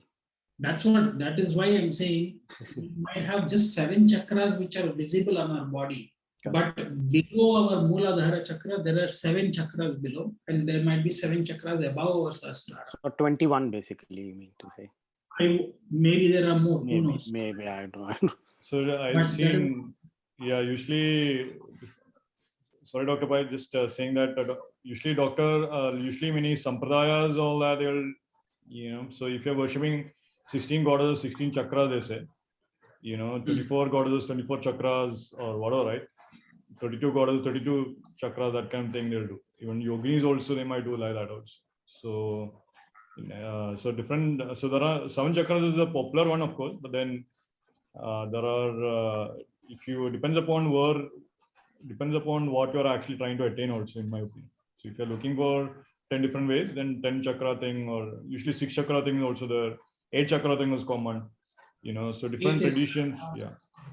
Yeah, 8 is also there. But then 24 chakras, usually 24 thing is commonly acknowledged what they say. 24, as Dr. Pai said, is the commonly thing. But then other traditions and so sampradaya, they might only focus on a portion of the thing, the other aspect.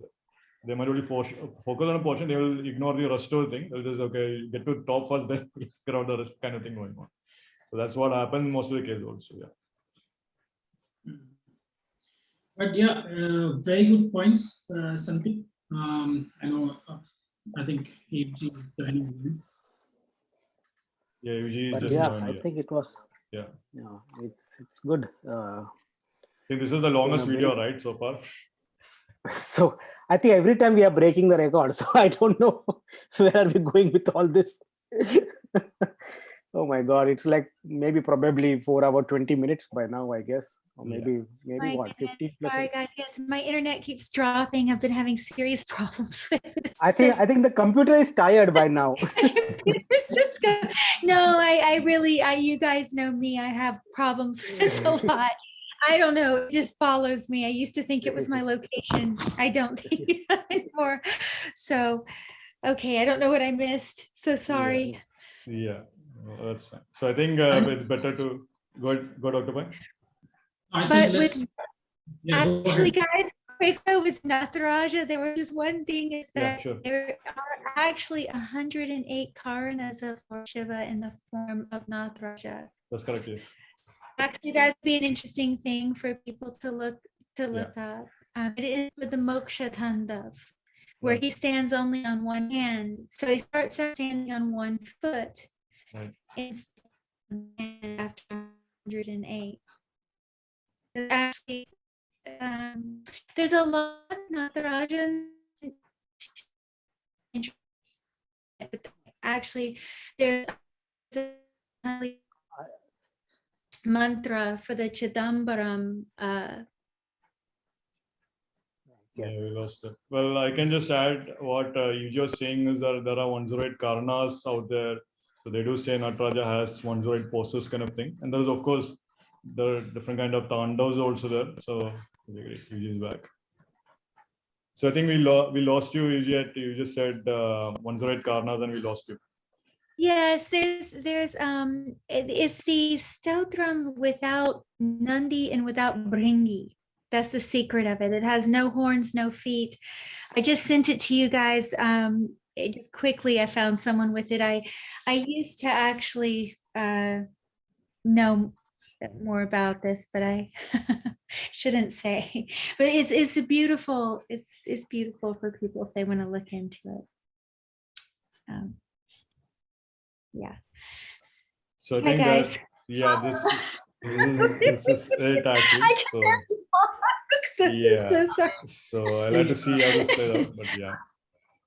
I think people have to see it in 3 parts, 4 parts. I don't know how many parts they have to see. Yeah. I think if anybody has been here and have been watching this whole video, I have to say, congratulations. This is like a feat. No, this is their elevation to go to the next stage, meditative stage. I think this is maybe their karmas. They get qualified to go to the 12th house themes now. Yeah, now we're getting qualified, right? Yeah. Okay. But anyway, Nash. This is the symbol, right? Purva Bhadrapada, cross swords.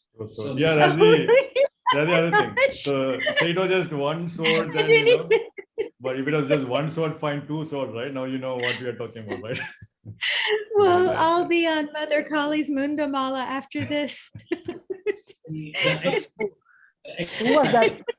was that character in that Shaktiman, man? That Kilvish, something. Yeah. Oh, yeah, Kilvish. Yeah. That's over. Yeah. Great, guys. So I think, yeah, thank you. Yes, it was good. Great. Thank you.